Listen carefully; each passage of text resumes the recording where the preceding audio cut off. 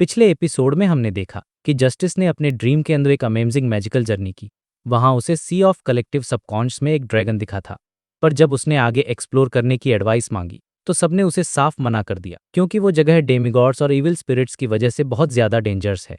और सबसे शॉकिंग तो ये था कि मिस्टर फूल भी नए मेंबर के प्रेशर में एकदम शांत थे। तो वेलकम बैक गाइस, नई वीडियो आ चुकी है। और तुम्हें दिख रहा होगा वीडियो की लेंथ थोड़ी, मतलब मैंने पिछले वीडियो में कहा था कि 3 आवर प्लस की आएगी और ये 4 आवर की है। और तुम अभी शायद से ये मेरे बोलने पर नोटिस भी कर चुके होगी कि मेरी आवाज़ थोड़ी देखी हुई है, या तो थोड़ा मेरा गला खराब हो चुका है, इस वजह से थोड़ा बोलने में तकलीफ हो रही है। बाकी तो कुछ नहीं है। बाकी दिवाली स्पेशल इसलिए तो मैंने 3 आवर का कहा था, पर तुम्हें सरप्राइज देना था तो इसलिए 4 आवर का बना दिया। और मतलब मैं बनाने ही वाला था 4 आवर का, बस को मैं बोल दिया 3 आवर का, मतलब बस मैंने कह दिया 3 आवर का। तो 4 आवर से मेरे मतलब हो गया मेरे से 4 आवर का, कुछ भी अपलोड कर रहा हूँ। बाकी हाँ यार, तो कुछ बंदे भी कह रहे थे कमेंट में कि भाई यार 3 आवर से ज्यादा हुआ। तो एक बंदा कह रहा था कि भाई कुछ जाके ये करेगा पब्लिसिटी ऐसे कुछ तो, और एक बंदा है वो तो कह रहा था 1000 रुपए सुपर थैंक्स रहेगा। बट यार वो मैंने देख ही लिया था, तो उनको रिप्लाई करने का टाइम नहीं था, बस इतना ही था। और आगे की बात करूँ तो अब थोड़ा है ना,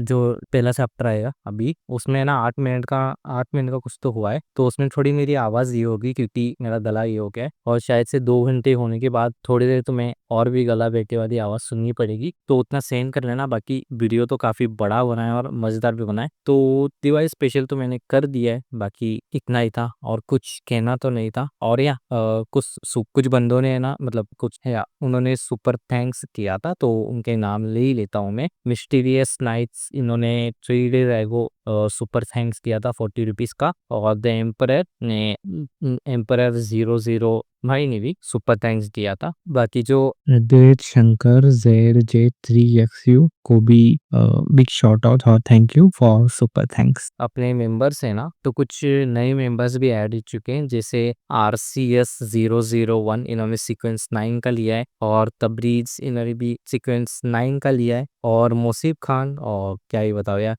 मोसिफ खान भाई ने तो सीक्वेंस 1 का ही दिया है डायरेक्ट। और यमडी रेहान इन्होंने भी सीक्वेंस 9 का लिया है, और विनय शुक्ला इन्होंने भी सीक्वेंस 9 का लिया है। तो दिल से shout out and thank you for becoming channel members. बाकी भी और भी पिछले काफी मेंबर्स है, तो उनका भी मैंने पिछले वीडियो में नाम ले ही लिया था। बाकी वीडियो तो पसंद आई ही होगी तुम्हें, आ जाएगी। अब मेरा गला बैठ गया इसलिए ज्यादा भी नहीं बोल सकता, तो या बस इतना एंजॉय करना वीडियो को। और इस पे ना सारे हाई पॉइंट डाल देना, क्योंकि संडे तो मंडे को तो आ ही जाता है अपडेट, अब ये हो जाता है, क्या कहते हो उसे, रिफ्रेश हो जाता है। तो इस पे सारे हाई पॉइंट्स डाल देना। और लाइक्स देखो, मैं अब नया टारगेट दे रहा हूँ, क्योंकि मुझे लगता है कि ये वीडियो काफी बड़ी बनी और ज्यादा मेहनत लगी। तो 500 लाइक्स तो आराम से हो गए थे, तो इस बार का टारगेट है 1000 लाइक्स। तो हर जो भी बंदा देख रहा है ना, तुम सब लोग को ये टारगेट है कि 1000 लाइक्स कंप्लीट करना, कोई ये नहीं चलेगा। और मेंबरशिप ज्वाइन करना, मतलब ये मंथ खत्म होने से पहले यानी दिवाली खत्म होने से पहले एक 50 मेंबर्स तो आराम से हो जाने चाहिए, वो इससे मतलब सपोर्ट मिलता है, इसलिए कह रहा हूँ मैं।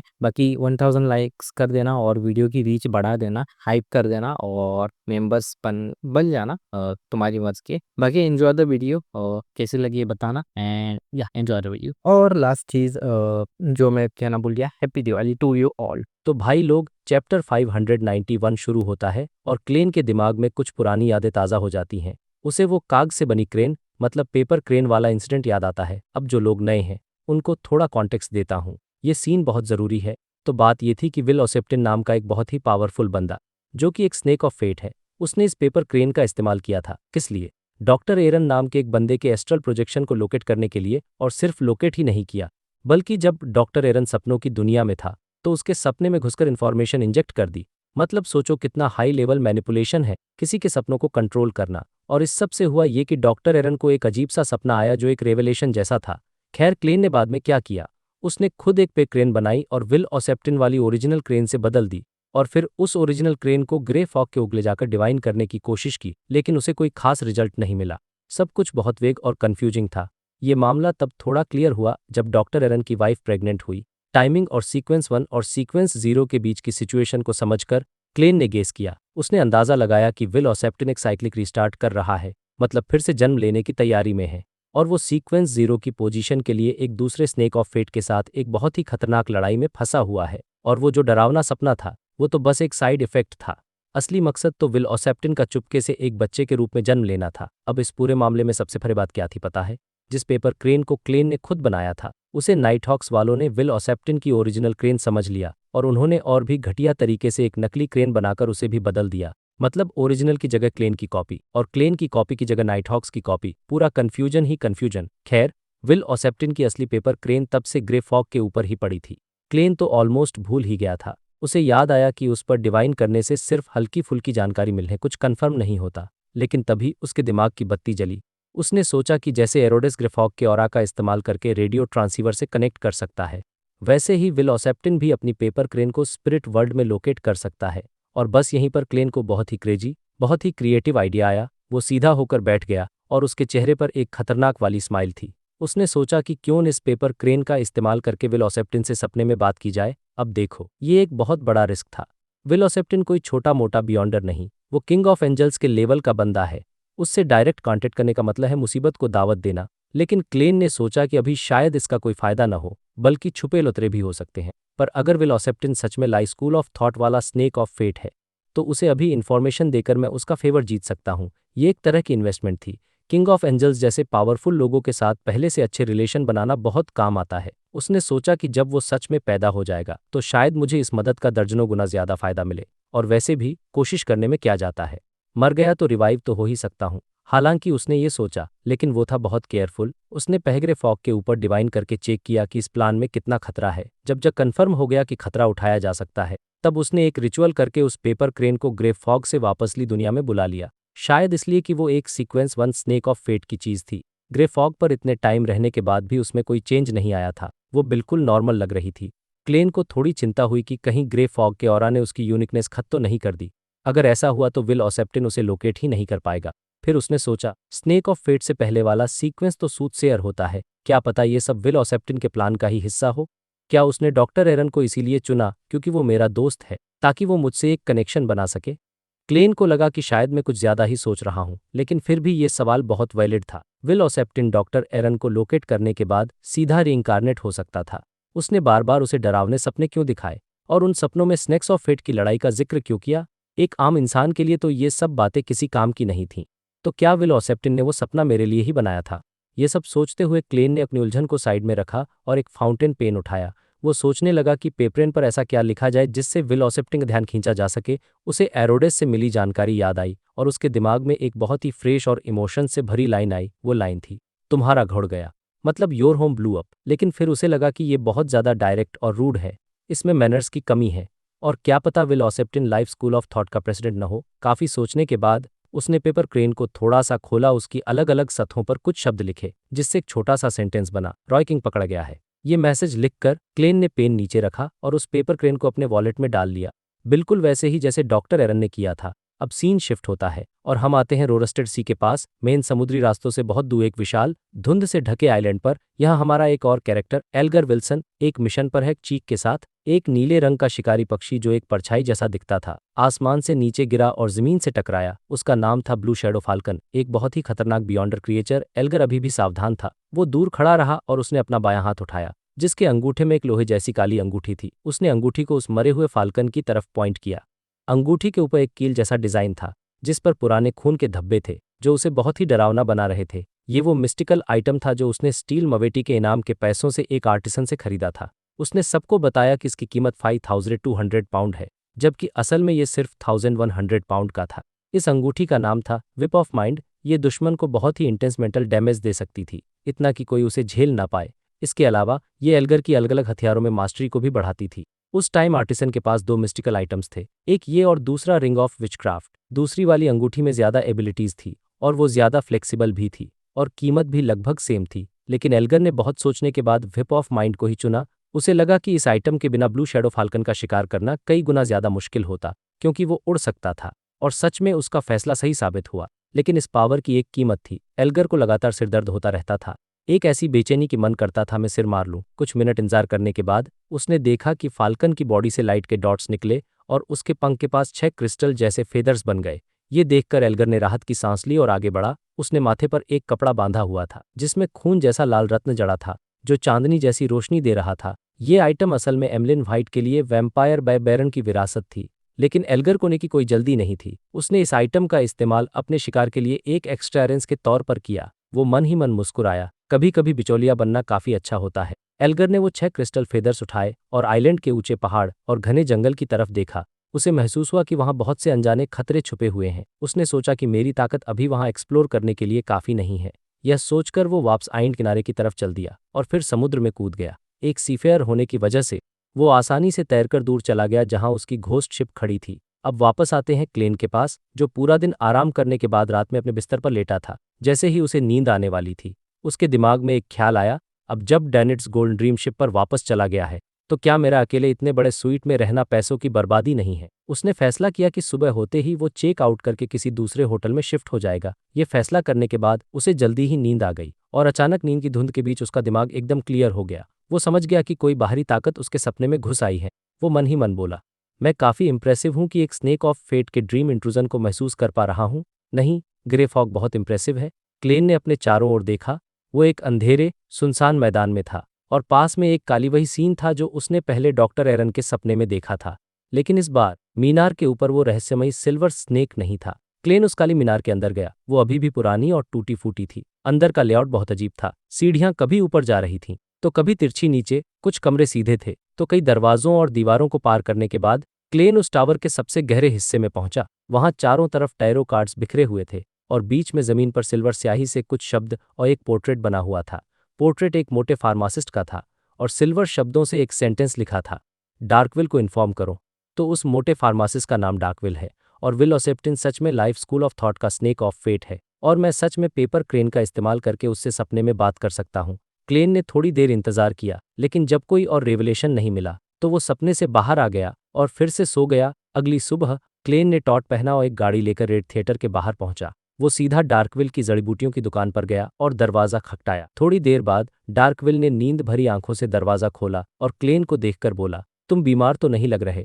क्लेन ने गेहरमन स्पैरो वाला ठंडा एक्सप्रेशन बनाए रखा और बोला, गुड मॉर्निंग मिस्टर फार्मासिस्ट, मैंने तुम्हारे टीचर को ढूंढ लिया है। डार्कविल को यकीन हुआ, सच में? तुम्हें तो मिशन लिए हुए अभी 2 दिन भी नहीं हुए। और यहीं पर यह चैप्टर खत्म हो जाता है, एक और सस्पेंस के साथ कि अब आगे क्या होगा। तो भाई आज का चैप्टर शुरू होता है क्लेन और उस मोटे एपोथेकरी डार्कविल के बीच एक टेंशन वाले सीन से। डार्कविल क्लेन से कहता है, तुम्हें मिशन परसों मिला था और तुम आज उसे ढूंढ कर लाए हो। इतना टाइम क्यों लगा? अब देखो, ये बात सुनकर क्लेन को गुस्सा तो आया होगा, लेकिन वो एकदम सोचता है, वो रे भाई, अगर मुझे स्नेक ऑफ फेट विल ओसेप्टिन का एक दिन इंतजार नहीं करना पड़ता तो मैं ये काम 24 घंटे पहले ही कर देता। इसी को प्रोफेशनलिज्म कहते हैं। पर बाहर से एकदम शांत रहता है और कहता है, तुम चाहो तो मेरी बात मत सुनो। ये सुनते ही डार्कविल की बोलती बंद हो जाती है। बेचारे ने जो भी जवाब सोचे धरे रह गए। वो थोड़ा सबकर कहता है, ठीक है बोलो। क्लेन एकदम फ्लैट टोन में बताता है, मुझे खबर मिली है कि रॉय किंग को मिलिट्री ने पकड़ लिया है और उसे गवर्नर जनरल के ऑफिस में कैद करके रखा गया है। और ये इन्फॉर्मेशन उसे कहाँ से मिली? हमारे प्यारे दोस्त एरोडेस से। ये सुनते ही डार्कविल फिर से चौंक जाता है। सच में? क्लेन बस हल्का सा सिर हिलाता है और कहता है, मेरा इन्फॉर्मेशन सोर्स काफी भरोसेमंद है। डार्कविल थोड़ा हिचकिचाते हुए बोलता है, लेकिन मैं इसे कन्फर्म कैसे करूं? अब यहाँ क्लेन अब तुरुप का इक्का फेंकता है। वो सीधे कहता है, क्योंकि इस मामले में लाइफ स्कूल ऑफ थॉट का एक बहुत जरूरी सील्ड आर्टिफैक्ट शामिल है। ये सुनते ही डार्कविल की तो हवा टाइट हो गई। वो डर के मारे 2 कदम पीछे हट जाता है और चारों तरफ देखने लगता है कि कहीं किसी ने सुन तो नहीं लिया। उसके मन में चल रहा था, यार ये कैसी बातें हैं जो सड़क पर की जा रही हैं। इसे पता है कि हम लाइफ स्कूल ऑफ थॉट से हैं और इसे ये भी पता है कि ओल्ड मैन एक सील्ड आर्टिफैक्ट के मामले में इन्वॉल्व था। ये सब सोचने के बाद उसे धीरे धीरे क्लेन पर यकीन होने लगता है। क्लेन की नज़र उस उल्लू पर पड़ती है जो डार्कविल के कंधे पर आकर बैठ जाता है और वो कहता है, अब तुम पेमेंट कर सकते हो। लेकिन डार्कविल अभी भी अड़ा हुआ था, मैं कंफर्म नहीं कर सकता। मैं तुम्हारी बात पर ऐसे ही कैसे यकीन कर लूं? तभी वो देखता है कि सामने वाले एडवेंचरर की आंखें एकदम ठंडी और खतरनाक हो गई हैं। डार्कविल काम जाता है और जल्दी से बोलता है, ठीक है, मैं मान लेता हूं कि तुमने मिशन पूरा कर लिया।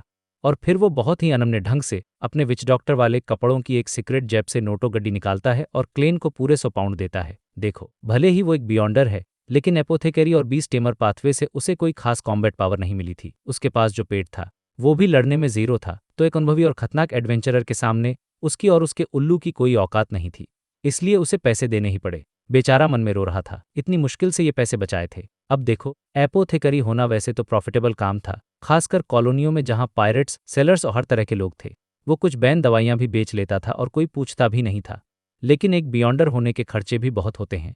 बेचारे ने बड़ी मुश्किल से 20 टेमर बनने के लिए पैसे जमा किए थे, फिर एक पेट पाला, उसके लिए पोषण फार्मूला खरीदा, अपने लिए डिफेंसिव चार्म्स खरीदे। इन सब में उसके कुछ 100 पाउंड तो ऐसे ही उड़ गए थे। क्लेन पैसे लेता है, उन्हें गिनता है, चेक करता है असली हैं या नहीं, और फिर जेब में रखकर वहां से निकल जाता है। जैसे ही क्लेन गली से गायब होता है, डार्कविल का चेहरा उतर जाता है। वो बुबुदाकर बहुत खतरनाक है, बहुत ज्यादा खतरनाक है। मुझे यहाँ से जल्द निकलना होगा। वो भागकर अपनी दुकान में वापस जाता है, एक सूटकेस निकालता है, उसमें अपने कपड़े और पैसे ठूंसने लगता है। आखिर में वो कैश रजिस्टर, सारे सिक्के और नोट निकालकर अपनी जेब में भरता है, अपने नकली पहचान पत्रों का दुकान से बाहर निकल जाता है, दुकान के दरवाजे पर ताला लगाते हुए। उसका दिल दुख रहा था कि कितनी सारी जड़ी बूटियां बिकी नहीं हैं, लेकिन जान ज्यादा प्यारी थी। वो सीधा एक किराए की गाड़ी पकड़ता है और बंदरगाह की तरफ निकल जाता है, बायाम की लाइनर टिकटिंग कंपनी के लिए। गाड़ी में बैठे बैठे वो कांप रहा था और बार बार बहुत खतरनाक था। ओल्ड मैन पकड़ा गया, वो कड़ा गया। इसी हालत में वो टिकटिंग कंपनी पहुंचता है और ईस्ट बालम जाने वाले जहाज के लिए लाइन में लग जाता है। वो खुद को समझा रहा था, यहां से जो भी पहली शिप मिले बस उसमें बैठ जाओ। जैसे जैसे लाइन आगे बढ़ रही थी, डार्कविल थोड़ा शांत होने लगा था, लेकिन तभी जब उसके आगे सिर्फ अचानक ही कस्टमर बचा है, और फिर वो खुद को कोसता है, बेवकूफ, तुम एक नंबर के बेवकूफ हो। और ये सोचकर वो तुरंत मुड़ता है, अपना सूटकेस उठाता है और टिकटिंग लॉबी से बाहर निकल जाता है। अब सोचो, उसने ऐसा क्यों किया? क्योंकि उसे एहसास हुआ कि ऐसे खुलेआम भागना उसे और भी ज्यादा शक के घेरे में डाल देगा। ये तो सीधा सीधा कहना हुआ कि देखो मैं भाग रहा हूँ। दूसरी तरफ क्लेन को इस बात से कोई फर्क नहीं पड़ रहा था कि डार्कविल अपने टीचर रॉय किंग को कैसे बचाएगा। वो सोच के पीछे लाइफ स्कूल ऑफ थॉट है, भले ही उनमें आजकल फूट पड़ी हो, लेकिन वो 5th एपोक की शुरुआत में बनी एक पुरानी ऑर्गेनाइजेशन है। उनके पास मदद करने वाले लोग होंगे ही, और अगर लाइफ स्कूल ऑफ थॉट भी कुछ नहीं कर सकती, तो मैं या पूरा टैरो क्लब मिलकर भी क्या ही कर लेंगे। ये क्लेन की मैच्योरिटी दिखाता है, वो समझ गया है कि हर लड़ाई उसकी नहीं है। गाड़ी में बैठे बैठे क्लेन अपना बटुआ निकालता है और उसमें रखे कागज के क्रेन को देखता है। वो सोचता है कि क्या उसे अभी इसे ग्रे फॉग के ऊपर फेंकना। फिर वो फैसला करता है, थोड़ा और इंतजार करता हूँ, शायद वो स्नेक ऑफ फेट विलोसेप्टिन मुझे कुछ और फायदा देना चाहे। वो ये भी सोचता है कि अगली बार उसे फाउंटेन पेन की जगह पेंसिल रखनी चाहिए, क्योंकि कागज का क्रेन बहुत छोटा है और पेन से लिखने पर जगह जल्दी भर जाएगी। ये सब प्लानिंग के क्लेन विंड ऑफ एज्योर वापस जाता है, अपना सामान पैक करता है और उस महंगे स्वीट से चेक आउट कर लेता है। और अच्छी बात ये थी कि डेनिड्स ने पहले से ही कुछ पेमेंट कर दी थी, तो उसे सिर्फ 5 सोली ही देने पड़े। इसके बाद क्लेन एक दूसरे डिस्ट्रिक्ट में ऑटम स्ट्रीट पर टियाना नाम के एक सस्ते से इनमें एक कमरा ले लेता है। कमरा साफ सुथरा था और उसका किराया सिर्फ 2 सोली 2 पेंस था। साथ में एक कॉम्प्लीमेंट्री फ्रूट जूस भी मिला। जूस पीते हुए क्लेन अपनी सारी इमेज भूलकर एक कुर्सी पर पसर जाता है और फैसला करता है कि अगले 2 घंटे वो बस आराम करेगा और फिर ग्रे फॉग के ऊपर जाकर अपने फॉलोअर्स की प्रेयर सुनेगा। उसी समय बैकलैंड में एम्बलिन व्हाइट अपने अल्तार के सामने खड़े होकर एक खून जैसे लाल जेम को देख रहा था, जैसे वो जेम उसके खून के साथ गूंज रहा हो। मिस्टर फूल को धन्यवाद देने के बाद वो उसे उठाता है और कन्फर्म करता है कि ये एक सैंग्विन बैरन का इनहेरिटेंस है। वो खुशी से सोचता है, बस अब मुझे रिचुअल और बाकी चीजें तैयार करनी है और मैं एक बैरन बन जाऊंगा। इंसानों के सिस्टम के हिसाब से मैं एक सीक्वेंस 6 बियॉन्डर हो जाऊंगा, जिसका नाम है पोशंस प्रोफेसर। देखते ही देखते सोमवार आ जाता है। फॉक्सी के ऊपर एक जहाजों का बेड़ पतले कोहरे को चीरता हुआ आगे बढ़ रहा था। उनके फ्लैगशिप पर एक अजीब सा झंडा था, जिसमें एक बिना पलकों वाली आंख बनी थी और उसके चारों ओर 10 सितारे थे। ये थी एडमिरल ऑफ स्टार्स कैटलिया। वो अपने केबिन में खड़ी सूरज की रोशनी को देख रही थी जब तक कि घड़ी ने कूकू की आवाज नहीं की। वो टाइम देखती है, उसे लोएन टाइम में कन्वर्ट करती हैं और फिर अपनी डेस्क पर जाकर बैठ जाती है। वो अपनी आंखें बंद करती हैं और मिस्टर फूल के बुलावे का इंतजार करने लगती है। कुछ ही देर में एक क्रिम्सन रोशनी उसकी आंखों के सामने छा जाती है और वो खुद उस पवित्र महल में उस लंबी सी कांसे की मेज के सामने पाती है। जैसे ही मिस जस्टिस सबको ग्रीट कर रही थीं, कैटलिया की नज़र अपने सामने बैठे लोगों पर पड़ी और उसकी आंखें हैरानी से सिकुड़ गईं। उसने नोटिस किया कि the hanged man, the moon और द सन, इन तीनों की स्पिरिचुअलिटी में बदलाव आया था। इसका मतलब था कि उन सब ने एडवांसमेंट कर ली थी। वो सोच में पड़ गई। सिर्फ एक हफ्ते में टैरो क्लब के 3 मेंबर्स एडवांस हो गए। हैंगमैन और द मून तो शायद सीक्वेंस 6 पर भी पहुंच गए होंगे। क्या ये सिर्फ एक इत्तेफाक है या फिर ये टैरो क्लब के मेंबर्स बहुत तेजी से एडवांस करते हैं? उसे एहसास होता है कि एक्टिंग मेथड और रिसोर्सेज हों तो सीक्वेंस 5 से नीचे तेजी से एडवांस करना मुमकिन है, लेकिन फिर भी ये एक बहुत बड़ी बात थी। इसके बाद ऑड्रे और फॉरिस दोनों ही रोजेल डायरी के पन्ने नहीं दे पाती। बेचारा डेरिक भी कोई नई माइथोलॉजी नहीं सुना पाता, क्योंकि वो अभी अभी एडवांस हुआ था। क्लेन बस शांति से सिर हिला देता है। ये देखकर डेरिक राहत की सांस लेता है और मेज के दूसरे छोर पर बैठे मिस की तरफ मुड़कर जोर से कहता है, मिस्टर वर्ल्ड, मुझे एक रैम्पेजर के मेंटल करप्शन से बियॉन्डर कैरेक्टरिस्टिक को अलग करने का तरीका मिल गया है। ये सुनते ही मेज के दूसरे छोर पर बैठे क्लेन का चेहरा लगभग जम गया। वो मन में चिल्लाता है, अरे इसे इतनी जोर से और सीधे सीधे मत बोलो। लिटिल सन, तुम्हें दिखता नहीं कि मैम हर्मिट अभी अभी क्लब में आई हैं? उनके सामने ऐसे सीक्रेट्स कौन खोलता है? क्लेन को अपना माथा पीटने का मन कर रहा था और इसी के साथ ये चैप्टर खत्म हो जाता है। तो भाई, टैरो गैदरिंग का सीन चल रहा है और टॉपिक छिड़ा है कि एक रैम्पेजर के मेंटल करप्शन को बियॉन्ड कैरेक्टरिस्टिक से कैसे अलग किया जाए। और ये सुनते ही द हर्मिट कैटलिया की नज़र द वर्ल्ड पर पड़ती है। उसे तुरंत शक होता है कि द वर्ल्ड के पास जरूर कोई ऐसा बियॉन्डर कैरेक्टरिस्टिक हाथ लगा है जिसमें मेंटल करप्शन है, और शायद वो उसके या उसके किसी करीबी के एडवांसमेंट के जरूरी है। उसका ये अंदाज़ा लगाना काफ़ी आसान था, क्योंकि अगर तुम उस कैरेक्टरिस्टिक को पोषण बनाने के लिए यूज़ नहीं कर रहे हो तो मेंटल करप्शन से ज़्यादा फर्क नहीं पड़ता। उससे बस एक मिस्टिकल आइटम बन जाएगा जिसके साइड इफ़ेक्ट्स बहुत स्ट्रांग होंगे, बिल्कुल एक सील्ड आर्टिफैक्ट की तरह, लेकिन ऐसा भी नहीं कि उसे यूज़ ही नहीं कर सकते। इधर क्लेन, जो वर्ल्ड को कंट्रोल कर रहा था, अपने इमोशंस को शांत करता है और अपनी भारी आवाज़ में कहता है, इसे एक कागज़ पर लिखो और मुझे दे दो। ये बोलने के बाद क्लेन के मन में आया कि वो लिटिल सन यानी डेरिक की तारीफ करे उसकी ईमानदारी के लिए, लेकिन फिर उसे द वर्ल्ड की इमेज याद आ गई। द वर्ल्ड तो एक गुमसुम और रिजर्व बंदा है जो बिना किसी मतलब के फालतू बात नहीं करता। इसी सोच में वो थोड़ा कंफ्यूज हो गया।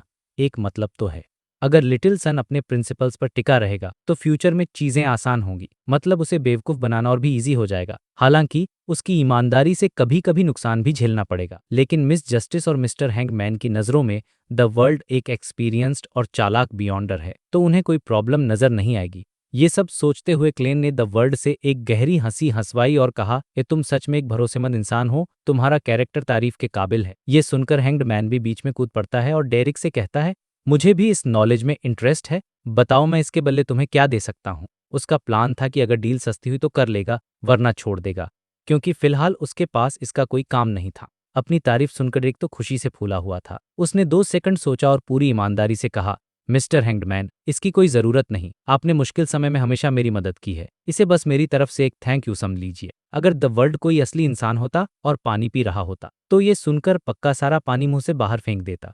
थैंक गॉड वो न तो पानी पी रहा था और न ही वो असली था। क्लेन ने अपनी सारी क्लाउन वाली बियॉन्डर पावर्स लगाकर अपने एक्सप्रेशन को नॉर्मल बनाए रखा। हैंगमैन के पास तो कुछ कहने को शब्द ही नहीं बचे। लिटिल सन का जवाब उसकी उम्मीद से बिल्कुल परे था। सालों तक समंदर घूमने के बाद उसका दुनिया को देखने का नजरिया ब्लैक एंड व्हाइट नहीं बल्कि ग्रे हो चुका था, और इस मोमेंट पर उसे एक अजीब सा गिल्ट महसूस हुआ। वो जल्दी से खुद को संभालता है और कहता है, तुम्हारा कैरेक्टर सच में तारीफ के काबिल है। अरे भाई, मेरा डायलॉग क्यों कॉपी कर रहा है? कोई दूसरा सेंटेंस यूज नहीं कर सकता क्या? ये सोचते हुए द वर्ल्ड ने हैंगमैन को घूरा, जबकि फूल मन ही मन सोच रहा था कि ये पुराने चालाक लोग सब एक जैसे ही होते हैं। बेवकूफ नहीं, ये तो गधे से भी ज्यादा बेवकूफ, एक बेवकूफ भेड़। द मून एमलिन मन ही मद सन को कोस रहा था। वो आज सुबह से ही इस टैरो गैदरिंग का इंतजार कर रहा था, क्योंकि वो बैरन बन चुका था और सबको अपनी तरक्की दिखाना चाहता था। मिस्टर फूल के अलावा शायद कोई नोटिस नहीं कर पाएगा। मिस्टर हैंगमैन शायद अंदाजा लगा लेंगे।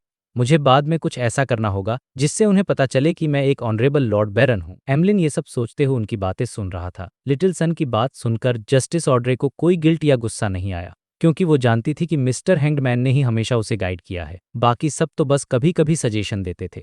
एक अच्छा इंसान होने का यही नतीजा होता है। उम्मीद है मिस्टर हैंगमैन फ्यूचर में और भी दयालु बनेंगे।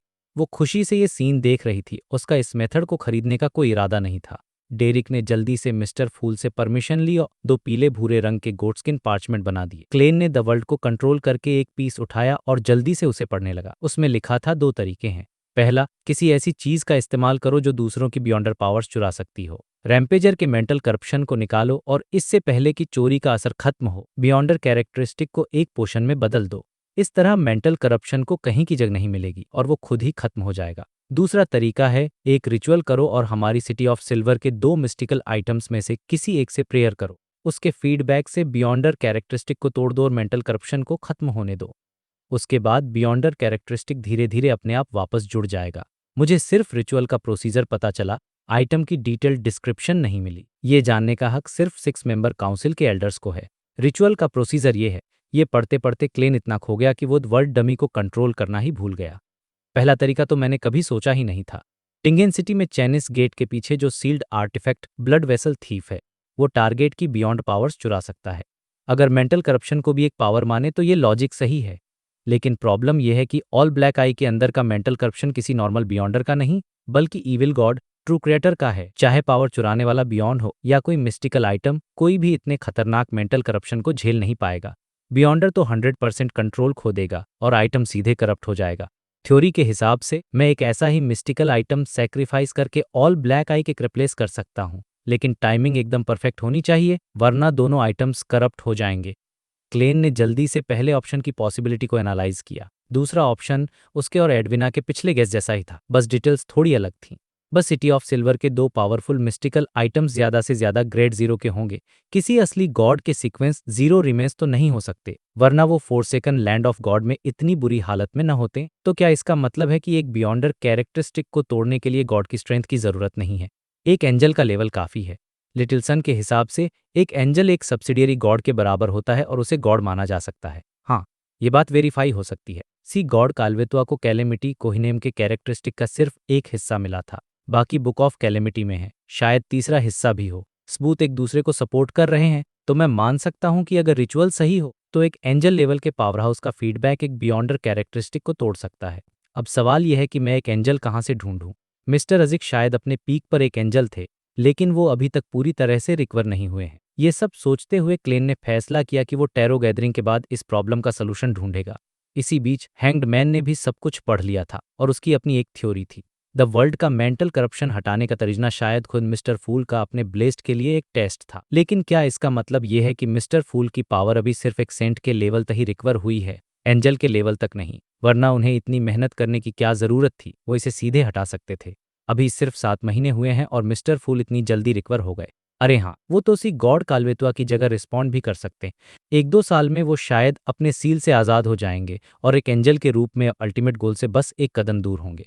हैंगमैन के रिएक्शन को इग्नोर करते हुए कैटलिया ने कुछ सेकंड सोचा और झेन हंसकर बोली था कि उन तरीकों में वो तरीका शामिल है या नहीं जो मुझे पता है, मैं इसे फ्री में बता सकती हूँ। सन पाथवे का एक अनशैडोड सीधे बियॉन्ड कैरेक्टरिस्टिक से मेंटल करप्शन को साफ कर सकता है। मैम हर्मिट इस बार पहले से ज्यादा एक्टिव हैं। क्या उन्होंने अपना माइंडसेट बदल लिया है या उनका कोई और मकसद है, या शायद उन्हें पता चल गया है कि बाकी सब कमजोर हैं, इसलिए ज्यादा सावधान रहने की जरूरत नहीं है। क्लेन पहले तो कैटलिया के एटीट्यूड से हैरान हुआ, फिर खुश हो गया कि उसे तीसरा तरीका भी मिल गया। लेकिन मैं एक अनशैडोड की मदद कहाँ से लूँ? हालांकि मेरे पास एक अधूरा अनशैडोड पोशन फॉर्मूला है। उसने वर्ल्ड को कंट्रोल करके कैटलिया की तरफ मुड़कर गहरी हंसी के साथ कहा, आपकी उदारता के लिए शुक्रिया मैम हर्मिट। इसके बाद उसने एक सेल्समैन की तरह डेरिक से पूछा, क्या तुमने ग्रोसेल्स ट्रेवल्स नाम की किताब के बारे में सुना है? डेरिक ने ईमानदारी से सिर हिलाकर कहा, नहीं। क्लेन को समझ नहीं आया कि आगे क्या कहे, लेकिन उसने खुद को संभाला और द वर्ल्ड से एक्सप्लेन करवाया, ये एक मैजिकल बुक है जो ड्रैगन से जुड़ी है, इसके कई मालिक गायब हो चुके हैं। ड्रैगन से जुड़ी है? ऑड्रे ने ये पॉइंट नोटिस किया और इंटरेस्ट से पूछा, हाँ, एक बियॉन्डर इसे 8,000 पाउंड्स में बेच रहा है? द वर्ल्ड ने भारी आवाज में कहा। उसने कीमत नहीं बढ़ाई क्योंकि उसने अभी तक एडविना से बार्गेन नहीं किया था, यहीं से वो प्रॉफिट कमा सकता था। ऑड्रे ने थोड़ा सोचा और पूछ, में ऐसा क्या मैजिकर है? इस पर और स्टडी करनी पड़ेगी। द वर्ल्ड ने ईमानदारी से जवाब दिया, मैं सोचूंगी। ऑड्रे ने तुरंत हाँ नहीं कहा क्योंकि 8,000 पाउंड्स उसके लिए भी एक बड़ी रकम थी। इसके बाद उसने द वर्ल्ड से साइकियाट्रिस्ट बियॉन्डर कैरेक्टरिस्टिक के बारे में पूछा। मैं तो इस हफ्ते वाइस एडमिरल एलिमेंट का शिकार करने में बिजी था और फेल हो गया। क्लेन को थोड़ी शर्मिंदगी महसूस हुई। उसे लगा जैसे द वर्ल्ड की चालाक इमेज खराब हो गई हो। तो भाई, टैरो क्लब की गैदरिंग का ट्रांजैक्शन वाला फेज खत्म हो चुका था और सब लोग एकदम शांत बैठे थे, क्योंकि आज किसी को कुछ खास खरीदना या बेचना नहीं था। खासकर द हैंगमैन, द मून और द सन, इन तीनों ने तो कुछ दिन पहले ही एडवांस किया था, तो इनकी जेबें अभी खाली थी और ये अपनी नई शक्तियों को समझने में लगे हुए थे। दूसरी तरफ थी ऑड्रे और फॉर्स, जिन्हें अपने पोषण फॉर्मूला के लिए टैरो क्लब पर डिपेंड रहने की जरूरत नहीं थी, क्योंकि उनके पास खुद के रिसोर्स चैनल्स थे। मतलब ऑड्रे अमीर जरूर है, लेकिन वो बेवजह पैसे उड़ाने वालों में से नहीं है, जो कि एक अच्छी बात है। और फिर आती है हमारी नई member, admiral of stars Cattleya, यानी मैडम हर्मिट। वो बस चुपचाप सबको ऑब्जर्व कर रही थी, कुछ बोल रही थी, और सच कहूं तो ये एक्सपेक्टेड भी था। आखिर वो एक सीक्वेंस 5 की पावरफुल बियॉन्डर है, एक पायरेट एडमिरल है। उसे पता था कि मिस्टर फूल को छोड़कर इस क्लब में शायद ही कोई उसकी ज़रूरतें पूरी कर सकता है, क्योंकि उसे तो अब डेमीगॉड लेवल की चीज़ें चाहिए होंगी। तो वो बस शांति से सबको देख रही थी, बिना कुछ बोले। सिचुएशन एकदम शांत थी और तभी क्लेन अपने पेरी बोलता है, द वर्ल्ड। उसकी आवाज़ में एक डार्कनेस थी। वो पूछता है, क्या कोई मुझे एक ऐसा मिस्टिकल आइटम दिला सकता है जिसमें बहुत ज़बरदस्त ऑफेंसिव ताकत हो? अब देखो, उसका ये सवाल सीधे सीधे मैडम हर्मिट की तरफ था, क्योंकि यार, कॉमन सेंस की बात है, एक पायरेट एडमिरल जो इतने सालों से समंदर पर राज कर रही है, उसके पास ही तो सबसे खतरनाक और पावरफुल आइटम्स का कलेक्शन होगा, राइट? द हैंग्ड मैन या किसी और के पास ऐसा कुछ मिलना लगभग नामुमकिन था, जब तक कि क्लेन उन्हें कोई सीक्वेंस 5 का बियॉन्डर कैरेक्टरिस्टिक न दे दे। कैटलिया कुछ सेकंड के लिए शांत हो जाती है और फिर धीरे से अपना सर हिलाकर मना कर देती है। वो कहती कि अगर उसे अपनी किसी बियॉन्डर गैदरिंग में ऐसा कोई आइटम मिला तो वो उसके लिए ध्यान रखेगी। उसने बताया कि इतने सालों में उसने कई बियॉन्डर मारे हैं और उसे काफ़ी आइटम्स मिले भी, लेकिन या तो उसने वो अपने क्रू मेंबर्स को इनाम में दे दिए या फिर उन्हें एक्सचेंज करके अपनी ताकत और सर्वाइवल के लिए दो बहुत पावरफुल आइटम्स ले लिए। और जाहिर सी बात है, उन आइटम्स को वो डेमीगॉड बनने से पहले तो बेचने वाली नहीं थी। ये सुनकर क्लेन को भी रियलाइज़ हुआ कि यार, एक पायरेट एडमिरल होना भी आसान नहीं है। इतना बड़ा फैक्शन चलाने में खर्चे भी तो बहुत होते हैं। तो उसने द वर्ल्ड के जरिए कैटलिया को थैंक यू बोला और बात खत्म के। अब जब ये मामला ठंडा हो गया तो द वर्ल्ड का ध्यान गया फॉर्स की तरफ, यानी द मैजिशियन पर। उसने फॉर्स से कहा, मैं तुम्हें एक मिशन सौंपना चाहता हूँ। ये सुनते ही फॉर्स थोड़ी हैरान हो गई और उसके दिमाग में पहला ख्याल आया, कहीं ये फिर से कोई रेडियो ट्रांसीवर खरीदने जैसा काम तो नहीं है। द वर्ल्ड ने सिर हिलाया और मिशन समझाया। उसने कहा, तुम्हें बैकलैंड में विलियम स्ट्रीट जाना होगा, जो वेस्ट बोरो और एम्प्रेस बोरो के बॉर्डर पर है, और हर 2-3 दिन में उस जगह का एक चक्कर लगाना होगा। तुम्हें बस ये देखना है कि वहाँ कुछ एबनॉर्मल तो नहीं हो रहा, और अगर कुछ भी अजीब दिखे तो मुझे तुरंत इन्फॉर्म करना है। अब यहाँ पे एक इंटरेस्टिंग बात यह है कि क्लेन ने मिस्टर फूल का नाम यूज़ नहीं किया, क्योंकि अब तक क्लब के मेंबर्स को वर्ल्ड के मिशन की आदत हो चुकी थी, और असल में उसी विलियम स्ट्रीट के नीचे ट्यूडर फैमिली के रुइंस थे, जहां वो खतरनाक एविल स्पिरिट घूम रही थी। फॉर्स ने थोड़ा सोचते हुए पूछा, एबनॉर्मल मतलब किस तरह की एबनॉर्मल चीजें? ये सवाल सुनते ही ऑड्रे के कान खड़े हो गए, क्योंकि उसे द वर्ल्ड की इंटेलिजेंस गैदरिंग के एबिलिटी पर पूरा भरोसा था, खासकर बैकलैंड ग्रेट स्मॉग वाले इंसिडेंट के बाद। वहीं कैटलिया और एल्गर भी इस कन्वर्सेशन से इंफॉर्मेशन निकालने की कोशिश कर रहे थे। कैटलिया ने सोचा, ओह, तो मिस मैजिशियन बैकलैंड में है। सीक्रेट ऑर्गेनाइजेशन के लिए किसी बड़े शहर में मेंबर होना काफी फायदेमंद होता है। एल्गर का दिमाग और तेज दौड़, उसे पता था कि द वर्ल्ड जो भी काम करता है वो सीधा मिस्टर फूल से जुड़ा होता है, और इसका मतलब था कि विलियम स्ट्रीट में कोई बहुत बड़ा सीक्रेट छुपा है जो शायद किसी हाई लेवल कॉन्फ्लिक्ट से जुड़ा हो सकता है। अब फॉर्स के सवाल पर वापस आते हैं कि क्या एबनॉर्मल होगा। क्लेन ने मन ही मन सोचा, ये तो मुझे भी नहीं था कि क्या होगा, लेकिन उसने द वर्ल्ड के जरिए एक गहरी आवाज में जवाब दिया, मेरा मानना है कि वहां कुछ न कुछ एबनॉर्मल जरूर होगा। और फिर उसने एक वार्निंग दी, एक बात याद रखना, अगर तुम्हें सच में कुछ अजीब नजर आए तो उसे खुद इन्वेस्टिगेट करने की कोशिश मत करना, और नहीं किसी और को हायर करना। ये बहुत खतरनाक हो सकता है। इस काम के लिए तुम्हें कितना रिवॉर्ड चाहिए? बहुत खतरनाक। ये शब्द सुनकर फॉर्स की तो हवा टाइट हो गई और वो मिशन को मना करने का सोचने लगी, लेकिन फिर उसे लगा कि अगर ये चीज इतनी खतरनाक तो हो सकता है कि ये उसे भी अफेक्ट करे, इसलिए दूर रहने से अच्छा है कि वो इस पर नजर रखे। कुछ सेकंड सोचने के बाद उसने कहा, 100 पाउंड्स। द वर्ल्ड हंसा और बोला, ये तो मेरी उम्मीद से बहुत कम है। फॉर्स ने जवाब दिया, क्योंकि ये मेरे अपने फायदे के लिए भी है। और वो मन ही मन सोचने लगी, चलो इसी बहाने मैं लोगों को ऑब्जर्व करके अपनी नॉवेल के लिए मटेरियल इकट्ठा करूंगी, और मुझे अपने ट्रिकमास्टर पोशन को डाइजेस्ट करने के लिए एक्टिंग भी तो करनी है। तो ये मिशन उसके लिए एक परफेक्ट मौका था। अब ये मामला सेटल होने के बाद द वर्ल्ड मुड़ा द हैंग्ड मैन की तरफ और एक डार्क टोन में हंसते हुए बोला, मुझे खबर मिली है कि चर्च ऑफ स्टॉर्म्स ने एक्शन ले लिया है। बेंसी हार्बर का मामला सुलझ गया है। एल्गर, जो पिछले एक हफ्ते से समुद्र में इस बारे में कुछ नहीं पता था, उसने तुरंत एक सीरियस आवाज में पूछा, फाइनल आउटकम क्या रहा? द वर्ल्ड ने एक छिपी हुई मुस्कान के साथ जवाब दिया, कुछ समय के लिए अब कोई बेंसी हार्बर नहीं होगा। मतलब चर्च ऑफ स्टॉर्म्स ने उस पूरी जगह को तबाह कर दिया था। ये सुनते ही ऑड्रे और बाकी सबको याद आया कि जगह है जिसका पुराना नाम बिंसी था और जहां किंग ऑफ एंजल्स मेडिसी के डिसेंडेंट्स रहते थे। ऑड्रे ने मन ही मन सोचा, क्या चर्च ने सच में पूरे हार्बर को उड़ा दिया? ये बिल्कुल उनका स्टाइल है। अच्छा ही हुआ, अब वहां के मासूम लोगों के करप्ट होने का खतरा नहीं रहेगा। उसने एक्साइटमेंट में पूछा, मिस्टर वर्ल्ड, क्या आप स्पेसिफिक्स जानते हैं? द वर्ल्ड ने द हैंग्ड मैन की तरफ देखते हुए कहा, नहीं, ये डिटेल्स चर्च ऑफ स्टॉर्म्स के टॉप ऑफिशियल्स के अलावा कोई नहीं जानता। ये सुनकर एल्गर के दिल में एक बार फिर से वो आग जल उठी। वो अपने आप से बोला, मुझे चर्च के टॉप लेवल पर पहुंचना है। और हमारी नई मेंबर मैडम हर्मिट कैटलिया, उसे तो कुछ समझ ही नहीं आ रहा था कि ये लोग किस बारे में बात कर रहे हैं। उस बेंसी हार्बर के बारे में पता था, लेकिन वहां क्या हुआ, चर्च ने उसे क्यों तबाह किया, ये सब उसके लिए एक मिस्ट्री थी। लेकिन उसे इतना जरूर समा गया था कि ये कोई बहुत हाई लेवल और सीक्रेट मैटर है, और इस क्लब के मेंबर्स भले ही उनका सीक्वेंस अभी कम हो, लेकिन वो बहुत बड़ी बड़ी चीजों में इन्वॉल्व हैं। इस रियलाइजेशन से उसकी नज़र में टैरो क्लब की रिस्पेक्ट और भी बढ़ गई। चैप्टर के आखिर में यानी द मून अपनी सीट पर तनकर बैठता है और बड़े गर्व से अनाउंस करता है, मिस्टर हैंग्ड मैन की मदद के लिए शुक्रिया, मैं अब एक बैरन बन चुका हूँ। और फिर वो एक बहुत ही इंटरेस्टिंग सवाल पूछता है, एक सैंग्विन होने के नाते क्या मुझे भी तुम इंसानों की तरह पोषण को डाइजेस्ट करने के लिए एक्टिंग मेथड का इस्तेमाल करने की ज़रूरत है? ये एक ऐसा सवाल था जिसका जवाब मिस्टर फूल भी नहीं दे सकते थे, लेकिन थ्योरी के हिसाब से एक्टिंग की ज़रूरत थी। तभी कैटलिया बीच में बोलती है, सैंगुइन बैरन सीक्वेंस 6 स्पोर्ट्स प्रोफेसर के बराबर है ना? एमलिन ने मुस्कुराते हुए हाँ कहा। उसे लग रहा था कि अब वो इस क्लब के सबसे स्ट्रांग मेंबर्स में से एक है, जाहिर है मिस्टर फूल और मैडम हर्मिट को छोड़कर। कैटलिया ने फिर समझाया, एक्टिंग की ज़रूरत है, क्योंकि इस पाथवे में सिर्फ सीक्वेंस 7 का नाम वैम्पायर है और तुम उस स्टेट में पैदा हुए थे, इसलिए तुम्हें उसके लिए एक्टिंग नहीं करनी पड़ी, लेकिन बाकी सभी सीक्वेंसेस के लिए तुम्हें एक्टिंग करनी होगी। इससे पहले कि एमलिन कुछ और पूछता, ऑड्रे ने बड़ी क्यूरियोसिटी से पूछ लिया, मैम हमिट वो सीक्वेंस 7 वैम्पायर किस पाथवे का हिस्सा है? और यहीं पर ये चैप्टर खत्म हो जाता है। तो भाई, टैरो क्लब की एक और गैदरिंग चल रही थी और माहौल काफी इंटेंस था, क्योंकि डिस्कशन चल रहा था वैम्पायर्स के बारे में। ऑड्रे यानी हमारी miss justice the hermit Cattleya से वैम्पायर्स के बियॉन्डर पाथवे के बारे में कुछ इन्फॉर्मेशन मांगती है। और देखो ऑड्रे कितनी फेयर है, वो सीधे कहती है कि अगर ये इन्फॉर्मेशन इंपॉर्टेंट है तो मैं इसके लिए पे करने को तैयार हूँ। लेकिन कैटलिया ने मना कर दिया। उसने कहा कि इसकी कोई ज़रूरत नहीं, ये तो एक कॉमन नॉलेज है। अब देखो, यहाँ पर कैटलिया का एक बहुत ही स्मार्ट मूव था। उसने फ्री में इन्फॉर्मेशन देकर ना सिर्फ ऑड्रे के साथ एक अच्छा रिलेशन बनाया, बल्कि उसे बाकी मेंबर्स के रिएक्शंस को ऑब्जर्व करने का भी मौका मिल गया। उसे ये जानना था कि इस ग्रुप में कौन कितना पावरफुल है और किसे कितनी नॉलेज है। प्रॉपर इंटेलिजेंस गैदरिंग चल रही थी भाई।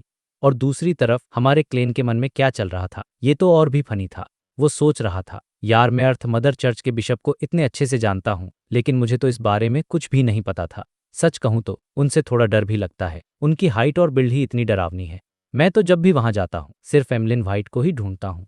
ये सुनकर मुझे तो हंसी आ गई। मतलब हमारा वर्ड जो इतना मिस्टीरियस बनता है, वो भी अंदर से ऐसी बातें सोचता है। खैर, कैटलिया बताना शुरू करती है कि वैम्पायर पाथवे मून पाथवे से आता है। अब जो सीक्वेंस के नाम वो बताती है, वो सुनकर किसी का भी दिमाग घूम जाए। सीक्वेंस 9 है एपोथेकरी, मतलब जो जड़ी बूटियों से दवाइयां बनाता है। सीक्वेंस 8 है बीस्ट टेमर, यानी जानवरों को कंट्रोल करने वाला। सीक्वेंस 6 है पॉशंस प्रोफेसर। सीक्वेंस 5 स्कॉर्लेट स्कॉर और सीक्वेंस 4 है शेमन किंग। अब तुम खुद सोचो, कहाँ दवा बनाने वाला और कहाँ वैम्पायर जैसा पावरफुल बीइंग, कोई डायरेक्ट कनेक्शन ही नहीं लग रहा था। ये नाम सुनकर सब लोग थोड़े कंफ्यूज हो गए कि यार ये चल क्या रहा है। तभी एमलिन व्हाइट, जो खुद एक वैम्पायर है, बीच में बोल पड़ता। वो कहता है, मैम हमिट, मैं एक बात क्लियर कर दूं, हम वैम्पायर नहीं सैंगुइन हैं। और फिर वो बड़े एटीट्यूड में कहता है, हाँ अगर तुम उन इंसानों को वैम्पायर कहना चाहो जो हमारे किन्समैन के कैरेक्टरिस्टिक्स खा जाते हैं, तो मुझे कोई प्रॉब्लम नहीं है। भाई साहब का एटीट्यूड तो देखो, अपनी रेस को लेकर कितना प्राउड फील कर रहा है। अब क्लेन का दिमाग तो एक सुपर कंप्यूटर की तरह दौड़ने लगा था। उसे याद आया कि शैरोन मैम को जो स्कारलेट लूनर कोरोना मिला था, वो शायद किसी मरे हुए स्कारलेट स्कॉलर का ही होगा, क्योंकि उसकी एबिलिटीज जैसे कि खतरनाक स्पीड, जबरदस्त हीलिंग और डार्कनेस से जुड़ी स्पेल, ये सब सैंगुइन की पावर से काफी मिलती जुलती थीं। लेकिन क्लेन भी इसी बात पर अटका हुआ था कि इस पाथवे के सीक्वेंस के नामों में आपस में कोई लॉजिकल प्रोग्रेशन क्यों नहीं दिख रहा। और कैटलिया ये सब देख रही थी। उसने नोटिस किया कि द वर्ल्ड को छोड़कर बाकी सब मेंबर्स के लिए ये इन्फॉर्मेशन बिल्कुल नई थी। इससे उसने अंदाज़ा लगा लिया कि ये लोग अपनी अपनी ऑर्गेनाइजेशंस में या तो लो या फिर मिड रैंक के मेंबर्स हैं, जो अभी तेजी से आगे बढ़ रहे हैं। लेकिन द वर्ल्ड का रिएक्शन एकदम शांत था, जिससे कैटलिया और भी ज़्यादा कॉशियस हो गई। उसने सोचा कि या तो ये बंदा बहुत ही ज़्यादा काम और कंपोज्ड है, या इसे वैम्पायर्स के बारे में पहले से सब कुछ पता था, या फिर दोनों। कैटलिया ने मन ही मन डिसाइड कर लिया कि इस टैरो क्लब में अगर किसी से सबसे ज़्यादा सावधान रहने की ज़रूरत है तो वो द वर्ल्ड ही है। तभी ऑड्रे, जो एक अच्छी स्टूडेंट की तरह सब कुछ सुन रही थी, उसने फिर से एक सवाल पूछा, मैम हर्मिट, ये मून पाथवे के सीक्वेंस इतने अनरिलेटेड क्यों लगते हैं? और भाई, इस सवाल का जो जवाब कैटलिया ने दिया, उसने इस नॉवेल के पूरे पावर सिस्टम का एक बहुत ही गहरा राज खोल दिया। ये इस चैप्टर का सबसे इंपॉर्टेंट पार्ट था, जिसने सबके होश उड़ा दिए। कैटलिया ने एक पल के लिए ऑड्रे को देखा, उसके कपड़ों और एक्सेसरीज को नोटिस किया, और उसे क्वीन की याद आ गई, जो कभी भी अपने कपड़े रिपीट नहीं करती थी। खैर, फिर वो टॉपिक पर वापस आई और उसने एक्सप्लेन किया, एक पाथवे के सीक्वेंस का आपस में रिलेटेड होना या एक जैसा दिखना जरूरी नहीं है। उसने कहा कि जो कॉमन चीज होती है वो ये है कि पूरा पाथवे उस गॉड के डोमेन को रिप्रेजेंट करता है जिससे वो जुड़ा है। अब ये डोमेन क्या चीज है? डोमेन का मतलब है कि वो गॉड किन किन चीजों का मालिक या किन कॉन्सेप्ट्स को कंट्रोल करता है। जैसे मून का डोमेन है स्पिरिचुअलिटी, प्लांट्स, ब्यूटी, लाइस का ऑकनेस हिस्सा और मिस्ट्री का कुछ हिस्सा। इसलिए इस पाथवे में एपोथेकरी है जो प्लांट्स के डोमेन से आता है, और वैम्पायर है जो लाइफ और ब्यूटी के डोमेन से आता है, और बीस्ट टेमर लाइफ और स्पिरिचुअलिटी के इंटरसेक्शन से आता है। ये एक्सप्लेनेशन सुनते ही सबके दिमाग की बत्ती जल गई। अचानक से वो सारे रैंडम लगने वाले नाम अब परफेक्ट सेंस बना रहे थे।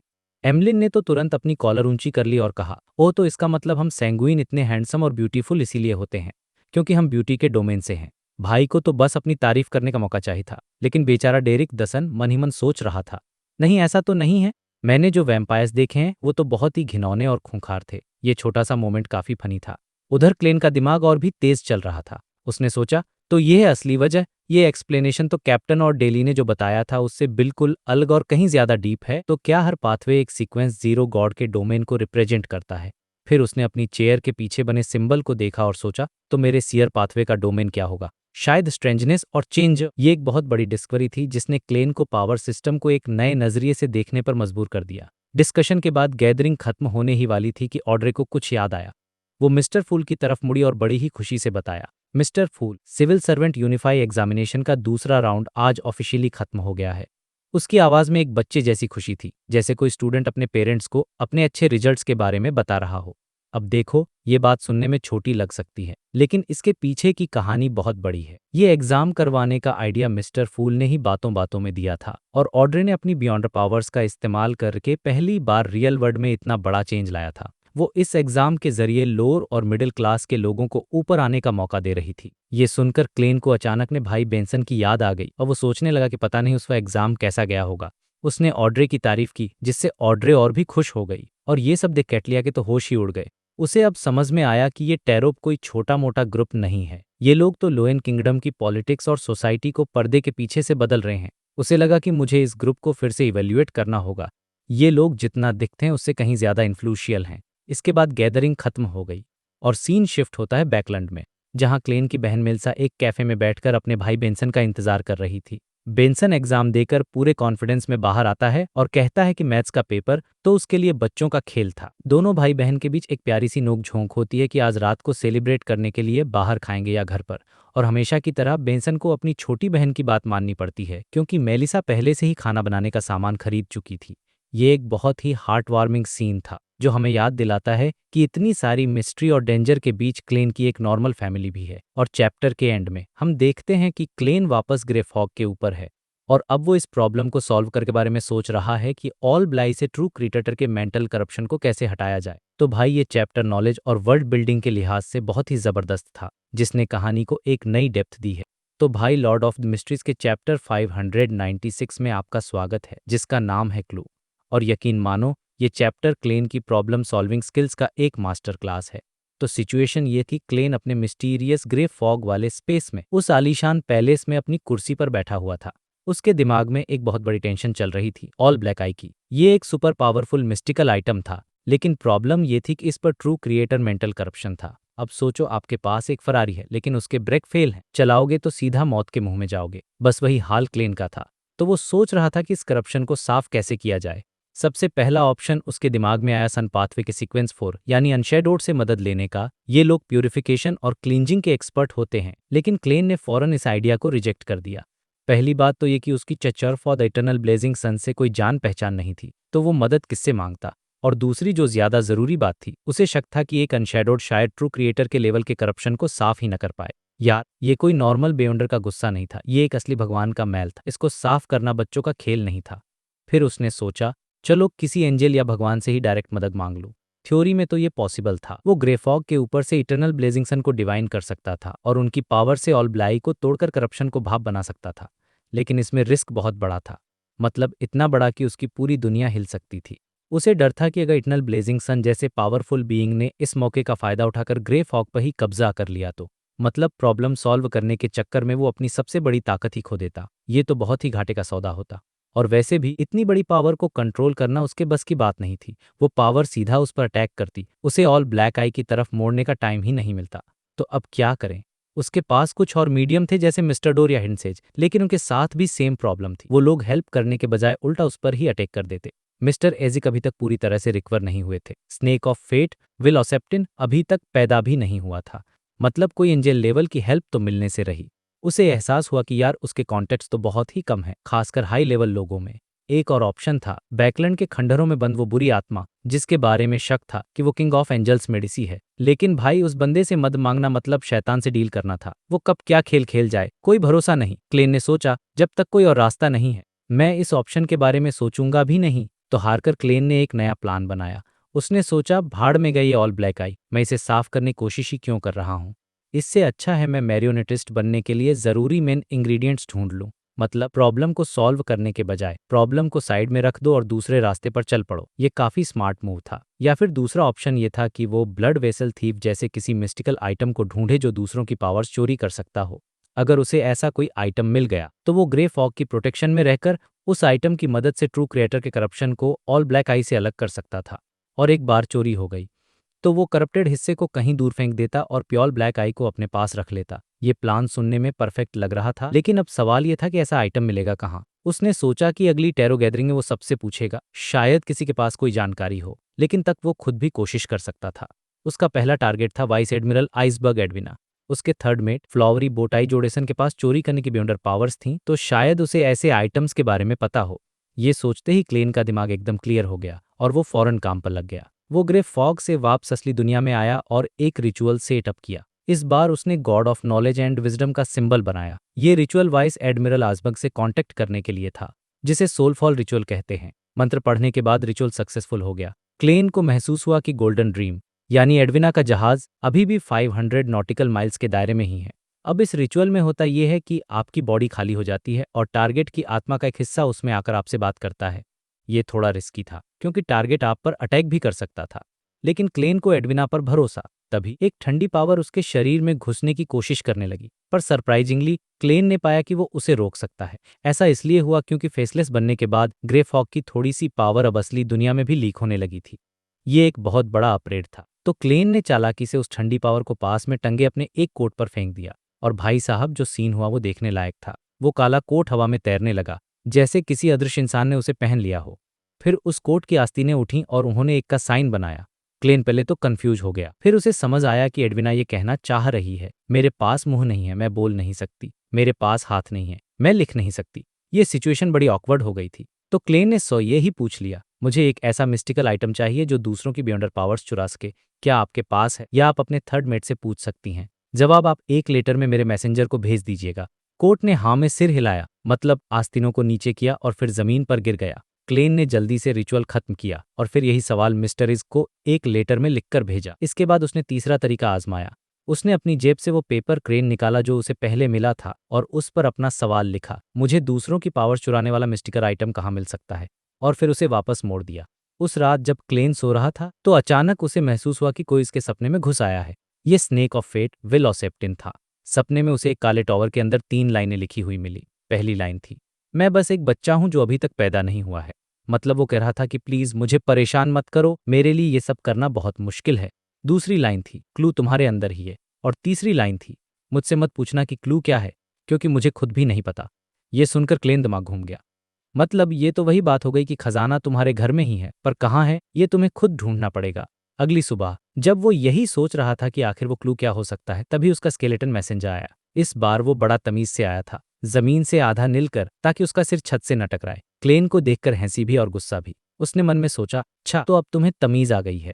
मैसेंजर ने मिस्टर एजिक का जवाबी लेटर दिया। लेटर में लिखा था कि चोरी करने की पावर्स मरॉड पाथवे की होती हैं, जो फोर्थ बुक में एमन, ज़ोरोएस्ट और जैकब फैमिली के पास की उनके कुछ वंशज आज भी जिंदा हैं और खुद को हर्मिट्स ऑफ फेट कहते हैं।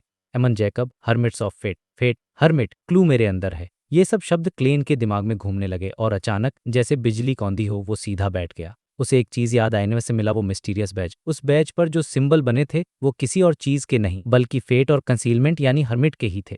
क्लू हमेशा से उसके पास था, उसकी जेब में, बस वो उसे देख नहीं पा रहा था। और यहाँ से एक बिल्कुल नई खोज शुरू होने वाली थी। तो भाई चैप्टर 597 शुरू होता है एकदम इंटरेस्टिंग ट्विस्ट के साथ। क्लेन के हाथ लेनवस का एक बैज लगा है जो असल में हर्मिट्स ऑफ फेट नाम की एक सीक्रेट गैदरिंग का एडमिशन टिकट था। अब सोचो, लेनवस एक सीक्वेंस 8 स्विंडलर था, तो ऐसी सीक्रेट सोसाइटी का टिकट उसके पास होना बहुत लॉजिकल है, बिल्कुल भी सरप्राइजिंग नहीं। क्लेन को फौरन रियलाइज होता है कि यही वो क्लू था जिसके बारे में विल ओसेप्टिन ने उसे बताया था। अब क्लेन जोश में आकर उस बैज को एक्टिवेट करने ही वाला था कि अचानक उसके दिमाग की घंटी बजती है। वो सोचता है, यार मैं कितना केयरलेस हो रहा हूँ, मैंने यह चेक ही नहीं किया कि ऐसा करने में कोई डेंजर तो नहीं है। क्या पता उस गैदरिंग में लेनवस का कोई डेमिगॉड सीनियर बैठा हो और वो इस बैज के थ्रू मेरी लोकेशन ट्रैक कर ले, बिल्कुल वैसे ही जैसे वाइस एडमिरल एलमेंट ट्रेसी ने फौरन एक डिमोनेस ऑफ अनेजिंग को ढूंढ लिया था।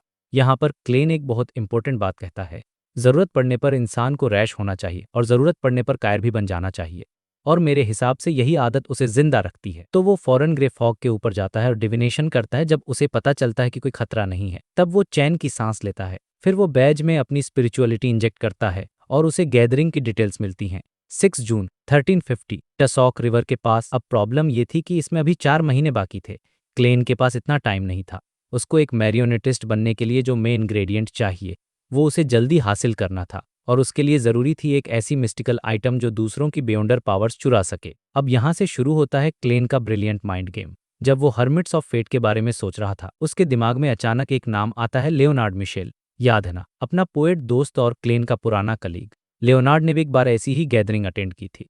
तो क्लेन सोचता है, हो सकता है उसके पास वो आइटम हो, या वो मुझे दिलाने में हेल्प कर सकता है। और बस यहाँ से क्लेन एक सॉलिड 5 स्टेप प्लान तैयार करता है।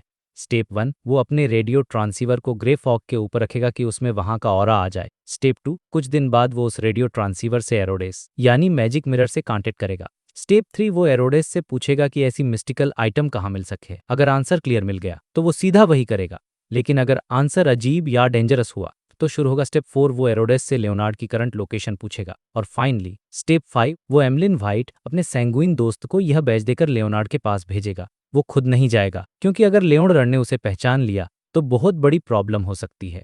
और एमलिन इस काम के लिए परफेक्ट था, क्योंकि वो चर्च ऑफ अर्थ मदर से जुड़ा हुआ था। तो अगर वो पकड़ा भी गया तो उस पर कोई टॉर्चर नहीं होगा। प्लान रेडी होने के बाद क्लेन का मूड एकदम फ्रेश हो जाता है और वो बयाम की फेम्स रोस्टेड फिश खाने निकल जाता है। अब सीन शिफ्ट होता है समंदर के बीच गोल्डन ड्रीम शिप पर, जहां वाइस एडमिरल आइसबर्ग एडविना की शिप को उसकी कैप्टन बुलाती है। डेनिस बेचारा डरते डरते लेकिन थोड़ा प्राउड फील करते हुए उनके रूम में जाता है। एडविना एक लेटर लिख रही थी जिसमें लिखा था, मेरे पास ऐसी कोई आइटम है जो डेसन के पास भी नहीं है। वो तुम्हारे लिए ध्यान रखेगा, लेकिन इसके लिए तुम्हारी किस्मत अच्छी होनी चाहिए। यह लेटर गेरमन स्पैरो यानी क्लेन के लिए था। इसके बाद एडविना डेनिट्स को गेरमन स्पैरो के मैसेंजर को समन करने का रिचुअल करने को कहती है। डेनिट्स हैरान हो जाता है, लेकिन कैप्टन का ऑर्डर था तो वो रिचुअल शुरू करता है। और भाई, जो मैसेंजर आती है उसे देखकर डेनिट्स के होश उड़ जाते हैं। पहले तो एक बहुत ही सुंदर ब्लॉन्ड बालों वाली लड़की का सर दिखता है। डेनिट्स सोचता है, वाओ, गेरमन स्पैरो का मैसेंजर कितना यूनिक और ब्यूटीफुल है। लेकिन अगली ही सेकंड उसकी सांसें अटक जाती हैं। वो देखता है कि उस सर के नीचे कोई गर्दन नहीं है और उसे एक हाथ ने चोटी से पकड़ रखा है। फिर एक के बाद एक और सर आते हैं और एक हेडलेस बॉडी दिखती है। डेनिस को अपनी सोच पर शर्म आती है कि उसने एक स्पिरिट वर्ल्ड क्रीचर के बारे में ऐसा सोचा। यह मैसेंजर थी रेनेटिकर। एक सर से लेटर पकड़ती हैं, दूसरे से रिचुअल का गोल्ड कॉइन, और जाने से पहले उसकी 2 आंखें वाइस एडमिरल एडविना को घूरती हैं। एडविना, जो स्पिरिट वर्ल्ड क्रीचर्स की एक्सपर्ट है, उस निगाह से कांप जाती है। उसके अंदर एक डर पैदा हो जाता है। जब मैसेंजर चली जाती हैं तो एडविना गहरी आवाज में कहती है, यह कोई ऑर्डिनरी स्पिरिट वर्ल्ड क्रीचर नहीं है। यह सुनकर डेनिट्स और भी ज्यादा श्योर हो जाता है कि गेरमन स्पैरो बहुत ही मिस्टीरियस आदमी है। इसके बीच हम देखते हैं कि बैकलैंड में फॉर्स विलियम्स स्ट्रीट पर घूम रही है, एक ऑथर की तरह मटेरियल जमा करने के बहाने, लेकिन असल में वो वहां नजर रख रही थी। उसको वहां कुछ भी अजीब नहीं दिखता। कहानी वापस क्लेन पर आती है। उसे रेने टिनेकर से एडविना का जवाब मिल जाता है, जो कि ना था। इससे क्लेन को थोड़ी निराशा होती है, लेकिन तभी दरवाजे पर कैप्टन एलांड आते हैं।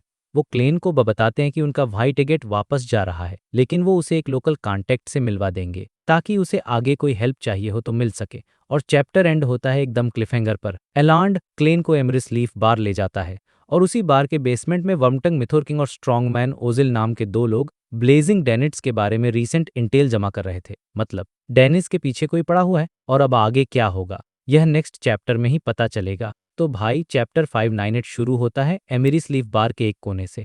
यहाँ पर एलैंड, जो कि हम जानते हैं कि मिलिट्री इंटेलिजेंस का बंदा है, एक आदमी ढूंढता जिसका नाम है ओज केंट। ये भी मिलिट्री के लिए काम करता है और उसका काम है इन्फॉर्मेट्स को हैंडल करना। एलैंड उससे मजाक करते हुए कहता है, क्यों भाई, लांती प्रूफ क्यों नहीं पी रहा। ओज केंट, जो देखने में बिल्कुल कॉमन सा लो एंड किडम का आदमी लगता है, पहले तो नशे में होने का नाटक करता है, लेकिन जैसे ही एलैंड उसे क्लेन से मिलवाता है और गेहरमन स्पैरो का नाम उसके कानों में पड़ता है, उसकी आंखें एकदम शार्प हो जाती हैं। पर वो फौरन वापस नशे वाली एक्टिंग करने लगता है, जैसे कुछ हुआ ही न हो। मतलब ये बंदा काफी ट्रेंड है, अपने इमोशंस को हाइड करने में बिल्कुल एक्सपर्ट। मुझे लगता है ये छोटी सी डिटेल दिखाती है कि मिलिट्री के लोग कितने केयरफुल रहते हैं, खासकर जब वो गेहरमन जैसे किसी खतरनाक आदमी से मिल रहे हों। एलैंड उन दोनों को अकेले छोड़कर चला जाता है और अब सीन में है सिर्फ क्लेन और ओज केंट। क्लेन एज यूजुअल अपने गेहरमन स्पैरो वाले पर्सोना में है, एकदम चुपचाप एक्सप्रेशनलेस फेस के साथ उस केंट को घूरने लगता है। अब सोचो, कोई अनजान आदमी जिसका रेपुटेशन इतना खतरनाक हो, तुम्हें बस साइलेंस में ऐसे घूरे तो क्या हालत होगी। ओस केंट बेचारा बहुत अनकंफर्टेबल हो जाता है और खुद ही बात शुरू करता है। फ्यूचर में कोई काम हो तो बताना, कोई इंटेल दोगे या हमारी हेल्प करोगे तो तुम्हें पेमेंट मिल जाएगी। क्लेन बस इतना बोलता है, ठीक है। लेकिन उसके मन में एक बहुत ही हिलेरियस थॉट आता है। वो सोचता है, क्या मैं वाइस एडमिरल एलिमेंट को हेलेन बनकर मारने का बिल इनको दे सकता हूँ? भले ही उस काम के पैसे उसे पहले से मिल चुके थे। ऑफ कोर्स ये सिर्फ एक सोच थी। गेहरमन स्पैरो ऐसी फालतू बातें थोड़ी ना करेगा, उसका तो स्टाइल ही अलग है। ओज केंट, जो अभी भी नशे में होने का दिखावा कर रहा है, क्लेन को समझाने की कोशिश करता है। सुनो, समंदर में ज्यादा क्रेजी नहीं होना चाहिए। पायरेट से सीधा पंगा मत लेना, उनकी इन्फो हमें दे देना, हम सब कुछ सीक्रेट रखेंगे। फिर वो अपनी आवाज धीमी कर कहता है, पायरेट्स के कोई रूल्स नहीं होते, वो किसी भी हद तक जा सकते हैं। अगर तुम्हारी फैमिली है किसी पोर्ट सिटी में तो वो उन पर भी अटैक कर सकते हैं। और भाई, यहाँ पर आता है इस चैप्टर का सबसे आइकॉनिक और फनी मोमेंट। क्लेन बिल्कुल शांति से एकदम काम टोन में कहता है, मेरी कोई फैमिली नहीं है। ओज केंट बेचारा एक सेकंड के लिए स्पीचलेस हो जाता है, उसे समझ ही नहीं आता कि क्या बोले। फिर वो फिर से ट्राई करता है, तो वो तुम्हारे फ्रेंड्स पर अटैक कर देंगे।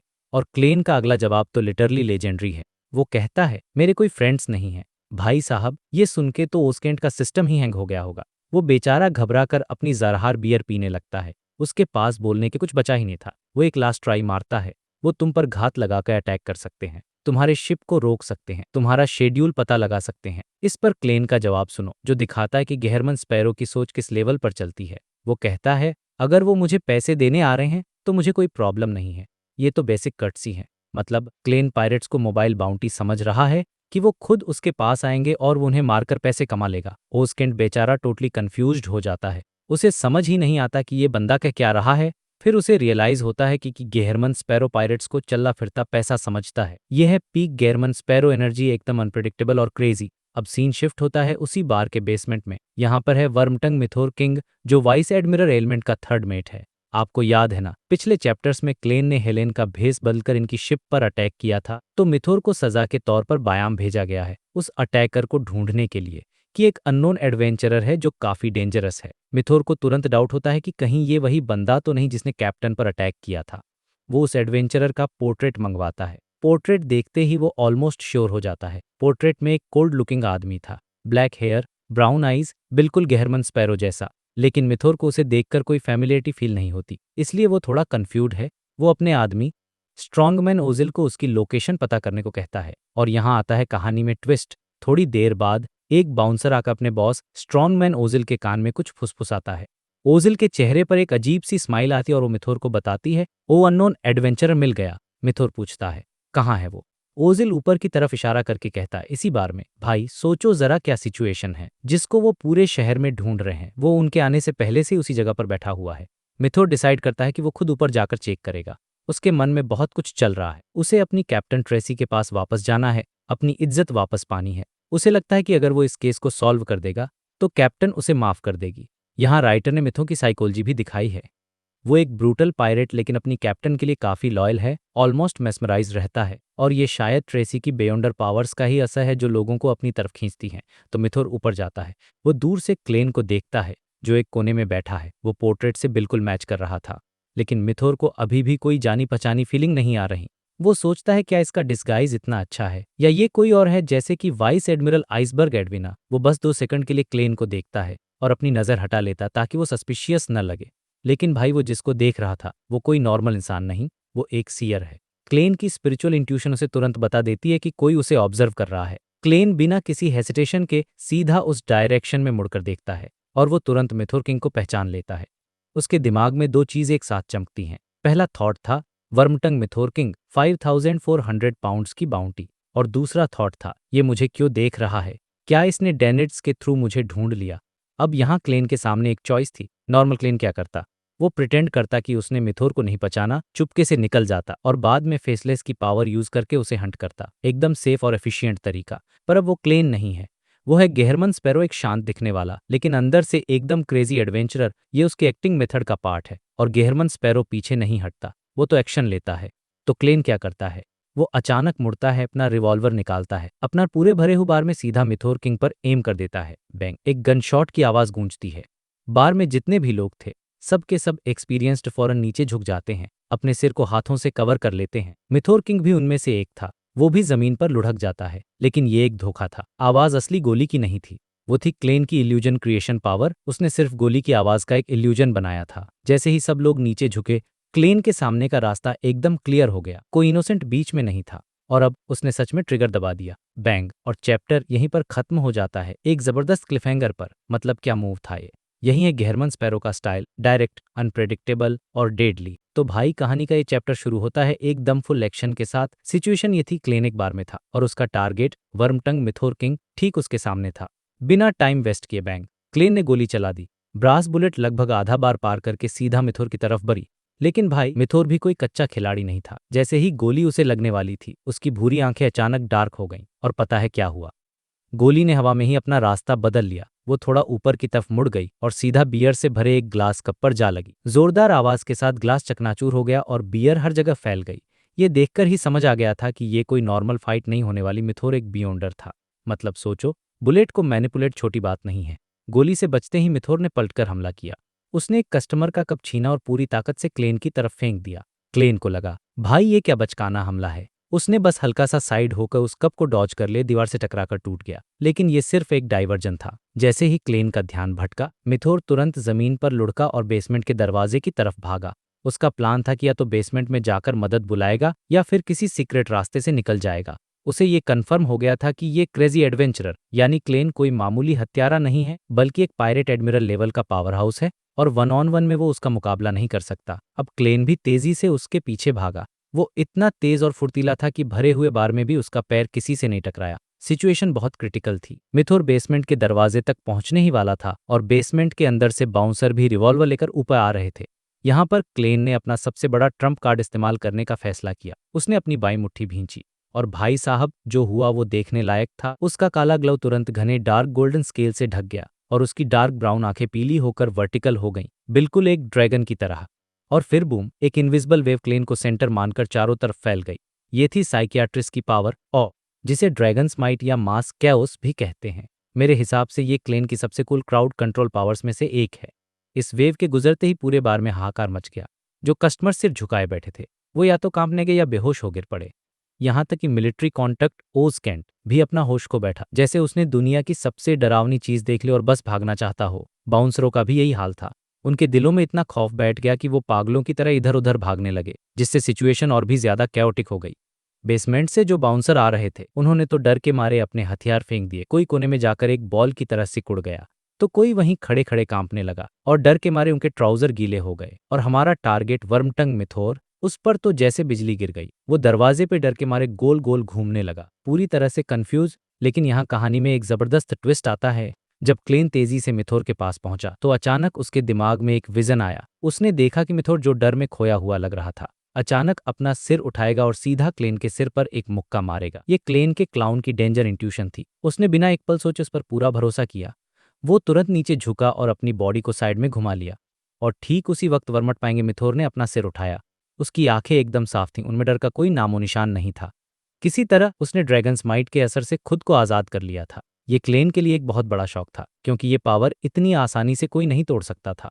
बैंग, मिथोर ने अपनी पूरी ताकत से एक पंच मारा जो एक तोप के गोले जैसा था। लेकिन क्लेन पहले ही हट चुका था, तो वो पंच सीधा दरवाजे की दीवार में जा लगा। क्रीक, जहां उसका मुक्का लगा, वहां से ईंटें चूर चूर होकर बिखर गईं और दीवार पर एक मकड़ी के जाले जैसा बड़ा सा गड्ढा बन गया। उस एक पंच में रिवॉल्वर की गोली से भी ज्यादा ताकत थी। लेकिन अब मौका क्लेन के हाथ में था। वो पहले ही मिथोर के पीछे पहुंच चुका था। उसने अपनी बॉडी सीधी की और उसकी आंखों से बिजली की 2 किरणें निकलीं, जो गोलियों की तरह मिथोर पर जा लगीं। ये थी इंट्रोगेटर की पावर, साइकिक पियर्सिंग। आह! मिथोर दर्द से जोर से चिल्लाया, पर वो जमीन पर नहीं गिरा। उसने दर्द में कराहते हुए अपने सिर को हाथों से बचाया और लुढ़कने लगा। लेकिन इससे पहले कि वो साइकिक पियर्सिंग के दर्द से पूरी तरह उबर पाता, उसे अपने माथे पर कुछ ठंडा और मेटल जैसा उसने देखा कि उस एडवेंचरर ने रिवॉल्वर का बैरल ठीक उसके सिर पर रखा हुआ था। इतनी करीबी दूरी पर साइकिक पियर्सिंग का एक सेकंड का असर भी क्लेन के लिए काफी था। इससे पहले कि मिथोर कुछ कह पाता, गोली चल गई। उसके पीछे की दीवार पर खून और सफेद मैटर का एक अजीब सा पैटर्न बन गया। 1 फरवरी 1350 को वर्मटंग मिथोर का शिकार हो गया। अब मिथोर तो मर चुका था, पर क्लेन का काम अभी खत्म नहीं हुआ था।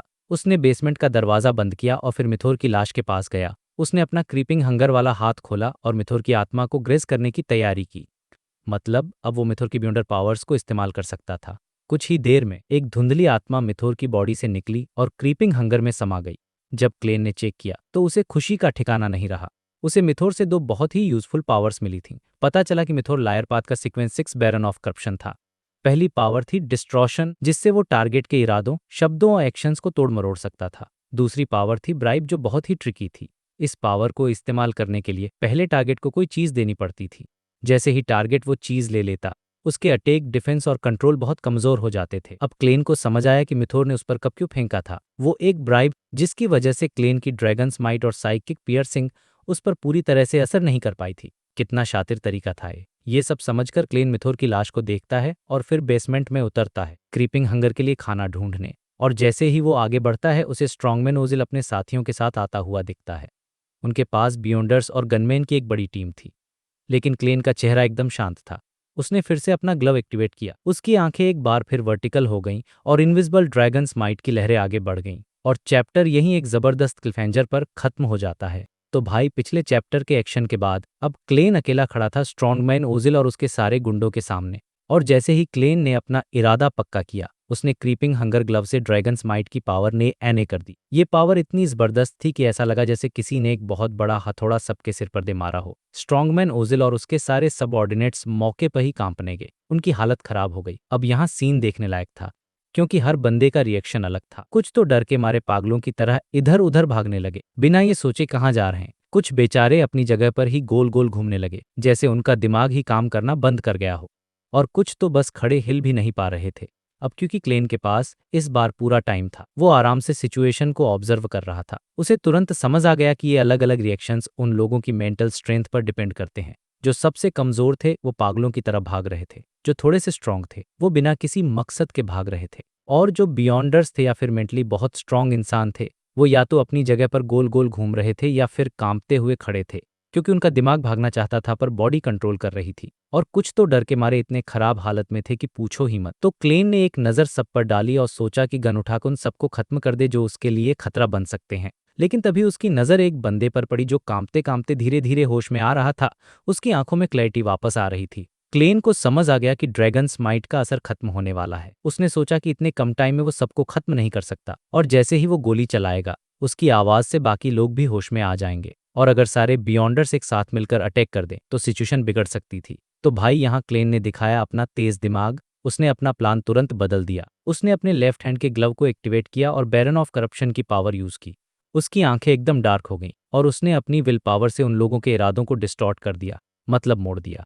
जो बंदा होश में आ रहा था वो अचानक से भागने के ख्याल को रोक नहीं पाया और सीधा सीक्रेट एग्जिट की तरफ दौड़ पड़ा, अपने बॉस ओजिल को पीछे छोड़कर। क्लेन ने इसके बाद एक कमाल का कॉम्बो यूज करना शुरू किया। वो साइकियाट्रिस्ट और बैरन ऑफ करप्शन की पावर्स के बीच तेजी से स्विच कर रहा था। पहले ड्रैगन स्माइट से सबको डराता और फिर डिस्टॉर्शन से उनके भागने के इरादे को मैनिपुलेट करता। इस कॉम्बो को रिपीट कर करके उसने ओजिल के सारे मेंटली स्ट्रांग बाउंसर्स को बेसमेंट की तरफ भगा दिया। हालांकि क्रीपिंग हंगर एक असली शेपर्ड जितना पावरफुल नहीं था और पावर स्विच करने में थोड़ा टाइम लगता था। क्लेन ने इस रिदम को बहुत अच्छे से पकड़ लिया था। उसने बड़ी आसानी से अपना काम पूरा कर लिया, जब तक ड्रैगन स्माइट का थोड़ा बहुत असर बाकी था। लेकिन उसे एक प्रॉब्लम भी नजर आई कि अगर एक ही टारगेट पर बार बार ड्रैगन स्माइट यूज करो तो उसका असर कम होने लगता है। खैर, तब तक ओजिल के ज्यादातर गुंडे तो जमीन पर पड़े थे। डर के मारे उनकी हालत बहुत खराब थी और पूरे बेसमेंट में बदबू फैल गई थी। क्लेन ने सोसमाइट और डिस्टॉर्शन का ये कॉम्बो तो काफी अच्छा है। अगर मिथोर ने काउंटर अटैक करने की कोशिश न की होती तो वो शायद भाग जाता और मैं उसे पकड़ नहीं पाता। उसने ये भी रियलाइज किया कि भले ही क्रीपिंग हंगर के पास सीक्वेंस 5 की पावर्स हैं, लेकिन उसे कभी भी सीक्वेंस 6 के बियॉन्डर्स को हल्के में नहीं लेना चाहिए। एक छोटी सी गलती और खेल खत्म हो सकता था। ये सब सोचते हुए क्लेन ने ग्लव को फिर से स्विच किया और इस बार वो सुनहरा हो गया। उसकी आंखों से 2 बिजली की लकीरें निकलीं और सीधा स्ट्रॉन्गमैन ओजिल को जाकर लगीं। ओजिल दर्द से चिल्ला पड़ा। वो इसे बर्दाश्त नहीं कर पाया और एक पहाड़ की तरह जमीन पर गिर गया। वो अपना सिर पकड़ ऐसे तड़प रहा था जैसे किसी मछली को पानी से बाहर निकाल दिया हो। क्लेन ने सोचा, काश मेरे पास कोई एरिया ऑफ वे अटैक होता तो इन सबको एक साथ निपटा देता। उसने एक नज़र बाकी गुंडों पर डाली और फिर आराम से बेसमेंट की तरफ चला गया। ये जगह पहले एक मार्केट हुआ करती थी, लेकिन अब सब भाग चुके थे और वो पूरी तरह खाली थी। क्लेन ने एक स्टॉल पी से एक कुर्सी खींची, उसे ओजिल के सामने रखा और आराम से बैठ गया। वो आगे झुका और बिना कुछ कहे बस उस बार के बॉस को घूरता रहा। कुछ देर तड़पने के बाद ओजिल को दर्द से थोड़ी राहत मिली, लेकिन उसका सिर अभी भी फट रहा था। वो जैसे ही उठने की कोशिश करने लगा, उसने एक जोड़ी पीली आंखें देखी जिनमें से हल्की सुनहरी रोशनी निकल रही थी। उसने एक ग्लव देखा जो डार्क गोल्डन स्केल से ढका हुआ था। उसी पल उस माँ से ठंडा पसीना बहने लगा। उसे लगा जैसे उसकी आंखों में भंवर बन रहे हैं जो उसका सारा ध्यान खींच रहे हैं। क्लेन ने शांति से पूछा, क्या तुम पहले एक पायरेट थे? ओजिल को एहसास हुआ कि उसके अंदर से जवाब देने की एक जबरदस्त इच्छा आ रही है। ये साइकोलॉजिकल क्यों था? क्लेन ने बिना टोन बदले फिर पूछा, तुमने पास्ट में ऐसे कौन से काम किए हैं जो किंगडम के कानूनों के खिलाफ हैं? ओजिल कुछ भी नहीं छिपा सका। उसने सब कुछ उगल दिया जो उसने एक पायरेट और बार के बॉस के तौर पर किया था। उसने बताया कि कैसे वो जहाजों को लूटता था, फीमेल पैसेंजर्स के साथ गलत काम करता था और मासूम लोगों को मार देता था। उसने ये भी बताया कि कैसे ने अपने दुश्मनों को खत्म किया, उनके परिवार वालों को किडनैप किया और पूरे के पूरे परिवार को समुंदर में डुबो दिया। क्लेन चुपचाप ये सब सुनता रहा और उसके होंठ धीरे धीरे एक मुस्कान में बदल गए। उसने अपने लेफ्ट हैंड से राइट हैंड पर ताली बजाई और कहा, वह क्या काबिल पायरेट और ठीक ठाक गैंग बॉस हो। इस तारीफ के बीच उसने अपना लेफ्ट हैंड आगे बढ़ाया और उस पतली सी इंसानी स्किन पर एक खूंखार मुंह खुल गया। बेसमेंट में एक जोरदार चीख गूंजी, लेकिन कुछ ही सेकंड्स में बंद हो गई। बस उसकी गूंज बाकी रह गई। क्लेन अपनी सीट पर बैठा चुपचाप उस चमकदार रोशनी को अपने सामने इकट्ठा होते हुए देख रहा था। उसके चारों तरफ जो गुंडे जमीन पर पड़े थे वो इंसेंस भी उससे दूर खिसकने लगे, जमीन पर अपने पीछे निशान छोड़ते हुए। कुछ देर बाद क्लेन धीरे धीरे उठा। वो झुका और एक बच्चे की मुट्ठी के साइज की प्योर स्फेरिकल लाइट उठाई और साथ ही उसके कपड़ों से उसका वॉलेट भी निकाल लिया। नोटों की गड्डी की मोटाई पर एक नजर डालने के बाद उसने दोनों चीजों को रख लिया, अपनी रिवॉल्वर वापस लगाई और अपनी हैट उतारकर कोने में कांप रहे गुंडों को झुककर सलाम किया। सब कुछ खत्म करने के बाद क्लेन ने अंडरग्राउंड एरिया चेक किया, लेकिन कोई सेफ जैसी चीज नहीं मिली। तो वो पैसेज से वापस गया, वर्मटंग मिथोरकिंग की लाश उठाए और एंट्रेंस की तरफ चल दिया। उसने दरवाजा खोलने से पहले मिथोर की जेब भी चेक कर ली और उसका कैश भी निकाल लिया। क्लेन ने कमाई गिनने की इच्छा को रोका और बाहर का सीन अपने दिमाग में इमेजिन किया। उसे पता चला कि जो बाउंसर्स दरवाजा खोलकर मदद करने की कोशिश कर सकते थे वो पहले ही गायब हो चुके थे। लगता है ड्रैगन्समाइट ने उन्हें समझा दिया कि ये बियॉन्डर्स की लड़ाई है, उसने सोचा। दरवाजा खोलकर वो मिथोर की लाश के साथ बाहर निकला। इस समय तक बार के ज्यादातर कस्टमर्स जा चुके थे, बस 8 लोग अलग अलग जगहों पर छिपकर नतीजा देख रहे थे। क्लेन ने बिना किसी एक्सप्रेशन के चारों ओर देखा और सबकी नजरें तुरंत हट गईं। सिर्फ एक ही इंसान था जो उसे सीधे देखने की हिम्मत कर रहा था, और वो था ओज केंट। वो गेहरमन स्पैरो को धीरे धीरे एक लाश घसीटते हुए देख रहा था। बैंग लाश उड़ती हुई उसके सामने आई और एक टेबल को तोड़ते हुए गिरी। ओज केंट ने जब ध्यान से देखा तो उसकी आंखें सिकुड़ गईं। ये तो वर्मटंग मिथोरकिंग था, वाइस एडमिरल एलिमेंट का थर्ड मेट मिथोरकिंग। उसने शौक में गेरमन स्पैरो की तरफ देखा। क्लेन के चेहरे पर एक हल्की सी मुस्कान आई। मेरा इनाम याद रखना, इतना कहकर उसने अपनी हैट उठाई, हल्का सा झुककर अलविदा कहा और बार के मेन दरवाजे से निकल गया। कुछ देर बाद ओजकेंट भागता हुआ अपने कैप्टन एलान के पास पहुंचा और चिल्लाया, एलान, तुमने मुझे किस मॉन्स्टर से मिलवा दिया? उसने बताया, उसने वर्मटंग और स्ट्रॉन्गमैन को मेरी आंखों के सामने मार डाला। 5 मिनट भी नहीं लगे उसे। एलान भी ये सुनकर हैरान था। उसने कहा, लगता है हमें हायर अप्स को रिपोर्ट करना होगा।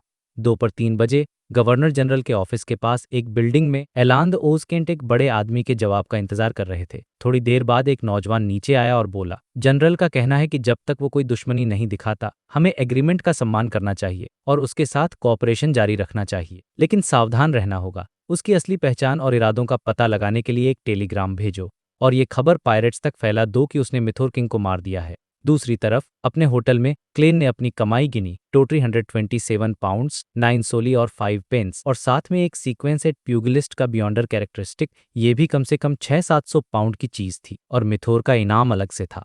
ये तो एक अच्छी खासी कमाई है, जैसे कोई जैकपॉट लग गया हो।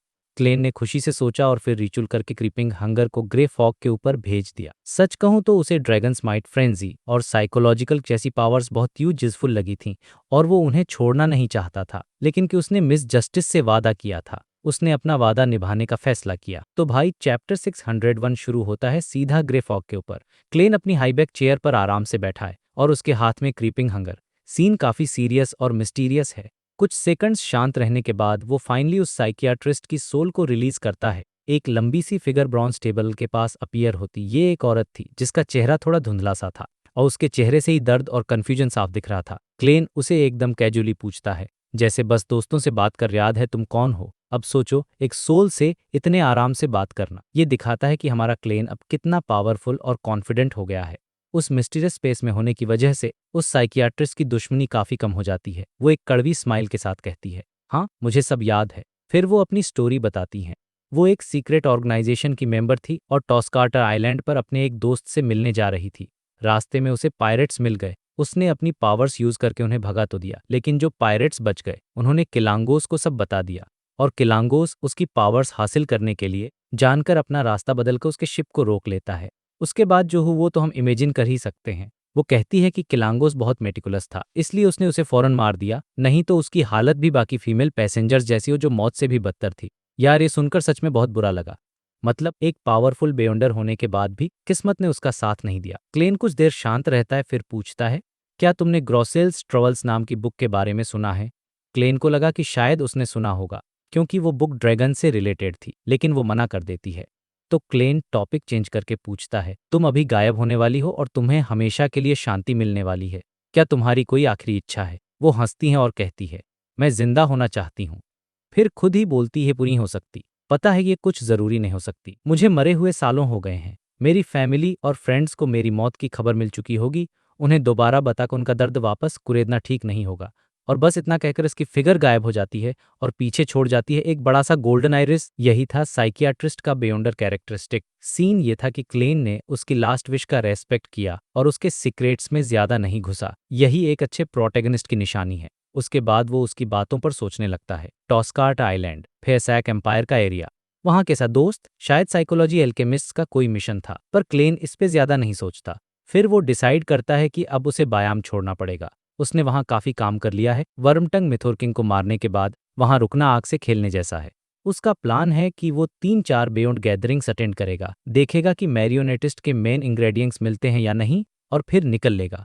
एकदम सॉलिड प्लानिंग। उसके बाद वो द वर्ल्ड का सीन बनाकर मिस जस्टिस को भेजता है। अब सीन शिफ्ट होता है ऑड्रे के पास। वो अपने घर की बालकनी से आसपास के गांव को देख रही है। अचानक उसके सामने ग्रेफहॉक का सीन आता है। उसमें द वर्ल्ड प्रे कर रहा है, honourable mister Fool, please miss Justice को बता दीजिए कि वो ट्रांजैक्शन की तैयारी कर सकती हैं। ऑड्रे तो एकदम शॉक। ट्रांजैक्शन की तैयारी? इनके पास साइकियाट्रिस्ट का कैरेक्टरिस्टिक आ गया, कल तक तो नहीं था। द वर्ल्ड की एफिशिएंसी देखकर वो इतनी हैरान हो जाती है कि वो मिस्टर फूल को थैंक यू बोलना भी लगभग भूल जाती है। पर वो पहले जैसी अनाड़ी नहीं रही, बड़े बड़े मैटर्स देख चुकी है। वो जल्दी से खुद को शांत करती है और सिंसियरली थैंक यू बोलती है। वो मिस्टर वर्ल्ड को 2-3 दिन वेट करने को कहती है ताकि वो पैसों का अरेंजमेंट कर सके। उसके पास पैसे तो, पर उसे एक मिनिमम बैलेंसमेंट करना पड़ता है ताकि किसी को शक न हो। ग्रेफहॉक के हटने के बाद ऑड्रे नीचे गार्डन में सूजी को देखती है और मन ही मन सोचती है, मिस्टर वर्ल्ड सच में बहुत टेरिफाइंग है। मतलब ऑड्रे जैसी हाई सोसाइटी की लड़की भी द वर्ल्ड से इतनी इम्प्रेस्ड और थोड़ी डरी हुई है। ये गहरमन के स्पैरो भी पावरफुल बैरेक्टर को। अब हम वापस बायाम आते हैं। शाम का टाइम, सीवीड बार में ब्लू आइज मीथ, जो कसिनो में अपने सारे पैसे हार चुका है, बार काउंटर बैठा लेंटी प्रूफ पी रहा है। तभी बारटेंडर उसके कान में धीरे से कहता है, वर्मटंग मिथोर मारा गया। मीथ पहले तो चौंकता है, फिर एक्साइटेडली पूछ किया, किसने किया? क्या कोई वाइस एडमिरल एलिमेंट को चैलेंज कर रहा है? बारटेंडर भी हैरान होते हुए बताता है, एक एडवेंचरर है, गहरमन स्पैरो। पहले इसका नाम भी नहीं सुना था, पता नहीं कहाँ से आया और मिथोर को ही खत्म कर दिया। और सुनो, उसने एमाइरिस लीफ बार के असली बॉस स्ट्रॉन्गमैन ओजिल को भी मार दिया है। ये सुनते ही मीत के होश उड़ जाते हैं। उसे याद आता है कि जब ओजिल के लोग उससे ब्लेजिंग डेनिट्स के बारे में पूछने आए थे, तो उसने बताया था कि डेनिट्स एक अनजान एडवेंचर के साथ घूम रहा है और उसने उस एडवेंचर का पोर्ट्रेट भी बनाकर दिया था। ओजिल मर गया, मिथोर मर गया और मारा एक अनजान एडवेंचरर गहरमन स्पैरो ने। मीत कांपने लगता है। उसके दिमाग में गहरमन का चेहरा घूम जाता है। वो जेंटलमैन जैसा दिखने वाला लड़का, ब्लैक हेयर, ब्राउन आईज और वो ठंडी आंखें जैसे शिकार ढूंढ रही हों। भाई की तो फट गई। मीत अपना ड्रिंक वहीं छोड़ता है और बार से सीधा भाग जाता है। वो सोचता है, ये बंदा तो एडमिरल लेवल का है, वो मुझे जरूर ढूंढ कर मार देगा। नहीं, मैं बायाम में एक पल नहीं रुक सकता, मुझे वापस शिप पर जाना होगा। वो दौड़कर रेड थिएटर जाता है, अपने साथी को खींचता है और रेजिस्टेंस के प्राइवेट हार्बर की तरफ भाग जाता है। देखा गहरमन का खौफ। दूसरी तरफ रेड थिएटर के सामने एक गली में डार्कविल नाम का एक चबी पोथेसरी अपनी दुकान में बैठा है। वो शांत दिखने की कोशिश कर रहा है, पर अंदर से बहुत डरा हुआ है। उसने लाइफ स्कूल ऑफ थॉट ने कॉन्टेक्ट से हेल्प मांगी है, पर उसे नहीं पता वो कब आएंगे। तभी एक चबी सा उल्लू उड़कर काउंटर पर बैठता है और कहता है, डार्कविल तुम बहुत बेचैन हो। डार्कविल चिढ़कर कहता है, मुझे पता है, तुम्हें याद दिलाने की जरूरत नहीं है। उसे अपने टीचर की बातें याद आती हैं, कैसे वो उसे ऑफिशियल बेयंडर ऑर्गेनाइजेशंस और सैंगवाइन से बचने को कहते थे। उसे वो सारी डरावनी कहानी याद आती हैं कि कैसे उन्हें जमीन के नीचे कैद कर दिया जाता है, या उन पर एक्सपेरिमेंट्स किए जाते हैं, या सैंगवाइन उन्हें पपेट्स बना लेते हैं। ये सब सोचकर उसकी हिम्मत और टूट जाती है। वो बेचारा अपने टीचर को बचाने के बारे में सोच रहा है। ओल्ड मैन काफी टाइम से गवर्नर जनरल के ऑफिस में कैद है। अब तक तो मिलिट्री ने सारी इन्फॉर्मेशन निकाल ली होगी, तो उसे अब तक मूव क्यों नहीं किया? क्या ओल्ड मैन ने कोई सीक्रेट छिपाया है? वो परेशान होकर इधर उधर सोचता है। अचानक उसे अपने टीचर रॉय किंग का आखिरी लेटर याद आता है। ओल्ड मैन हमेशा नॉर्मल बातों में हिंट्स छोड़ देते हैं। क्या उस लेटर में भी कुछ था? उसने तो बस रेड थिएटर के पास मिलने को कहा था और अपने गैम्बलिंग स्किल्स के बारे में लिखा था और एनमेट स्ट्रीट की मेबल सन्ड्री स्टोर से एक डाइस खरीदने को कहा था। डार्कविल को लगता है शायद उस डाइस में ही कोई सीक्रेट है। एक डूबते को तिनके का सहारा, वो हिम्मत जुटाता है, उल्लू को साथ लेता है और दुकान बंद करके निकल पड़ता है। कैरिज का वेट करते हुए वो न्यूज़पेपर खरीदता है और उसकी नज़र एक न्यूज़ पर पड़ती है। गेहरमन स्पैरो ने 5400 पाउंड्स के बाउंटी वाले वर्मटंग मिथोर किंग को मार दिया और साथ में गेहरमन की फोटो भी है। डार्कविल शॉक में है। मैंने इतने पावरफुल एडवेंचर को मिशन दिया था। खैर, वो इस बात को साइड में रखता है और एनमेट स्ट्रीट पहुंचता है। दुकान की मालकिन एक बूढ़ी औरत है। वो उसे कहती है, जो डाइस तो 1 पाउंड का है। डार्कविल मन ही मन चिल्लाता है, ये तो लूट है। लेकिन इससे उसका शक और पक्का हो जाता है कि डाइस में जरूर कुछ खास है। वो पैसे देकर एक छोटा सा रिंग बॉक्स लेता है। अंदर एक मिल्की व्हाइट डाइस है जिसके ऊपर 4 रेड डॉट्स हैं। वो उसे पॉकेट में रखता है और एक सुनसान जगह पर जाकर चेक करता है, पर उसे कुछ अजीब नहीं लगता। तभी एक कैरिज तेजी से उसके पास से गुजरती है और वो डर जाता है। उसके हाथ से डाइस गिर जाता है। डाइस रोल होता है और आखिर में रुक जाता है। ऊपर की तरफ एक सिंगल रेड डॉट। डार्कविल कैरिज ड्राइवर को गाली देता है और डाइस उठाने के लिए आगे बढ़ता है। लेकिन जैसे ही वो एक कदम आगे बढ़ता है, वो अचानक लड़खड़ाता है और जमीन पर गिर जाता है। उसके सामने वही मिल्की व्हाइट डाइस पड़ा है। अब सोचो, एक मामूली सा डाइस और उसके गिरते ही ये बंदा गिर जाता। कोइंसिडेंस या कोई कर्स? यही तो इस चैप्टर का क्लिफहैंगर जो हमें सोचने पर मजबूर कर देता है कि आगे क्या होगा, मतलब फुल ऑन सस्पेंस। तो भाई आ गए हैं हम लॉर्ड ऑफ द मिस्ट्रीज के चैप्टर 602 पर, जिसका नाम है बिकमिंग फेयर। और ये चैप्टर नाम के बिल्कुल ऑपोजिट तरीके से शुरू होता है, क्योंकि कहानी का फोकस क्लेन पर नहीं बल्कि एक नए कैरेक्टर डार्कविल पर है। तो सीन यह है कि डार्कविल जमीन पर गिरा पड़ा है और उसे समझ रहा कि उसके साथ हुआ क्या। मतलब वो बस चल रहा था और अचानक अपने ही पैरों से टकराकर गिर गया। अब सोचो, एक ऐसा इंसान जिसने पोषण पिया और जिसकी बॉडी नॉर्मल से ज्यादा स्ट्रांग हो, वो ऐसे कैसे गिर सकता है? ये बात उसके लिए बहुत ही अजीब थी। और सच कहूं तो ये सीन थोड़ा फनी भी था। उसे लगा शायद किसी चीज से टकरा गया होगा, पर जमीन पर कुछ भी नहीं था। वो बड़ी मुश्किल से उठता है और ऐसे प्रिटेंड करता है जैसे कुछ हुआ ही नहीं, लेकिन अंदर से वो पूरी तरह कंफ्यूज्ड था। फिर उसकी नज़र एक मिल्की व्हाइट डाइस पर पड़ती है और वो उसे उठाने के लिए आगे बढ़ता है और यहीं से असली ड्रामा शुरू होता है। जैसे ही वो डाइस उठाने वाला होता है, एक पेट्रोलिंग कांस्टेबल उसे देख लेता है और उसकी तरफ भागता हुआ है। अब डार्कविल की तो हालत खराब हो गई। उसे लगा कि वो किसी जाल में फंस गया है। उसके दिमाग में आया कि ओल्ड मैन को तो पकड़ लिया, पर मुझे अब तक क्यों नहीं पकड़ा? क्या ये लोग मुझ पर नजर रख रहे थे और इस डाइस के मिलने का इंतजार कर रहे थे? ये ऑफिशियल बियॉन्डर्स हैं जो मुझे पकड़ने आए हैं? ये सारे सवाल उसके दिमाग में घूमने लगते हैं और वो डर के मारे भागने की कोशिश करता है, पर गिरने की वजह से उसके घुटनों में दर्द हो रहा था, इसलिए वो भाग नहीं पाता। कांस्टेबल उसके पास आकर पूछता है, क्या डार्कविल इतना डर जाता है कि उसके हाथ से वो डाइस फिर से गिर जाती है? और इस बार डाइस का जो नंबर ऊपर आता है वो था 6। अब ये नंबर याद रखियो कि इसका बहुत बड़ा रोल है। डार्कविल घबराकर एक बहुत ही अजीब सा बहाना बनाता है। वो कहता है, मैं केले के छिलके पर पैर रखकर गिर गया। अब सोचो, वहां कोई केले का छिलका था ही नहीं। मतलब बहाना एकदम बकवास था। उसे खुद भी रियलाइज होता है कि उसने क्या बेवकूफ़ी कर दी और वो अपनी लास्ट फाइट के लिए रेडी हो जाता है। लेकिन फिर कुछ ऐसा होता है जिसकी किसी को उम्मीद नहीं थी। कांस्टेबल उसकी बात पर हंसता और कहता है, ध्यान से चला करो, मुझे लगा तुम्हें किसी ने लूट लिया। और ये कहकर वो वहां से चला जाता है। डार्कविल तो बस उसे जाते हुए देखता रह गया। उसे यकीन ही नहीं हो रहा था कि कोई उसके इतने फालतू बहाने पर कैसे यकीन कर सकता है। और तभी उसे समझ आता है, ये सब उस डाइस की वजह से हुआ है। पहले उसका अजीब तरीके से गिरना और फिर कांस्टेबल का इतनी आसानी से मान जाना, ये सब उस डाइस का ही कमाल था।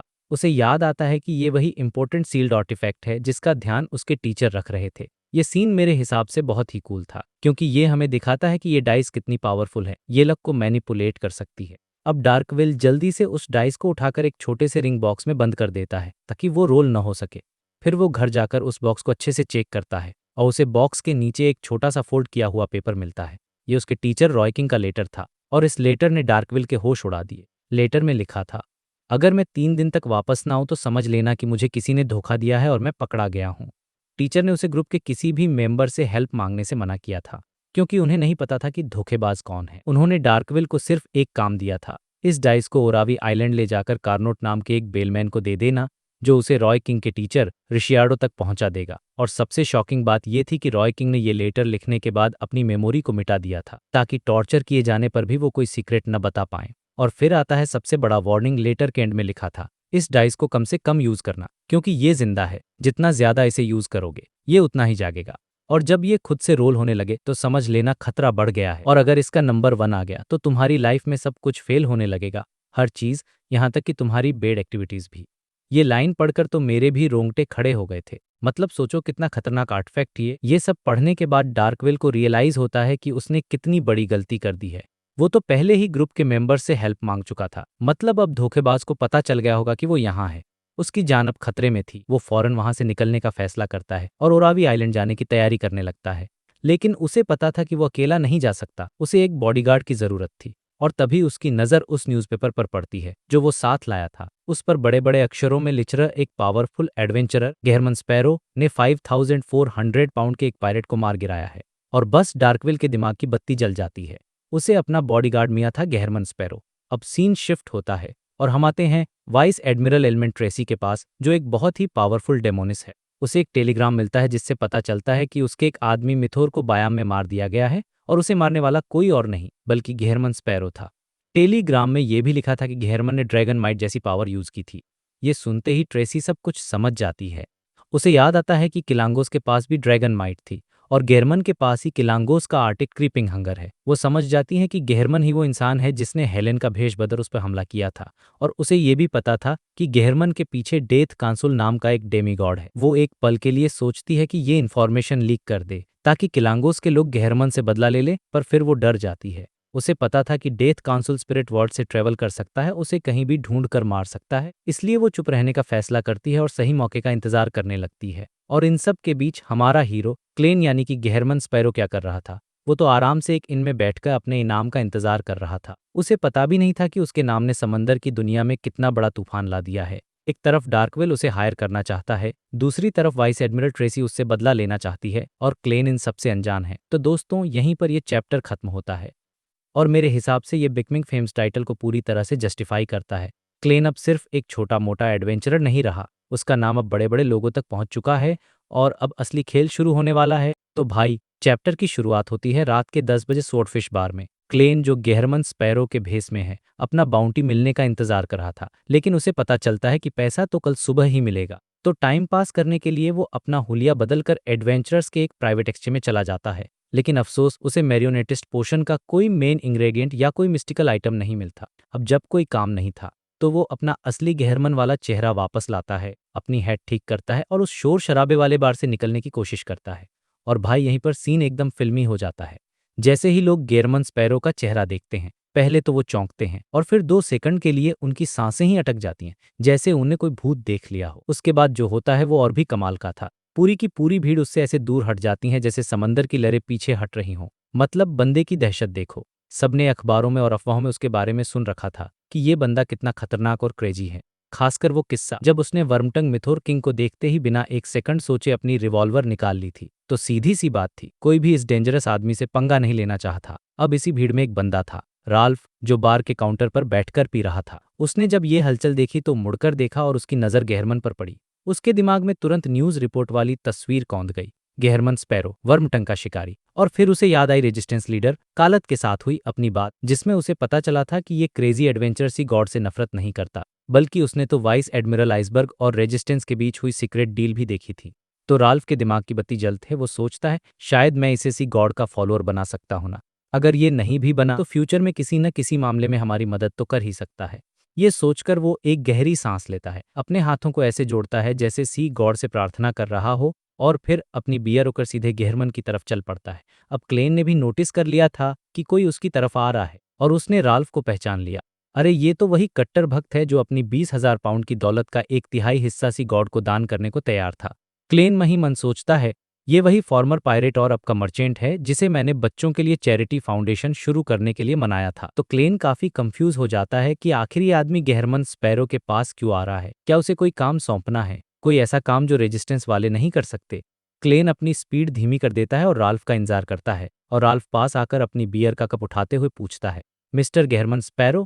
क्लेन अपने कैरेक्टर में रहते हुए बस सिर हिलाता है और ठंडेपन से कहता है, मैं तुम्हें नहीं जानता। इस पर राल्फ हंसते हुए कहता है, हाँ, एडवेंचरस के बीच जान पहचान बनाना बहुत सिंपल होता है, शायद एक कप बियर ही काफी है।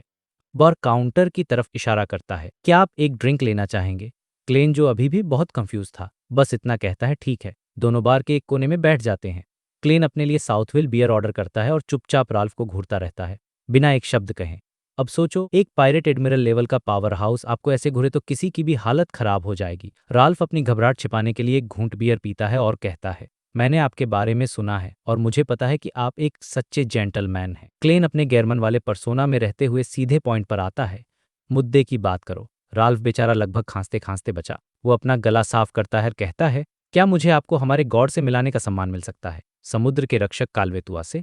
जैसा कि आप जानते हैं, समंदर बहुत बड़ा है और तूफान बहुत खतरनाक। यहाँ तक कि फोर किंग्स भी हमेशा अपनी सेफ्टी की गारंटी नहीं दे सकते। हमें एक गॉड की जरूरत है, एक ऐसा गॉड जो हमारी सुनता हो और जिसके पास समंदर और तूफान की अथॉरिटी हो। अब यहाँ पर जो हो रहा था वो हिस्ट्री का सबसे फनी मोमेंट था। राल्फ क्लेन को उसी के गॉड यानी खुद क्लेन में बिलीव करने के लिए मना रहा था। क्लेन को अपनी हंसी कंट्रोल करने में बहुत मेहनत करनी पड़ी। वो मन ही मन सोच रहा था, भाई तू मुझ में ही विश्वास करने के कह रहा है। वो टॉपिक बदलते हुए कहता है, मुझे इस बात में ज़्यादा इंटरेस्ट है कि क्या तुम्हारे पास कोई मिस्टिकल आइटम है, खासकर कोई पावरफुल ऑफेंसिव ताकत वाला। राल्फ एक भोली सी स्माइल के साथ जवाब देता है, हमारे पास तो नहीं है, लेकिन अगर आप पूरी लगन से गॉड में विश्वास करेंगे तो शायद एक दिन वो आपको खुद ही एक नाम में दे दें। ये सुनकर क्लेन का मन किया कि अपना सिर पीट ले। और मेरे लिए वादे मत करो। उसे लगा कि अब ये बातचीत और नहीं चल सकती, तो उसने अपनी आधी बची बियर एक ही बार में खत्म की और कहा, मैं इस पर विचार करूंगा। वो जैसे ही जाने के लिए उठता है, अचानक बारटेंडर उस पास आता है, एक स्माइल के साथ कहता है, मिस्टर गेहरमन स्पैरो, किसी ने आपके लिए एक मिशन सौंपा है। ये सुनकर क्लेन रुक जाता है और राल्फ की तरह देखता है, जो इशारा समझकर अपनी बियर लेकर वहां से चला जाता है। थोड़ी देर में बारटेंडर बताता है, वो कहता है कि वो एक एपोथेकरी है जिसे आप जानते हैं। अगर आप इंटरेस्टेड हैं तो आप यहीं इंतजार कर सकते हैं, हम उसे पुराने तरीके से कांटेक्ट कर लेंगे। एपोथेकरी जिसे मैं जानता हूँ, कहीं वो मोटा डार्कविल तो नहीं? क्लेन सोचने लगता है, उसे मेरे लिए क्या काम हो सकता है? कहीं वो अपने टीचर रॉय किंग को बचाने का मिशन तो नहीं दे रहा? ये सोचकर कि रिस्क बहुत ज्यादा हो सकता है, क्लेन ने पहले मिशन की डिटेल जानने का फैसला किया और कहा, ठीक है। रात के लगभग 11 बजे क्लेन की मुलाकात उसी घबराए हुए डार्कविल से बिलियर्ड रूम नंबर 3 में होती है। डार्कविल ने अपना हुलिया बदल रखा था और उसके कंधे पर वही मोटा सा उल्लू मिस्टर हैरी बैठा था, जो अपनी तेज आंखों से गेहरमन को घूर रहा था। क्लेन बिना कोई एक्सप्रेशन दिए सीधे पूछ, क्या मिशन है? डार्कविल अपनी जेब में हाथ डाले घबराते हुए कहता है, मुझे 3 दिन के लिए एक दूसरे आइलैंड पर जाना है और हो सकता है कि वहां खतरा हो। मुझे एक बॉडीगार्ड चाहिए और मुझे लगता है कि आप बेस्ट चॉइस हैं। वो आगे ये भी कहता है, अगर खतरा आपकी हैंडल करने की लिमिट से बाहर हो तो आप मुझे सीधे सामने वाली पार्टी को सौंप सकते हैं। ये हमारा वादा होगा, इससे आपकी रेपुटेशन खराब नहीं होगी। ये सुनकर क्लेन मन ही मन सोचता है, अगर मुझे पता नहीं होता कि तुम्हारी जबान ही ऐसी है तो मुझे लगता कि तुम मुझे उकसा रहे हो। वो शांति से पूछता है, निमिट क्या दोगे? अब डार्कविल इशांट करने लगता है, क्योंकि उसे पता था कि मिशन सच में बहुत डेंजरस है। क्लेन उसे देखकर ठंडेपन से कहता है, तुम पहले आराम से सोच लो, मैं वॉशरूम होकर आता हूँ। जब मैं वापस आऊं तो मुझे अपना जवाब बताना। ये कहकर क्लेन दरवाजे की तरफ बढ़ जाता है। बाहर से देखने पर यह एक बहुत ही कूल और एक्सपीरियंस एडवेंचरर वाला मूव लग रहा था, लेकिन असल में क्लेन डार्कविल को सोचने का टाइम नहीं दे रहा था। वो तो बस वॉशरूम जाने का बहाना बना रहा था ताकि वो ग्रे फॉग के ऊपर जाकर इस मिशन के बारे में डिविनेशन कर सके और पता लगा सके कि इसमें कितना खतरा है। यही तो उसका असली ट्रम्प कार्ड था। उधर बिलियर्ड रूम में डार्कविल अपने उल्लू से पूछता है, क्या वो मुझे धोखा देगा? उल्लू जवाब देता है, और मुझसे सवाल पूछते वक्त तमीज से बात करो, मुझे मिस्टर हैरी बुलाओ। जब डार्कविल पेमेंट के बारे में पूछता है तो उल्लू कहता है, मैं उसके मन की बात नहीं पढ़ सकता, वो अपनी फीलिंग्स छिपाने में माहिर है। थोड़ी देर बाद क्लेन वापस आता है। वो डिविनेशन कर चुका था और उसे पता था कि मिशन का खतरा एक्सेप्टेबल लेवल का है। सोच लिया। डार्कविल बिना कॉन्फिडेंस के कहता है, 3 दिन के लिए 800 पाउंड्स और हमारी दोस्ती। मेरा मतलब है मेरे टीचर और उनके दोस्तों की दोस्ती। क्लेन कुछ सेकंड चुप रहता है, फिर कहता है, 3 दिन के 1000 पाउंड्स, और इसके अलावा तुम्हारी ऑर्गेनाइजेशन मुझे एक पावरफुल ऑफेंसिव मिस्टिकल आइटम ढूंढने में मदद करेगी। मैं उसके लिए रीजनेबल प्राइस पर कैश पेमेंट करूंगा। 1000 पाउंड सुनकर डार्कविल की हालत खराब हो जाती है, लेकिन वो मान जाता है और कहता है, मैं 300 पाउंड्स एडवांस दूंगा, बाकी का पेमेंट वो इंसान करेगा जिससे हम मिलने जा रहे हैं। क्लेन सिर हिलाता और कहता है, और बस इसी के साथ गेहरमन स्पैरो का नया मिशन तुरंत इफेक्ट में आ जाता है। तो भाई अब आ गए हम चैप्टर 604 पर, जिसका नाम है डिफरेंट एनिमी। और सच कहूं तो ये चैप्टर कहानी में एक बहुत ही अजीब और अनएक्सपेक्टेड मोड़ लेकर आता है। सिचुएशन यह है कि क्लेन यानी कि हमारा पावरफुल एडवेंचरर गेहरमन स्पैरो एक मोटे से एपोथेकरी डार्कविल को प्रोटेक्ट करने का मिशन ले चुका है, और डार्कविल बेचारा बहुत डरा हुआ है, उसे अपनी जान का खतरा है। तो जैसे ही डार्कविल पूछता है कि प्रोटेक्शन कब से शुरू होगी, क्लेन अपने गेहरमन वाले कथा यानी पत्थर जैसे एक्सप्रेशन के साथ बोलता है, जैसे ही तुम पहली पेमेंट करोगे। ये सुनकर डार्कविल बिना एक सेकंड गवाए अपनी जेब से नोटों की एक मोटी गड्डी निकालता है, और उसे गिनते हुए उसका दिल दुख रहा था, क्योंकि पैसे किसे प्यारे नहीं होते। वो क्लेन को 300 पाउंड्स देता है और कहता है कि अब तुम अपना वादा निभा सकते हो। क्लेन पैसे लेता है और बस सिर हिला देता है, कोई प्रॉब्लम नहीं होगी। ये सुनते ही डार्कविल को ऐसी राहत मिलती है जैसे किसी डूबते हुए इंसान को कोई सहारा मिल गया हो। लेकिन असली मजा तो अब शुरू होता है। आधे घंटे बाद वो लोग एक होटल में होते हैं और डार्कविल हैरान होकर देख रहा होता है कि गेहरमन स्पैरो रिसेप्शन पर जाकर बोलता है, हमें एक लग्जरियस स्वीट में शिफ्ट कर दो। और ये बोलकर क्लेन 2 कदम पीछे हट जाता है जैसे कि वो अपनी जगह डार्कविल को दे रहा हो। अब डार्कविल बेचारा कन्फ्यूज जाता है और हिचकिचाते हुए पूछता है, पैसे मैं दूंगा। इस पर क्लेन बिना किसी एक्सप्रेशन के जवाब देता है, मिशन के दौरान सारा खर्चा एम्प्लॉयर उठाता है, ये एडवेंचरर्स का रूल है। अब डार्कविल मन ही मन सोच रहा था, मैं बेवकूफ हूं क्या जो तुम्हारी बात मान लूं। कल को तुम रेड थिएटर से कुछ प्रोस्टिट्यूट्स बुला लोगे तो क्या उसका बिल भी मैं भरूंगा। लेकिन बाहर से वो बस एक नकली सी स्माइल देता है और बोलता है, हम एक नॉर्मल कमरे में भी रह सकते हैं, इससे प्रोटेक्शन का और आसान हो जाएगा। इस पर क्लेन का जवाब और भी ठंडा था, तो फिर तुम अकेले रहो। और बस इतना सुनना था कि डार्कविल की सारी होशियारी निकल गई। वो चुपचाप काउंटर पर गया और बिना किसी एक्सप्रेशन के बोला, एक लग्जरियस स्वीट दे दो। ये सीन मुझे पर्सनली बहुत फनी का, ये दिखाता है कि गेहरमन स्पैरो का कैरेक्टर कितना डोमिनेटिंग है। वो बिना हाथ उठाए ही लोगों से अपनी बात मनवा लेता है। खैर, कमरे में जाकर डार्कविल अब उल्लू मिस्टर हैरी के लिए खिड़की थोड़ी खुली छोड़ देता है और फिर अपनी जेब से एक रिंग बॉक्स निकाल उसमें रखे एक अजीब से डाइस को चेक फर्म करता है कि वो कन्फर्म भी 4 डॉट्स ऊपर की तरफ हैं और ये देखकर उसे थोड़ी राहत मिलती है। अब यहाँ से कहानी का फोकस अचानक शिफ्ट होता है और हम पहुंच जाते हैं बैकलैंड में एक बहुत ही खतरनाक विलेन के पास जिसका नाम है इंस ज़ैंगविल। ये सीन बहुत इंपॉर्टेंट है, इसे ध्यान से समझना। ज़ैंगविल नींद से उठता है और सबसे पहला काम होता है अपनी बॉडी को चेक करना। उसे ये रोज करना पड़ता है क्योंकि उसे नहीं पता कि वो जब सो रहा होता है तो उसके पास रखा हुआ सील्ड आर्टिफैक्ट 008 जो उसकी एक पेरे में क्या कहानी लिख देता है और वो पेन जो भी लिखता है वो सच हो जाता है। मतलब सोचो कितना खतरनाक है ये। आज जब ज़ैंगविल उठता है तो वो देखता है कि पेन ने नोटबुक में एक और पेज लिख दिया है। उसमें लिखा था, इंस ज़ैंगविल को याद नहीं कि उसने कल रात क्या किया, लेकिन उसे कुछ गड़बड़ महसूस हो रही है। तो उसने आई में देखा तो उसे अपना चेहरा थोड़ा अजीब लगा, जैसे उसके शरीर में एक और इंस ज़ैंगविल पैदा हो गया हो। उसने नीचे देखा, उसके नाखूनों के नीचे कुछ अजीब निशान थे, पर उसे कुछ याद नहीं आ रहा था। ये पढ़ते ही ज़ैंगविल तुरंत कमरे में लगे शीशे में उसका चेहरा वही था, लेकिन उसके होठों पर एक अजीब सी मुस्कान थी जो उसकी भारी आंखों से बिल्कुल मैच नहीं कर रही थी। उसे अपना चेहरा बहुत ही डरावना, शैतानी और अजीब लग रहा था। फिर वो अपने हाथ उठाकर देखता है तो उसके नाखूनों के नीचे काले धब्बे थे, जैसे उसने रात भर बगीचे में खोदा हो। अब ज़ैंगविल एक बहुत पावरफुल बियॉन्डर है, वो आत्माओं से बात कर सकता है। तो वो सोचता है कि मैं स्पिरिट्स से पूछकर पता लगाता हूँ कि कल रात हुआ क्या था। लेकिन तभी उसकी नज़र नोटबुक के आखिरी पैराग्राफ पर पड़ती है। उसमें लिखा था, इंस ज़ैंगविल ने आत्माओं से बात करने की कोशिश की, लेकिन उसे दुख के साथ पता चला कि इसका कोई फायदा नहीं होगा, जैसे किसी उसी के जैसे प्रोफेशनल ने सारे सुराग मिटा दिए हों। और जब ज़ैंगविल कोशिश करता है तो सच में कुछ भी पता नहीं चलता। मतलब 008 ने पहले ही लिख दिया था कि उसे कुछ पता नहीं चलेगा, और वही हुआ। ये सीन हमें दिखाता है कि ज़ैंगविल कितना मजबूर है, वो अपने ही शरीर और अपनी ही किस्मत का मालिक नहीं है।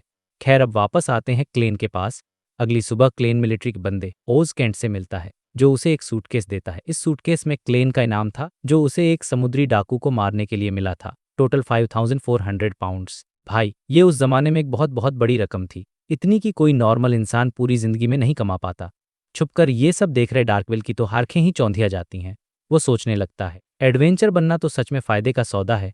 एक शिकार करो और हजारों पाउंड्स कमा लो। काश मैं भी एडवेंचर बनता।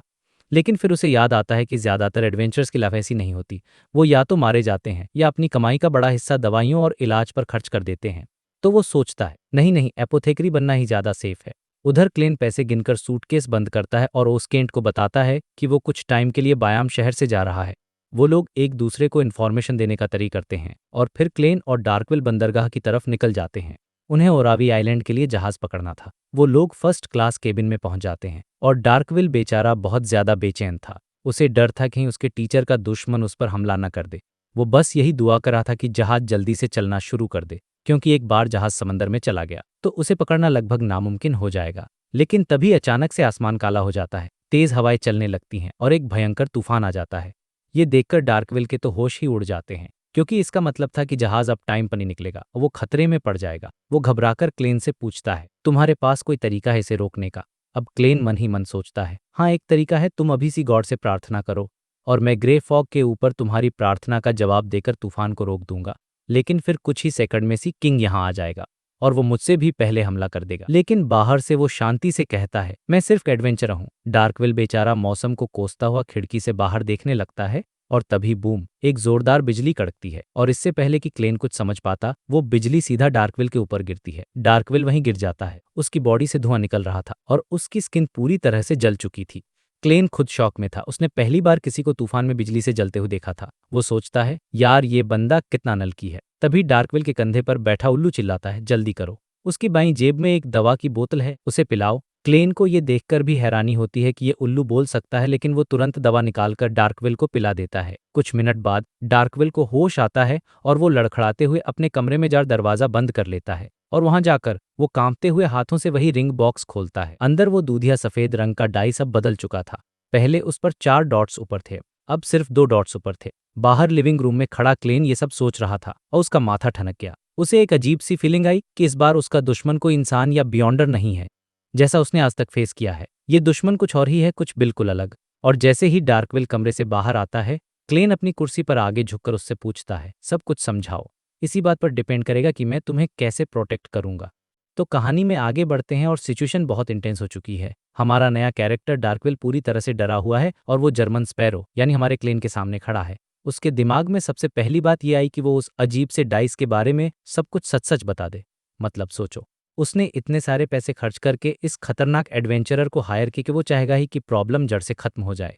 उसे लगा कि सच बताने से इसकी जान बच सकती है, लेकिन फिर उसे अपने टीचर की बातें याद आ गईं। उसको वार्निंग दी गई थी कि ये डाइस कोई मामूली चीज नहीं है, ये लाइफ स्कूल ऑफ थॉट का एक बहुत ही इंपॉर्टेंट सील्ड आर्टिफैक्ट हो सकता है। और अगर उसने इसका सच बता दिया तो क्या पता जर्मन स्पैरो लालच में आ जाए और सिचुएशन और भी खराब हो जाए। ये एक बहुत बड़ा रिस्क था, क्योंकि एडवेंचर्स के बारे में ऐसी अफवाहें बहुत कॉमन थी कि वो अपने ही एम्प्लॉयर को मार देते हैं अगर उन्हें कोई बड़ा फायदा दिख जाए। और वो जर्मन स्पैरो को जानता भी नहीं था। उसे क्या पता कि ये आदमी कैसा है, इसलिए उसे बहुत सावधान रहना था। ऊपर से डाइस ने ऑटोमेटिकली 2 रोल किया था, मतलब सिचुएशन अभी सबसे खराब नहीं थी, थोड़ी उम्मीद बाकी थी। तो डार्कविल ने कुछ सेकंड सोचा और फिर डिसाइड किया कि वो पूरी सच्चाई नहीं बताएगा, बस ऊपर ऊपर की बातें करेगा। वो जर्मन स्पैरो की शांत आंखों से नजरें चुराते हुए बोलता है, बात यह है कि मैं और मेरे टीचर एक सीक्रेट ऑर्गेनाइजेशन का हिस्सा हैं और अंदर एक गद्दार निकल आया है, इसलिए मैं भाग रहा हूँ। उसने आगे जोड़ा, वो लोग किस्मत से जुड़े रास्ते पर हैं और वो खुद को लकी और अपने टारगेट को अनलकी बना सकते हैं। मुझे लगता है मुझ पर कोई कर्ज किया गया है, इसीलिए मेरी किस्मत इतनी खराब थी कि मुझ पर बिजली गिर गई। ये सब एक्सप्लेन करने के बाद वो अपने दिल की घबराहट को छुपाते हुए जर्मन स्पैरो के जवाब का इंतजार करने लगा। उसके मन में चल रहा था, क्या वो मेरी बात पर यकीन करेगा। इसके जैसा एक्सपीरियंस्ड और ताकतवर एडवेंचरर, इसे धोखा देना आसान नहीं होगा। वो इतना डर गया था कि उसे लगा अगर जर्मन को पता चल गया कि वो झूठ बोल रहा है तो वो उसे सीधे समंदर में फेंक देगा। बेचारा एक ऐसे स्टूडेंट की तरह घबराया हुआ खड़ा था जिसे टीचर ने अपने डेस्क पर बुलाया हो। लेकिन दूसरी तरफ क्लेन तो सब समझ गया था। उसे तुरंत पता चल गया कि ये बंदा लाइफ स्कूल ऑफ थॉट से है, यानी मॉन्स्टर पाथवे का बियॉन्डर है। क्लेन ने बस सोचा और सिर हिलाते हुए कहा, मैं समझ गया। तुम जितना हो सके कम से कम काम करने की कोशिश करो। मैं देखूंगा कि तुम्हारी इस बैड लक से कैसे निपटना है। यह सुनकर डार्कविल हैरान रह गया। उसे यकीन ही हुआ कि जर्मन स्पैरो ने इतनी आसानी से उसके बनाए हुए झूठ पर विश्वास कर लिया। उसने जबरदस्ती मुस्कुराते हुए थैंक यू बोला और वापस अपने कमरे में चला गया। दरवाजे से पीठ लगाकर उसने कांपते हाथों से रिंग बॉक्स खोला और बॉक्स खोलते ही उसके होश उड़ गए। वो दूध जैसा सफेद डाइस अजीब तरह से घूमकर अब 6 पर आ चुका था। इसका मतलब कि वो जर्मन स्पैरो को बेवकूफ बनाने में लकी रहा और कामयाब हो गया। यहाँ पे मुझे लगा कि ये डाइस कितना अनप्रिडिक्टेबल और डरावना है। मतलब ये तो खुद ही सब भी मिस कुछ कंट्रोल कर हैरी, जो कि एक उल्लू है, उड़कर नीचे आया। लेकिन इस बार वो डार्कविल के कंधे पर नहीं बैठा। शायद उसे भी डर लग रहा था कि जब डार्कविल पर बिजली गिरने वाली थी तो वो भी चपेट में आ सकता था। वो एक लकड़ी के डेस्क पर खड़ा हुआ और अपनी गोल गोल आंखों से घूरते हुए बोला, डार्कविल तुम बहुत नर्वस हो। डार्कविल ने फ्रस्ट्रेशन में कहा, यह बताने की जरूरत नहीं है। उल्लू ने अपने पंख फैलाए और बोला, ठीक है, दूसरे तरीके से बताता हूँ। मुझे लगता है कि मुझे अपना मालिक बदलने के बारे में सोचना चाहिए। जर्मन स्पैरो एक बहुत अच्छा ऑप्शन लग रहा है। ये सुनकर डार्कविल का गुस्सा गायब हो गया और वो हैरान होकर पूछता है, तो मेरा क्या होगा? मिस्टर हैरी ने कहा, क्या तुम्हें अपने दिल में चिंता और डर महसूस नहीं हो रहा? तुम खुद शक कर रहे हो कि तुम कल का सूरज देख पाओगे भी या नहीं? वो अजीब डाइस सच में बहुत खतरनाक है। अगर मैं तुम्हारी जगह होता तो मैं उसे खिड़की से बाहर समुद्र में फेंक देता और अपने टीचर के टीचर से कहता कि वो खुद उसे ढूंढ कर निकालें। डार्कविल ने चौंक कर पूछा, तुम्हें मेरे टीचर के टीचर के बारे में कैसे पता? मिस्टर हैरी ने गर्व से अपना सिर उठाया और कहा, एक उल्लू की नज़र पर कभी शक मत करना। डार्कविल ने उसकी बात को इग्नोर किया और सोचने लगा, नहीं, इससे काम नहीं चलेगा।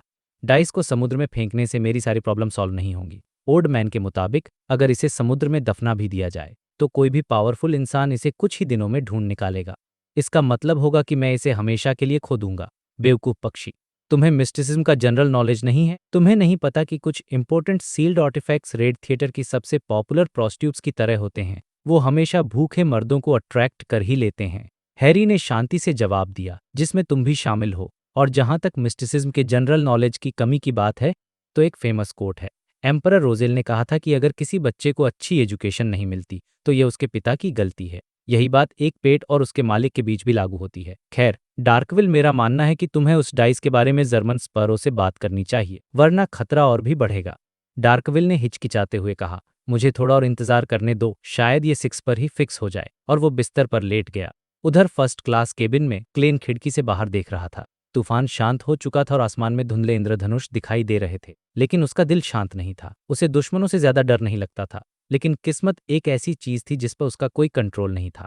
उसे समझ नहीं आ रहा था कि इस सिचुएशन को कैसे हैंडल किया जाए। अगले दिन डार्कविल जब सोकर उठा तो उसे लगा जैसे कोई अदृश्य इंसान उसे दबा रहा है और वो हिल भी नहीं पा रहा। उसका दम घुट रहा था और उसे लगा कि वो सपने में ही मर जाएगा। तभी एक नुकीली चीज से उसका मुंह खोला गया और एक ठंडा लिक्विड उसके अंदर डाला गया। ये उसका पेट मिस्टर हैरी था, जिसने उसे बचाया था। डार्कविल ने जल्दी से उठकर रिंग बॉक्स निकाला और उसके अंदर का सीन देखकर उसके पैरों तले जमीन खिसक गई। डाइस अब 1 पर था। उसे समझ आ गया कि अब वो बचेगा नहीं। वो पागलों की तरह दरवाजे की तरफ भागा। मिस्टर हैरी चिल्लाया, करो, मदद करो। बैंग, दरवाजा खुला और सीधा डार्कविल के सिर पर लगा। क्लेन ने दरवाजा खोला था। डार्कविल ने दर्द की परवाह किए बिना चिल्लाया कि ये डाइस ही मुझे बैड लग दे रहा है। जब ये 1 पॉइंट पर होता है तो मैं जो भी करता हूँ उसमें फेल हो जाता हूँ। उसने सब सच बताने का फैसला कर लिया था, क्योंकि अब जान बचाने का सवाल था। लेकिन तभी उसने जर्मन स्पैरो के चेहरे पर एक मुस्कान देखी। क्लेन बोला, तुम्हारे ह्यूमर के लिए थैंक यू। मजाक ज्यादा बुरा नहीं था। डार्कविल बेचारा पूरी तरह से टूट गया। उसे लगा कि अब उसे कोई नहीं बचा सकता। हैरी ने पंख फड़फड़ाते हुए, सच है, वो सच कह रहा है। क्लेन ने गहरी आवाज में कहा, तो तुम इसे समंदर में फेंक क्यों नहीं देते? और ये कहकर क्लेन ने दरवाज बंद कर दिया। लेकिन बाद में जब क्लेन ग्रे फॉग के ऊपर गया तो उसे अचानक सब कुछ याद आया। उसे एहसास हो कि उसका दिमाग भी डाइस से प्रभावित हो रहा था। उसे यकीन हो गया था कि डार्कविल का एक्सप्लेनेशन झूठा है, जबकि वो सच था। क्लेन की आंखें सिकुड़ गईं और उसने एक जजमेंट किया, वो डाइस वाकई में प्रॉब्लमेटिक है। तो भाई चैप्टर शुरू होता है क्लेन के सीक्रेट बेस यानी ग्रे फॉग के ऊपर उसके पैलेस में। वहां वो आराम से बैठा उस अजीब डाई के बारे में सोच रहा था जो उसने डार्कविल से लिया था। उसको रियलाइज हो रहा था कि यह कोई मामूली चीज नहीं है। यह डा उसे बिना पता चले अफेक्ट कर रहा था, उसकी सोच और डिसीजंस को इन्फ्लुएंस कर रहा था, बिल्कुल उस 00 आर्टिफैक्ट की तरह जो बहुत पहले मिला था। क्लेन समझ गया कि यह डेफिनेटली एक बहुत हाई लेवल का सील्ड आर्टिफैक्ट है, शायद ग्रेड 0 लेवल का, यानी सबसे डेंजरस कैटेगरी का। अब सिचुएशन ये थी कि क्लेन किस्मत या फेट वाली चीजों में डायरेक्ट इंटरफेयर नहीं कर सकता था, लेकिन वो चुपचाप बैठ भी नहीं सकता था, क्योंकि ऐसे पावरफुल आर्टिफैक्ट्स टाइम के साथ और भी ज्यादा डेंजरस हो जाते हैं। हो सकता था कि यह डाई अभी सिर्फ उस चबी अपोथेकरी डार्कविल को अफेक्ट कर रहा है, पर बाद में क्लेन को या शिप के सारे पेशेंट्स को अफेक्ट करने लगे। उसके पास कोई डायरेक्ट सोल्यूशन तो नहीं था, इसलिए उसने डिसाइड किया कि वो उस इंसान से हेल्प मांगेगा जिसे इन चीजों की नॉलेज है, और वो था स्नेक ऑफ मरकरी, वेलोसिप्टिन, जो अभी तक पैदा भी नहीं हुआ था और अपनी माँ के पेट में एक फीटस था। मतलब सोचो, एक फीटस से एडवाइस लेना, यही है इस दुनिया का मैजिक। तो क्लेन अपने मास्टर बेडरूम में जाता है, अपने वॉलेट से वो पेपर क्रेन निकालता है और उस पर एक सिंपल सा सवाल लिखता है, इस डाई का क्या करूं? उसने पेपर क्रेन को फोल्ड के वापस वॉलेट में रखा और फिर गया डार्कविल के रूम के दरवाजे पर। उसने दरवाजा नॉक किया, सीधा अंदर नहीं घुसा। अब इसके 2 रीजन्स थे। पहला, गेहरमन स्पैरो का पर्सोना मेंटेन करना कि वो एक जेंटलमैनली मैडमैन है, लेकिन दूसरा और ज्यादा फनी रीजन यह था कि उसे डर था कि अंदर कुछ अजीब ना दिख जाए, जैसे फाइनल डेस्टिनेशन मूवीज में होता है ना कि अचानक कुछ हो जाता है। उसे वैसा डर था, और उसे यह भी लग रहा था कि डार्कविल जो इतना डरा हुआ है, शायद मौत के डर से आखिरी बार खुश हो रहा हो। काफी प्रैक्टिकल सोच थी क्लेन की। हाँ, तो अंदर से डार्कविल की कमजोर आवाज आती है, क्या बात है? क्लेन थोड़ा सा आगे झुककर दरवाजा खोलता है। वो गिडार देखकर जिंदा है। उसके सामने वो रिंग बॉक्स खुला पड़ा है जिसमें डाई था। क्लेन अपनी काम आवाज में पूछता है, स्कोर क्या है? डार्कविल तो पहले लिस्टलेस था, बोला पेपर्स में देख, स्पोर्ट्स सेक्शन में लिख लो। लेकिन क्लेन ने क्लियर किया, मैं डाई के बारे में पूछ रहा हूँ। जैसे ही डार्कविल ने बताया कि अभी भी 3 पॉइंट्स है, वो अचानक उछल पड़ा और बोला, तुम्हें मेरी बात पर यकीन हो गया? क्लेन ने कोई जवाब नहीं दिया, ताकि उसे याद ना आए कि गेहरमन स्पैरो पहले कैसे बेवकूफ बना था। उसने बस कूल बनकर कहा, डाई को बाहर ले आओ। अब जैसे ही डार्कविल ने यह सुना, वो और उसका आउलहरी दोनों एक साथ खुशी से चिल्लाए और आइड। दोनों ने अपने हाथ और पंख उठा दिए। उनके लिए तो ये आज़ादी जैसा था। तो डार्कविल उस बॉक्स को बाहर कॉफ़ी टेबल पर रखता है और क्लेन उसके सामने सोफे पर बैठ जाता है और उस अजीब डाई को ऑब्जर्व करने लगता है। देखने में वो डाई बिल्कुल नॉर्मल था, बस उसके पॉइंट्स लाल रंग के भी। क्लेन ने बहुत सावधानी से उसे टच नहीं किया। फिर उसने डार्कविल से पूछा, अब आराम से पूरी सिचुएशन ए टू जी बताओ। तो डार्कविल ने इस बार कुछ नहीं छुपाया और रोते हुए चेहरे से स्माइल करके बोला, यह हमारे ऑर्गेनाइजेशन का एक इम्पॉर्टेंट सील्ड आर्टिफैक्ट है। मेरा मिशन इसे ओरावी आइलैंड पर एक इंसान तक पहुंचाना है, लेकिन जैसा तुम देख रहे हो यह बहुत डेंजरस है। यह अपने आप रोल होता रहता है, चाहे इसे जगह मिले या ना मिले। फिर उसने डाई के नंबर्स का राज खोला। उसने बताया कि 6 पॉइंट्स का मतलब है सुपर गुड लक। इतना कि उसका झूठ ही क्लेन ने सच मान लिया था। यहाँ क्लेन मन में सोचता है, इस बात को बार बार मत बोल, नहीं तो एक दिन इसी मुंह के कारण पिटोगे। डार्कविल आगे बताता है, 1 पॉइंट का मतलब है एक्सट्रीम बैड लक, कुछ भी काम नहीं करेगा। मैं सच भी बोलूंगा तो तुम नहीं मानोगे। तो पॉइंट्स का मतलब है थोड़ा कम बैड लक, लेकिन यह इतना अजीब है कि इसकी वजह से मेरे ऊपर बिजली गिर गई थी, पता नहीं क्यों। 3 और 4 पॉइंट्स नॉर्मल गुड और बैड लक हैं और 5 पॉइंट्स तो उल्टा है, यानी काफी गुड लक।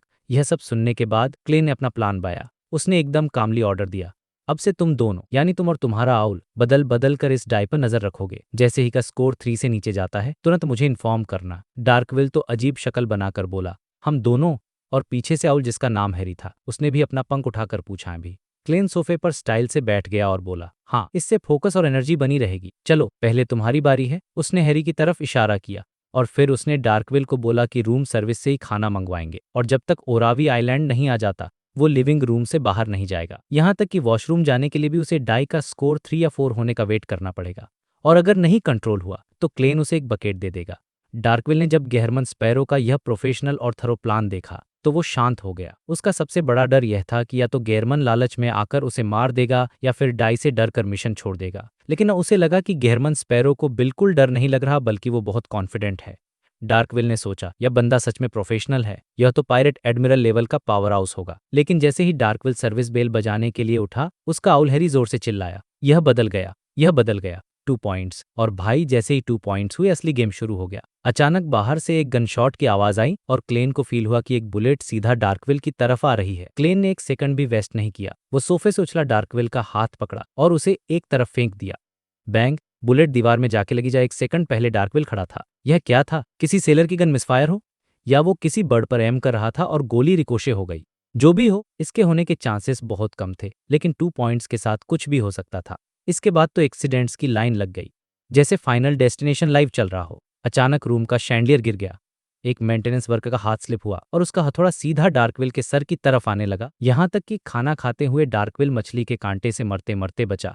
क्लेन ने हर बार उसे बचाया, लेकिन इस चक्कर में वो खुद बहुत थक गया था, क्योंकि उसे हमेशा हाई अलर्ट पर रहना पड़ रहा था। खैर कुछ देर करवट ली और 4 पॉइंट्स पर आ गया और डिजास्टर्स का वो घंटा फाइनली खत्म हुआ। क्लेन समझ गया कि ऐसे नहीं चलेगा, कहीं डार्कविल को बचाते से कुछ ना हो जाए। तो उसने डार्कविल से कहा, मैं आधे घंटे के लिए सो रहा हूँ, तुम दोनों इस डाई पर नजर रखो, कुछ भी प्रॉब्लम हो तो मुझे जगा देना। और सोफे पर बैठकर क्लेन ने कॉगिटेशन करके जल्दी से नींद में चला गया, इस उम्मीद में कि उसके सपने में विल ओसेप्टिन का जवाब मिलेगा। और जैसा उसने सोचा था, वो अपने सपने में उस सुनसान जगह पर पहुंचा। वहां टैरो कार्ड्स के बीच में जमीन पर सिल्वर लाइन से नया मैसेज लिखा हुआ था। क्लेन ने जल्दी से पढ़ना शुरू किया। मैसेज में लिखा था, इसका नाम है डाई ऑफ प्रोबेबिलिटी। यह हमारे स्कूल ऑफ थॉट का सबसे हाईएस्ट लेवल का सील्ड आर्टिफैक्ट है। मेरे हिसाब से यह एक ग्रेड 0 सील्ड आर्टिफैक्ट के स्टैंडर्ड का है। यह हर चीज की प्रोबेबिलिटी को कंट्रोल करता है। 1 पॉइंट टारगेट के लिए अनफेवरेबल चीजों की प्रोबेबिलिटी मैक्सिमाइज कर देता है। 2 पॉइंट्स उसे बहुत बढ़ा देता है, 3 पॉइंट्स थोड़ा बढ़ाता है और 4 से 6 इसका उल्टा करते हैं। यह इतना डेंजरस है कि इससे एक डेमीगॉड को भी मारा जा सकता है, लेकिन हाँ, इससे तुम खुद भी मर सकते हो। क्लेन मन में सोचता है, हाँ समझ गया, यह तो सेवलोड गॉड वर्सेस आरएनजी गॉड्स जैसी फाइट है। विल ने आगे लिखा, द डाई ऑफ प्रोबेबिलिटी के अंदर लिविंग कैरेक्टरिस्टिक्स हैं। यह जिंदा है, यह हमेशा अपने होल्डर को गुड लक और बैड लक के बीच झुलाता रहता है और जब यह थोड़ा जाग जाता है तो यह आसपास के लोगों और चीज़ों की प्रोबेबिलिटी को भी कंट्रोल करने लगता है। मुझे डाउट है कि अगर इसे काफ़ी टाइम मिल गया तो यह पूरी दुनिया को इन्फ्लुएंस कर सकता है, जहां हर जिंदा चीज़ का हर एक्शन इसके स्कोर से डिसाइड होगा, हर डेटीज को छोड़कर। मतलब सिंपल शब्दों में यह पूरी दुनिया को डिजिटाइज कर देगा। यह तो पक्का ग्रेड 0 लेवल का आतंक है। क्लेन ने आगे पढ़ा जहां सॉल्यूशन लिखा था। इसे असली में सील कर बहुत कॉम्प्लिकेटेड है। सिंपल तरीके से कहूं तो इसे स्पिरिट वर्ल्ड, एस्ट्रल वर्ल्ड और रियल वर्ल्ड तीनों से आइसोलेट करना पड़ेगा। तुम ट्राई कर सकते हो। हाँ, मुझे पता है तुम्हारी पावर्स कुछ ऐसी हैं कि तुम मेरे प्रोफेसीज को रेजिस्ट कर सकते हो। लेकिन एक और रास्ता है जो इसके इन्फ्लुएंस को थोड़ी देर के लिए कम कर सकता है, और इतना टाइम काफ़ी होगा इसे इंसान तक पहुंचाने के लिए जो इसे सील कर सकता है।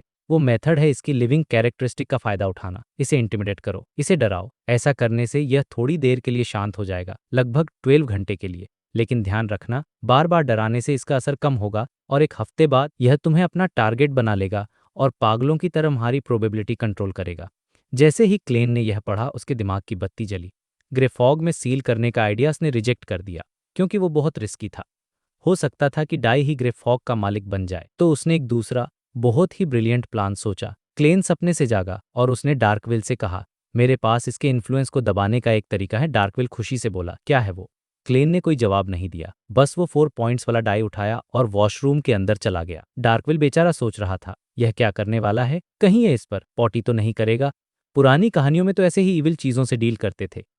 लेकिन क्लेन का प्लान इससे लाख गुना ज्यादा शॉकिंग था। वॉशरूम के अंदर दरवाजा लॉक करके क्लेन ने एक रिचुअल सेटअप किया और अपने आप को समन करके ग्रे फॉग के ऊपर गया।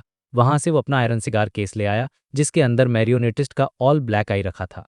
यह वही आंख थी जिसमें ट्रू क्रिएट का मेंटल करप्शन भरा हुआ था, जिसे सिर्फ देखने से लोग पागल हो जाते थे। अंधेरे में क्लेन ने उस डाई ऑफ प्रोबेबिलिटी को उठाया, सिगार केस खोला और डाई को उस अजीब आंख के बिल्कुल पास ले गया। उसके चेहरे पर एक अजीब सी फ्रेंडली स्माइल आई और उसने डाई से धीरे से फुस्साकर कहा, here let me treat you to a concert. मतलब, चलो मैं तुम्हें एक कॉन्सर्ट सुनाता हूँ। भाई, इसका सिंपल मतलब यह था कि वो उस जिंदा डाई को ट्रू क्रिएटर का मेंटल करप्शन, उसकी चीखें और उसके पागलपन को सुनाने वाला था। एक गॉड लेवल के हॉरर का ट्रेलर दिखाने वाला था। एक सील्ड आर्टिफैक्ट को डराने के लिए एक ईविल गॉड का करप्शन यूज करना। यह प्लान सुनकर ही रोंगटे खड़े हो जाते हैं। नेक्स्ट लेवल इंटिमिडेशन थी यह। तो पिछले चैप्टर की कहानी के बाद अब हम देखते हैं कि क्लेन उस खतरनाक डाइस ऑफ प्रोबेबिलिटी के साथ क्या करता है। ये कोई मामूली डाइस नहीं है, बल्कि एक जिंदा सील्ड आर्टिफैक्ट है जो अपनी मर्जी से भी कर सकता है। तो सीन शुरू होता है शिप के वॉशरूम से, जहां काफी अंधेरा और एक अजीब सी शांति है। क्लेन अकेला वो उस डाइस को कंट्रोल करने का एक तरीका निकालने की कोशिश कर रहा है। वो अपने राइट हैंड में डाइस को पकड़ता है और अपनी स्पेशल पावर्स का इस्तेमाल करता है, मतलब उसे ऑल ब्लैक आई के पास ले जाए। अचानक डाइस में एक हलचल होती है, जैसे वो डर गया हो। क्लेन फिर उस डाइस को वॉश बेसिन में फेंक देता है और डाइस कुछ देर घूमने के बाद 4 डॉट्स पर आकर रुक जाता है। अब यहाँ के एक बहुत ही स्मार्ट मूव चलता है। वो डाइस को उठाकर एक जेंटलमैन की तरह उससे बात करता है, तो तुम मेरी बात नहीं सुनना चाहते। फिर वो कहता है, चलो एक डील करते हैं, अगर तुम मेरे साथ कोऑपरेट करना चाहते हो तो 6 दिखाओ वरना कुछ और। ये बोलकर वो डाइस को हवा में उछालता है और जैसे ही वो उसे पकड़ता है, डाइस पर 6 रेड डॉट्स होते हैं। ये देखकर क्लेन मुस्कुराता है और कहता है, वेरी गुड। मेरे हिसाब से ये सीन दिखाता है कि क्लेन सिर्फ पावरफुल ही नहीं बल्कि बहुत चालाक भी है। वो जानता है कि ऐसी जिंदा चीजों से कैसे डील करना है। इसके बाद वो अपनी पावर्स को वापस ग्रे फॉग के ऊपर भेज देता है और वॉशरूम से बाहर लिंग रूम में आ जाए। बाहर डार्कविल और उसका आउल हैरी दोनों बहुत ही टेंशन में बैठे थे। उनकी आंखों में उम्मीद, डर और कंफ्यूजन सब कुछ था। उन्हें लग रहा था कि अब गेहरमन स्पैरो क्या करने वाला है। क्लेन उनके सामने आता है और अचानक से उस डाइस को कॉफी टेबल पर फेंक देता है। ये देखते ही डार्कविल और आउल दोनों एक साथ चिल्लाते हैं, नहीं। उन्हें डर था कि कहीं डाइस 3 या उससे कम पॉइंट्स पर न रुक जाए, क्योंकि उसका मतलब होता है बैड लक, जैसे कि बिजली गिरना। वो मिल्की वाइट डाइस टेबल पर कुछ देर घूमता है और 2 पॉइंट्स पर आकर उपिल का तो चेहरा ही उतर जाता है। उसे लगता है कि अब कुछ बुरा होने वाला है, लेकिन तभी वो डाइस धीरे से एक बार और घूमता है और 4 पर आकर फिक्स हो जाता है। ये देखकर सबकी जान में जान आती है। क्लेन बड़े आराम से सोफे पर बैठता है, कहता है अगले 12 घंटों तक ये शांत रहेगा, और फिर वो अपना ठंडा हो चुका ब्रेकफास्ट खाने लगता है जैसे कुछ हुआ ही न हो। डार्कविल तो हैरान रह जाता। वो सोचता है क्या इस पाँच में कोई सॉल्यूशन था। वो लगभग 1 मिनट तक उस डाइस को घूरता रहता है और फिर खुद ट्राई करने के लिए उसे फेंकता है। डाइस 6 दिखाता है, लेकिन जैसे ही डार्कविल अपना हाथ हटाता है, डाइस अपने आप घूमकर वापस 4 पर आ जाता है। डार्कविल के मन में आता, ये कितना मैजिकल है, आखिर गेहरमन स्पैरो ने किया क्या उसने सच में इसे। खैर छोड़ो, वो ज्यादा सोचना बंद कर देता है वरना उसे उल्टी आ जाती। अब उसे एहसास होता है कि गेहरमन स्पैरो को सिर्फ 1000 पाउंड्स में हायर करना उसकी लाइफ की सबसे बेस्ट डील थी। उसे लगता है कि ये बंदा तो किसी भी पाइट एडमिरल के लेवल का है। सिचुएशन थोड़ी नॉर्मल होती है तो डार्कविल खिड़की के पास जाकर उसे खोलता है। बाहर का मौसम बहुत अच्छा था, नीला आसमान और सूरज की रोशनी, जिसे देखकर उसे का अच्छा महसूस होता है। लेकिन ये शांति ज्यादा देर तक नहीं टिकती। शाम होते होते मौसम अचानक बदल जाता है। तेज हवाएं चलने लगती हैं और काले बादल घिरकती हैं। एक भयंकर तूफान आने वाला था। समुद्र में ये सब बहुत कॉमन था, लेकिन फिर भी खतरनाक तो था ही। ऊंची ऊंची लहरें उठ रही थीं। ऐसा लग रहा था मानो शिप किसी पहाड़ों की घाटी से गुजर रही हो और किसी भी पल ये लहरें उसे डुबो देंगी। इतना एंड प्रेशर देखकर क्लेन जैसा मिड सीक्वेंस बेयंडर भी थोड़ा घबरा जाता है। उसके मन में भी भगवान से प्रार्थना करने का ख्याल आता है। उसे ये भी समझ आता है कि क्यों समंदर में रहने वाले सेलर्स और पायरेट्स लॉर्ड ऑफ स्टॉर्म्स को इतना मानते हैं। लेकिन क्लेन की असली चिंता तूफान नहीं, बल्कि वो डाइस था। उसे डर था कि अगर इस तूफान के बीच डाइस ने पागल होकर वन रोल कर दिया तो शिप का डूबना तय था। तो वो एक प्रिकॉशन लेने का फैसला करता है। वो डार्कविल से कहता है, मैं सोने जा रहा हूँ, तुम लोग इस डाइस पर नजर रखना, बारी बारी हिल होनी चाहिए। कोई भी बोलकर वो अपने कमरे में चला जाता है, लेकिन असल में वो सोने नहीं बल्कि ग्रे फॉग के ऊपर जाता है। वहां वो जंक पाइल से सी गॉड सेप्टर निकालता है, जो उसके सी गॉड वाले ऑल्टरनेट आइडेंटिटी का हथियार है। वो उस सेप्टर का इस्तेमाल करके अपनी ही प्रार्थना का जवाब देता है। क्लेन ने अपनी स्पिरिचुअलिटी का ज्यादा इस्तेमाल करके पूरे तूफान को शांत नहीं किया, क्योंकि इससे सीकिंग या चॉरस्टॉर्म्स का ध्यान उनकी तरफ आ सकता था। उसने बस इतना किया कि शिप पर बेयोंडर इफेक्ट्स की लेयर्स लगा दी, ताकि वो तूफान में स्टेबल रहे और डूबने का कोई खतरा न हो।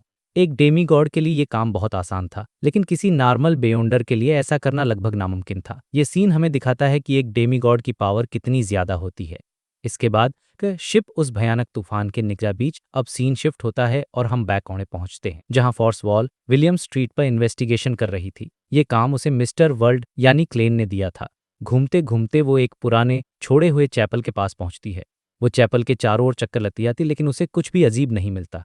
फिर वो अंदर जाती है और वहां हर कोने को ध्यान से देखती है। अचानक उसकी नजर एक कोने पर रुक जाती है। वहां जमीन को किसी ने खोदा था। गड्ढा ज्यादा बड़ा या गहरा नहीं था और ऐसा लगा कि उसे उंगलियों से खोदा गया है। फोर्स को लगता है कि ये एक अबनॉर्मेलिटी हो सकती है, इसलिए वो सावधानी से पीछे हट जाती है और ज्यादा छानबीन नहीं करती। उसे एक और चीज नोटिस होती है, उस स्ट्रीट पर फेसाक और इंटिस के बहुत सारे फॉरेनर्स थे।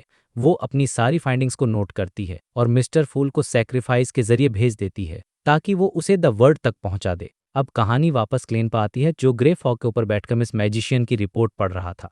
जैसे ही वो चैपल में खुदाई के बारे में पढ़ता है, वो सोचने लगता है, पिछली बार की खुदाई को तो मैंने और मिस शैरोन ने हैंडल कर लिया था, तो अब इसे कौन खोद रहा है। उसे शक होता है कि ये काम ट्यूडर फैमिली के डिसेंडेंट राफ्टर पाउंड का हो सकता है। लेकिन फिर वो आगे पढ़ता है और उसकी नज़र फेसाक और इंटिस वाले पॉइंट पर अटक जाती है, और यहीं पर उसके दिमाग की बत्ती जल है से अचानक कुछ याद आता है। फेसाक की रॉयल फैमिली आइनहॉर्न फैमिली और इंटिस की पुरानी रॉयल फैमिली सॉरोन फैमिली दोनों ही हंटर पाथवे को कंट्रोल करती हैं, जिसे रेड प्रिस्ट पाथवे भी कहते हैं। और उस चैपल में कैद इविल स्पिरिट ने उसे बताया था कि उसे सील से आज़ाद होने के लिए इन्हीं दोनों फैमिलीज के खून की ज़रूरत है, साथ में मेडिसी फैमिली के। अब क्लेन को पूरी पिक्चर क्लियर हो जाती है। वो समझ जाता है कि उस इविल स्पिरिट ने उसे और मिस शैरोन को बेवकूफ़ बनाया है। उसने उन दोनों को ये यकीन दिलाया कि सिर्फ वही उसकी मदद कर सकते हैं, जबकि असल में उसने राफ्टर पाउंड का इस्तेमाल करके आइनहॉर्न और सॉरोन फैमिलीज के लोगों को भी वहां बुला लिया था। क्लेन को एहसास होता है कि इविल स्पिरिट ने उसे धोखा दिया है और अपनी आज़ादी के लिए एक बहुत बड़ा जाल बिछाया है। ये जानकर वो हैरान रह जाता है और उसे लगता है कि वो एक बहुत बड़े गेम में फंस गया है। तो भाई कहानी शुरू होती है उस साइलेंट और मिस्टीरियस ग्रे फॉग वाली दुनिया से। क्लेन अपनी कुर्सी पर बैठा है और ब्रॉन्ज टेबल पर हल्की सी खरोंच की आवाज़ आती है। इस वक्त उसके दिमाग में सिर्फ एक ही चीज़ चल रही थी, वो एविल स्पिरिट और रैफ्टर पाउंड का केस। वो और भी ज्यादा श्योर हो गया था कि उसने और मिस शैरन ने रैफ्टर पाउंड के साथ कुछ गड़बड़ होने की पॉसिबिलिटी को पूरी तरह से नज़रअंदाज कर दिया था, और ये सब बियॉन्डर पावर की वजह से हुआ। वो थी रेड प्रिस्ट पाथवे की एक एबिलिटी, कॉन्स्पिरेट। अब देखो, ये कॉन्स्पिरेटर नाम सुनने में जितना फैंसी लगता है, इसका काम उतना ही खतरनाक और चालाकी भरा है। ये पावर असल में एक तरह की सुपरनेचुरल धोखाधड़ी है, मतलब एक ऐसा फ्रॉड जिसे पकड़ना लगभग नामुमकिन है। इसमें मैजिक का इस्तेमाल सिर्फ छोटी छोटी डिटेल्स में किया जाता है, ताकि सामने वाले को लगे कि सब कुछ नॉर्मल है। क्लेन सोच रहा था कि यार, ये पावर इतनी खतरनाक है कि मेरे फॉगड्रेक के ऊपर होकर भी धोखा खा गया। मतलब जब तक मैं खुद एक्टिवली सिचुएशन को एनालाइज नहीं करता, मुझे पता ही नहीं चलता कि कुछ गलत हो रहा है। और सच कहूं तो अगर मिस्टर एजिक ने उसे उस एविल स्पिरिट के बारे में हिंट नहीं दिया होता, जो शायद मरे हुए रेड एंजेल मेडिसी की आत्मा थी, तो क्लेन को कभी इस प्रॉब्लम का पता ही नहीं चलता। वो कभी मैजिशियन को विलियम स्ट्रीट पर कुछ भी एबनॉर्मल खोजने के लिए हायर ही नहीं करता। तो कुछ मिनट तक गहराई से सोचने के बाद क्लेन ने एक पेन और पेपर निकाला, ताकि वो डिवाइनेशन के जरिए अपनी थ्योरी को कंफर्म कर सके। उसने कुछ देर सोचा और फिर डिवाइनेशन के लिए एक सेंटेंस लिखा, बैरोनेट रैफ्टर पाउंड की अभी की सिचुएशन क्या बा है। पेन नीचे रखने के बाद क्लेन ने वो कागज हाथ में पकड़ा, कुर्सी पर पीछे की तरफ झुका और अपनी आंखें बंद कर लीं। उसने रैफ्टर पाउंड से जुड़ी सारी इन्फॉर्मेशन को याद किया और धीरे धीरे मंत्र पढ़ते हुए कॉजिटेशन स्टेट में चला गया। उसका दिमाग एकदम शांत हो गया और वो फौरन एक सपने जैसी दुनिया में पहुंच गया। उस ग्रे दुनिया में टूटे फूटे सीन्स उसकी आंखों के सामने से गुजरे और आखिर में सीन रुका सिवेलॉस स्ट्रीट के यूनिट 29 पर। वहां एक गर्म एक्टिविटी रूम के अंदर रैफ्टर पाउंड कॉटन के पजामे में खड़ा था। उसके हाथ में एक वाइन का कप था जिसमें रेड लिक्विड भरा हुआ था। वो चुपचाप खिड़की के पास खड़ा सड़क के उस पार मौजूद बैकलैंड पुलिस स्टेशन के हेडक्वार्टर को देख रहा था। अब यहाँ पर उसकी हालत पर ध्यान देना। उसके बालों में सफेदी आ चुकी थी, आंखों के नीचे गड्ढे बनके जो काले हरे रंग के लग रहे थे। उसके माथे और होठों के कोनों पर इतनी झुर्रियां थीं जितनी किसी 40s वाले इंसान के चेहरे पर नहीं होनी चाहिए। मतलब उसकी उम्र से कहीं ज्यादा बूढ़ा लग रहा था वो, और उसकी आंखों की पुतलियां भी थोड़ी अजीब लग रही थीं। उसके गाल गुस्से में लाल थे और चेहरे पर एक अजीब सी चालाक मुस्कान थी। पिछली बार जब क्लेन उससे मिला था तब से वो बहुत ज्यादा एबनॉर्मल लग रहा था, तो बस डिवाइनेशन से कंफर्म हो गया। क्लेन सपने से बाहर आया और सोचने लगा कि अब इस एविल स्पिरिट से निपटा कैसे जाए। अब देखो, ऐसी सिचुएशन में क्लेन का एक फिक्स तरीका है, और वो तरीका का बहुत ही प्रैक्टिकल। क्योंकि वो मिस शेरन से तो कांटेक्ट कर नहीं सकता था, तो उसका पहला रिएक्शन था रिपोर्ट कर दो। जी हाँ, ऑफिशियल चैनल्स को इन्फॉर्म कर दो। लेकिन सवाल ये था कि रिपोर्ट कैसे की जाए। उसने सीरियसली इस बारे में सोचा और फिर द वर्ल्ड के फिगर को बनाकर उससे प्रेयर करवाई। प्रेयर का मैसेज था, एक भरोसेमंद चैनल के जरिए इन्फॉर्मेशन एवरनाइट गॉडेस के चर्च और God of steam and machinery के चर्च तक पहुंचा दो। इन्फॉर्मेशन ये है, फेसाक और इंटिस के हाई लेवल जासूस विलियम स्ट्रीट पर किसी अनजान मकसद से इकट्ठा हुए हैं, और इस इन्फॉर्मेशन का रिवॉर्ड होगा 100 पाउंड्स। अब आप सोच रहे होंगे कि उसने सीधे सीधे किंग ऑफ एंजल्स या रेड प्रिस्ट के बारे में क्यों नहीं बताया। तो यहीं पर क्लेन की स्मार्ट दिखती है। अगर वो सीधे इतनी बड़ी बात बता देता तो चर्च वाले और मिलिट्री वाले उस पर तो ध्यान देते, लेकिन साथ ही मिस मैजिशियन जिसने ये खबर दी है वो भी ऑफिशियल ऑर्गेनाइजेशंस के निशाने पर आ जाती। इसमें बहुत बड़ा रिस्क था, इसलिए उसने हाई लेवल जासूसी कहानी बनाई। ये सुनने में थोड़ी हल्की लगती है और ऐसा लगता है कि किसी नॉर्मल बियॉन्डर ने भी इसे नोटिस कर लिया होगा, लेकिन ये इतनी बड़ी बात भी थी कि चर्च और मिलिट्री इसे सीरियसली लेंगे और अपने एक्सपर्ट्स को जांच के लिए भेजेंगे। और एक बार जब वो जांच शुरू कर देंगे तो उन्हें जो भी मिलेगा वो उनका अपना क्रेडिट होगा। रिपोर्ट करने वाले का उससे कोई लेना देना नहीं रहेगा। मतलब सांप भी मर जाए और लाठी भी न टूटे, परफेक्ट प्लान था ये। उसने मिस्टर एजिक से मदद लेने का भी सोचा था, लेकिन फिर ये आइडिया ड्रॉप कर दिया, क्योंकि वो एविल स्पिरिट एक किंग ऑफ एंजल्स हो सकती थी जो बहुत ही ज्यादा खतरनाक होती है, और मिस्टर एजिक अभी भी रिकवरी स्टेज में थे, तो शायद वो उससे डील न कर पाते। ये सब प्लान करने के बाद क्लेन ने उस मैसेज के एक लाइट में बदला और उसे द मैजिशियन को रिप्रेजेंट करने वाले क्रिम्सन स्टार की तरफ भेज दिया। अब सीन शिफ्ट होता है बैकलैंड के चेयरवुड बरो में। जब फोर्स को मिस्टर वर्ल्ड का ये जवाब मिला तो वो हैरान रह गई। वो मन मन चिल्लाई, क्या फेसाक और इंटिस के हाई लेवल जासूस? उसे यकीन ही नहीं हो रहा था कि जो इन्फॉर्मेशन उसने दी थी उससे कोई इतना बड़ा नतीजा निकाल सकता है। लेकिन फिर उसे लगा कि शायद मिस्टर वर्ल्ड को पहले से ही जासूसों के बारे में कोई खबर मिली होगी, और मेरी इन्फॉर्मेशन से बस उनकी थ्योरी कन्फर्म हो गई। खैर, अब उसे ये खबर चर्च तक पहुंचानी थी, जो असल में रिपोर्ट करने का एक पोलाइट तरीका था। फोर्स को रिपोर्टिंग करने का कोई एक्सपीरियंस नहीं था, इसलिए उसने ये काम अपनी एक्सपीरियंस्ड दोस्त जियो को सौंपने का फैसला किया। जब वो बेडरूम से बाहर आई तो उसने देखा कि जियो सोफे पर बैठी है और अपने टारगेट के डॉक्यूमेंट्स पढ़ रही है। वो बीच बीच में अपने बिखरे हुए सुनहरे बालों में हाथ फेर सीरियस लग रही थी, और बॉस ने एक केक का टुकड़ा उठाया और जियो के पास जाकर उसे ऑफर किया। जियो ने बिना ध्यान दिए केक लेने के लिए हाथ बढ़ाया, लेकिन तभी फोर्स ने अपनी कलाई घुमाई और केक एक सुनहरे फूल में बदल गया। फोर्स ने मुस्कुराते हुए पूछा, सरप्राइज्ड? जियो ने अपनी आंखें घुमाई और कहा, अपना परफॉर्मेंस बंद करो, मुझे खाना ज्यादा पसंद है। इस पर फोर्स ने मुस्कुराते हुए कहा, ठीक है, मेरे पास तुम्हारे लिए एक काम है, 70 पाउंड्स मिलेंगे। और इस तरह एविल स्पिरिट वाले मामले को निपटाने का पहला कदम उठा लिया गया। उधर क्लेन वापस रियल वर्ल्ड में आया। उसने एक रिचुअल करके उस रेडियो ट्रांसीवर को, जो कई दिनों से ग्रेफॉग के ऊपर पड़ा था, वापस अपने बेडरूम में ले आया। वो बिस्तर पर लेटकर कॉजिटेशन के जरिए अपनी एनर्जी रिकवर कर रहा था कि तभी खटखट की आवाज से उसकी नींद खुल गई। जब क्लेन ने आंखें खोली तो क्रिम्सन मूनलाइट कमरे में आ रही थी और उस रेडियो ट्रांसीवर से अपने आप ओकनी व्हाइट पेपर बाहर निकल रहा था। क्लेन ने सोचा, ये सीन तो किसी हॉरर फिल्म जैसा लगता है। बस अफसोस इस बात का है कि ये एक ऐसे मैजिक मिरर से जुड़ा है जिसमें जरा भी शर्म नहीं है। वो उठकर मशीन के पास गया और देखा कि उस कागज पर लोएन किंगडम की भाषा में कुछ लिखा था। स्पिरिट वर्ल्ड के ऊपर मौजूद महान हस्ती, आपका वफादार और विनम्र सेवक एरोडेस आ गया है और आपको सलाम करना चाहता है। क्या आपके पास मुझे टेस्ट करने के लिए कोई काम है?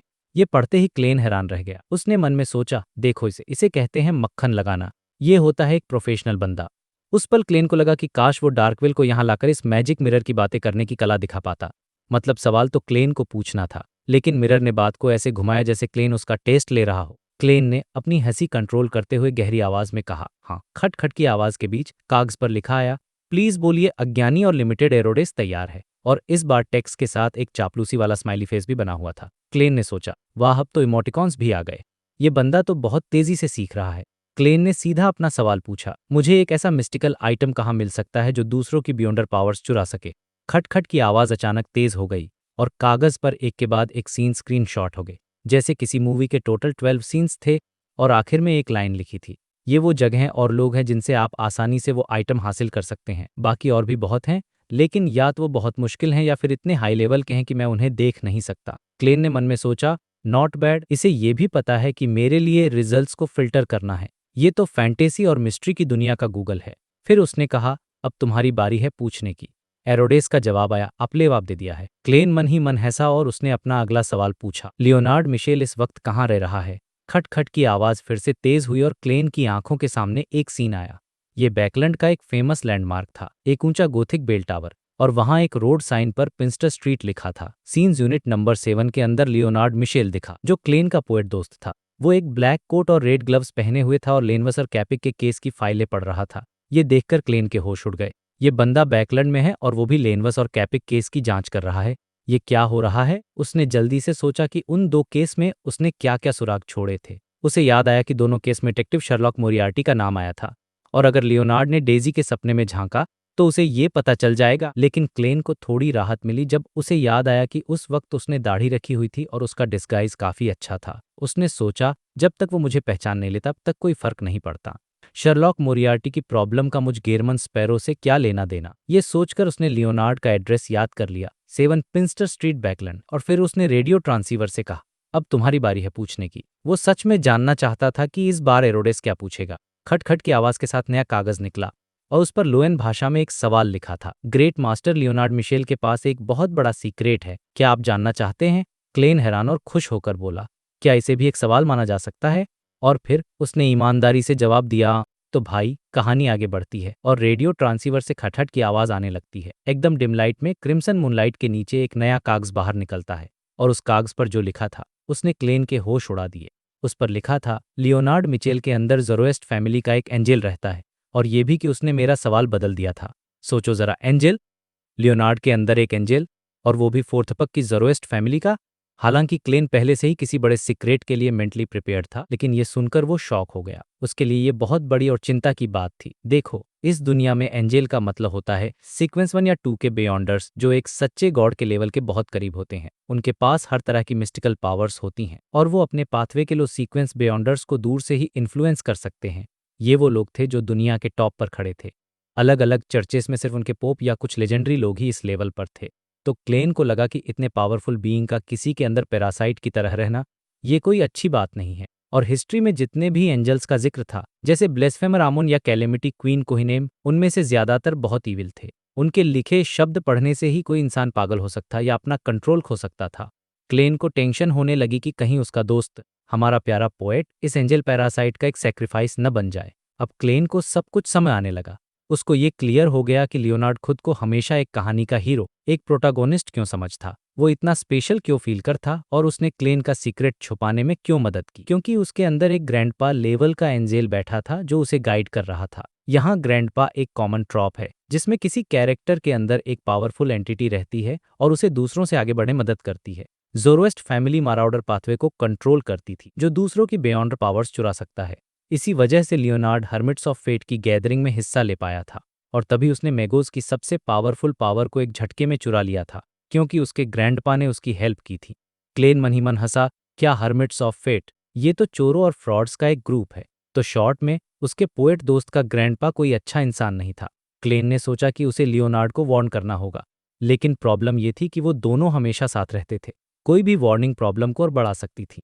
क्लेन का दिमाग बहुत तेजी से चल रहा था, पर उसे कोई सॉल्यूशन नहीं मिला। उसने सोचा कि वो बाद में मिस्टिक या स्नेक ऑफ मरकरी विल ओसेप्टिन से पूछेगा। उसके दिमाग में क्रेज आइडिया भी आया कि वो ब्लेस्फेमर आमोन को ये इन्फॉर्मेशन लीक कर दे कि ज़ोरोएस्ट फैमिली का एंजेल लियोनार्ड के अंदर है, और फिर आमोन उस पैरासाइट को खा जाएगा। हिस्ट्री के हिसाब से आमोन और ज़ोरोएस्ट फैमिली दुश्मन थे, तो ये पॉसिबल था। लेकिन इस प्लान में बहुत रिस्क था। एक तो क्लेन को पता नहीं था कि आमोन को ढूंढे कहाँ, दूसरा, 2 एंजल्स की लड़ाई में लियोनार्ड की जान जा सकती थी, और तीसरा, एक पावरफुल आमोन का आज़ाद घूमना शायद और भी बड़ी प्रॉब्लम बन जाता।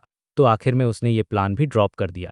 उसने डिसाइड किया कि वो पहले एमलिन को ट्रांजैक्शन के लिए भेजेगा और सिचुएशन को दूर से ऑब्जर्व करेगा। फिर उसने रेडियो ट्रांसीवर से कनेक्टेड एरोडेस से कहा, अब तुम अपना सवाल पूछो।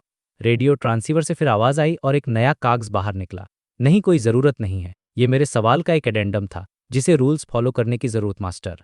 ग्रेट मास्टर, मुझे आपके रूम के बाहर एक स्पेशल आइटम महसूस हो रहा है, पर मैं उसके आर पार नहीं देख पा रहा। क्या आप बता सकते हैं कि वो क्या है? क्लेन को लगा ये मैजिक मिरर तो सच में इंप्रेसिव है, ये सब कुछ देख सकता है, बस हाई लेवल मैटर्स पर इसे थोड़ा ब्लर दिखाई देता है। क्लेन ने शांति से जवाब दिया, डाई ऑफ प्रोबेबिलिटी। एरोडेस ने नए शब्द प्रिंट किए। ओह, तो वो चीज है। ग्रेट मास्टर, अब आप अपना सवाल पूछ सकते हैं। क्लेन ने एक मोमेंट सोचा और फिर कहा, तुम्हें डाई ऑफ प्रोबेबिलिटी के बारे में क्या बताना है? इस बार रेडियो ट्रांसीवर थोड़ा ब्राइट हो गया और कागज धीरे धीरे बाहर आने लगा। वो एक ऐसा साथी है जो बहुत पेटी है और मन में बदला रखता है मास्टर, आपको उसे जल्दी से किसी और को दे देना चाहिए। वो व्हील ऑफ फॉर्च्यून की यूनिकनेस से बना है, आप उसे किसी दूसरे स्नेक ऑफ फेट को दे सकते हैं और वो आपके बहुत आभारी होंगे। शॉर्ट में, वो आपका सर्वेंट बनने के लिए सूटेबल नहीं है और खत्म हो रहा है। आपका लॉयल और हम्बल सर्वेंट एरोडेस अब जा रहा है bye bye. Uniqueness die of probability monster pathway की यूनिकनेस है। ये पहली बार था जब क्लेन किसी यूनिकनेस के कांटेक्ट में आया था। ये सच में एक टेरिफाइंग आइटम था जो पूरी दुनिया को डिजिटाइज कर सकता था। क्लेन ने सोचा, मॉन्स्टर पाथवे को व्हील ऑफ फॉर्च्यून पाथवे भी कहते हैं, तो क्या इसका सीक्वेंस जीरो ऑफ फॉर्च्यून है? खैर, क्लेन को उस डाई का कोई लालच नहीं था, वो उसके पाथवे का नहीं था और उसके साइड इफेक्ट्स बहुत खतरनाक थे। उसे डर था कि कहीं ये डाइटेल डिवोरर औरोबोरोस को अट्रैक्ट न कर ले, और अगर वो इसे ग्रे फॉग के ऊपर ले भी जाता तो हो सकता था कि वो पूरा मिस्टीरियस स्पेस ही डिजिटाइज हो जाए और फिर टैरो गैदरिंग एक table top role playing game बन जाती। इसलिए उसने डिसाइड किया कि वो डाई को ओरावी आइलैंड भेज देगा, जहां लाइफ स्कूल ऑफ थॉट के लोग उसे सील कर सकते हैं, और बदले में उसे स्नेक ऑफ फेट व सेप्टिन की फ्रेंडशिप मिलेगी, जो सबसे बड़ा फायदा था। अब सीन शिफ्ट होता है बैकलैंड के हार्वेस्ट चर्च में। एमलिन व्हाइट हाथ में एक अजीब सा बैज लिए मन ही मन हंस रहा था। द वर्ल्ड भी कितना लंबा चौड़ा समझाता है, बस नॉर्थ बोरो में मिचेओनार्ड पिंस्टर स्ट्रीट पर नाम के नाइट हॉक को ढूंढना ही तो है। उसने इतना जोर देकर कहा कि उस आदमी का एक सीक्रेट है और मुझे एक ड्रीम में खींचा जा सकता है। ये तो मेरी एबिलिटीज पर शक करने जैसा है। एमलिन उठा, उसने एक टेलकोट और वाइट शर्ट पहनी और खिड़की से बाहर देखा। हे, उसके पास सीक्रेट है तो मेरे पास भी है। मुझे यकीन है कि लॉर्ड निब्स या दूसरे अल्स मुझ पर नजर रख रहे होंगे, कुछ हुआ तो वो जरूर मदद करेंगे। एक ड्रीम में खींचा जाना। एमलिन ने कुछ सेकंड सोचा और फिच मटेरियल से एक मेडिसिन तैयार की। उसने बोतल और मेडिसिन को रखा, एक सिल्क टॉप हैट उठाया और बिशप उत्रावस्की को बाय बोलकर चर्च से निकल गया। सुबह का टाइम था, लेकिन बैकलैंड का आसमान धुंधला था। एमलिन ने एक रेंटल कैरेज ली और सीधा स्टीम मेट्रो स्टेशन गया। लगभग 40 मिनट्स बाद वो अपनी डेस्टिनेशन पर पहुंच गया, 7 पिंस्टर स्ट्रीट। एमलिन ने बहुत पोलाइटली डोरबेल बजाई और 1 मिनट तक इंतजार किया। जैसे ही वो नोट लिखकर दरवाजे के नीचे डालने वाला था, उसे अंदर से किसी के आने की धीमी आवाज सुनाई दी। ये किसी सर्वेंट की आवाज नहीं लगती। एमलिन ने पहले से तैयार की हुई मेडिसिन निकाली और एक ही बार में पी गया। फिर उसने देखा कि दरवाजा खुला और सामने एक ब्लैक हेयर और ग्रीन आइज वाला आदमी खड़ा था। उसने घर के कपड़े पहने थे, एक व्हाइट शर्ट और ब्लैक ट्राउजर्स। उसकी शर्ट बाहर निकली हुई थी, जो हवा में धीरे धीरे लहरा रही थी। वो काफी हैंडसम और फ्री स्पिरिटेड लग रहा था। एमलिन ने मन में सोचा, हालांकि ये एवरनाइट का बिलीवर है, पर मानना पड़ेगा कि इसकी लुक्स हम सैंग्विन के बराबर है। एमलिन ने अपनी हैट उतारी और थोड़ा अकड़ के साथ बोला, गुड मॉर्निंग, क्या आप मिस्टर लियोनार्ड मिचेल हैं? लियोनार्ड ने उस हैंडसम रेड आइज वाले जेंटलमैन को देखा और बेपरवाही से उबासी ली। तुम कौन हो? एक विजिटर, मुझे आपकी एक हेल्प चाहिए थी। एमलिन ने अपनी आइडेंटिटी बताए बिना एक एरोगेंट स्माइल के साथ कहा। इस एटीट्यूड को देखकर लियोनार्ड को एक जानी पहचानी फीलिंग आई, जैसे उसने अपने पुराने आप को देख लिया हो, वो इंसान जो हमेशा खुद को सबसे स्पेशल समझता। उसने कहा, मैं सिर्फ एक ऑर्डिनरी सिटीजन हूँ, मैं कोई मिशन नहीं लेता। तुम्हें किसी प्राइवेट डिटेक्टिव को ढूंढना चाहिए। एमलिन व्हाइट ने मुस्कुराकर कहा, यह मैटर ऐसा है जो सिर्फ आप ही पूरा कर सकते हैं। उसने आसपास देखा और फिर बोला, मैं एक ऐसा मिस्टिकल आइटम खरीदना चाहता हूं जो दूसरों की बियॉन्डर पावर्स चुरा सके। ये सुनते ही लियोनार्ड की आंखें फोकस हो गईं और उसने गहरी आवाज में पूछा, तुम आखिर हो कौन? इस बार एमलिन ने तुरंत जवाब नहीं दिया। उसने अपने चारों ओर देखा और मुस्कुराया। इम्प्रेसिव, मुझे पता ही नहीं चला कि मुझे एक ड्रीम में खींच लिया गया है। वो जल्दी में नहीं था। उसने द वर्ल्ड से मिला छोटा सा बैज निकाला और लियोनार्ड के सामने कर दिया। लियोनार्ड ने बैज पर एक नजर डाली। उसका एक्सप्रेशन थोड़ा बदला। उसने अपना सिर थोड़ा कुछ सेकंड रुचाक और फिर अचानक एमलिन व्हाइट ने देखा कि उसके चारों ओर का सीन कांच की तरह टूटकर गायब हो गया। वो वापस असलियत में आ चुका था। लियोनार्ड ने अंदर की तरफ इशारा करते हुए कहा, अंदर आकर बात करते हैं। तो भाई, चैप्टर शुरू होता है लियोनार्ड मिशेल के इन्विटेशन से। एमलिन, जो हमारा वैम्पायर दोस्त है, बिना किसी डर के उसके घर में एंट्री मारता है, एकदम फुल स्वैग में। वो अपना टॉप हैट पकड़े हुए था और चेहरे पर एक हल्की सी स्माइल थी, जैसे कह रहा हो, बुलाया है तो अब भुगतो। अंदर जाकर वो अपना कोट भी नहीं उतारता, क्योंकि एक पोशंस प्रोफेसर होने के नाते उसके पास कई आइटम्स होते हैं जो कोट के नीचे छुपे होते हैं और वो दिखाना नहीं चाहता था। तो एमलिन अपनी स्टार्च टेल कोट बैठता है और बड़े आराम से कहता है, देखो, इतनी तकलीफ करने की जरूरत नहीं है। अगर तुम्हारे पास वो चीज़ है तो सीधी सीधी कीमत बताओ, और अगर नहीं है तो साफ मना कर दो। हालांकि मुझे पूरा यकीन है कि तुम्हारे पास वो है। ये बोलते हुए उसकी लाल आंखों में एक अलग ही चमक थी और उसमें लियोनार्ड का रिफ्लेक्शन दिख रहा था। यहाँ पर एमलिन को एक जबरदस्त सुपीरियरिटी वाली फीलिंग आ रही थी कि मुझे तुम्हारा सीक्रेट पता है, पर तुम्हें मेरे बारे में कुछ नहीं पता। मतलब पूरा टशन में था बंदा। लियोनार्ड भी कोई कच्चा खिलाड़ी नहीं था। वो अपने काले बालों में उंगलियां फेरता है और आराम से एमलिन के सामने बैठ जाता है।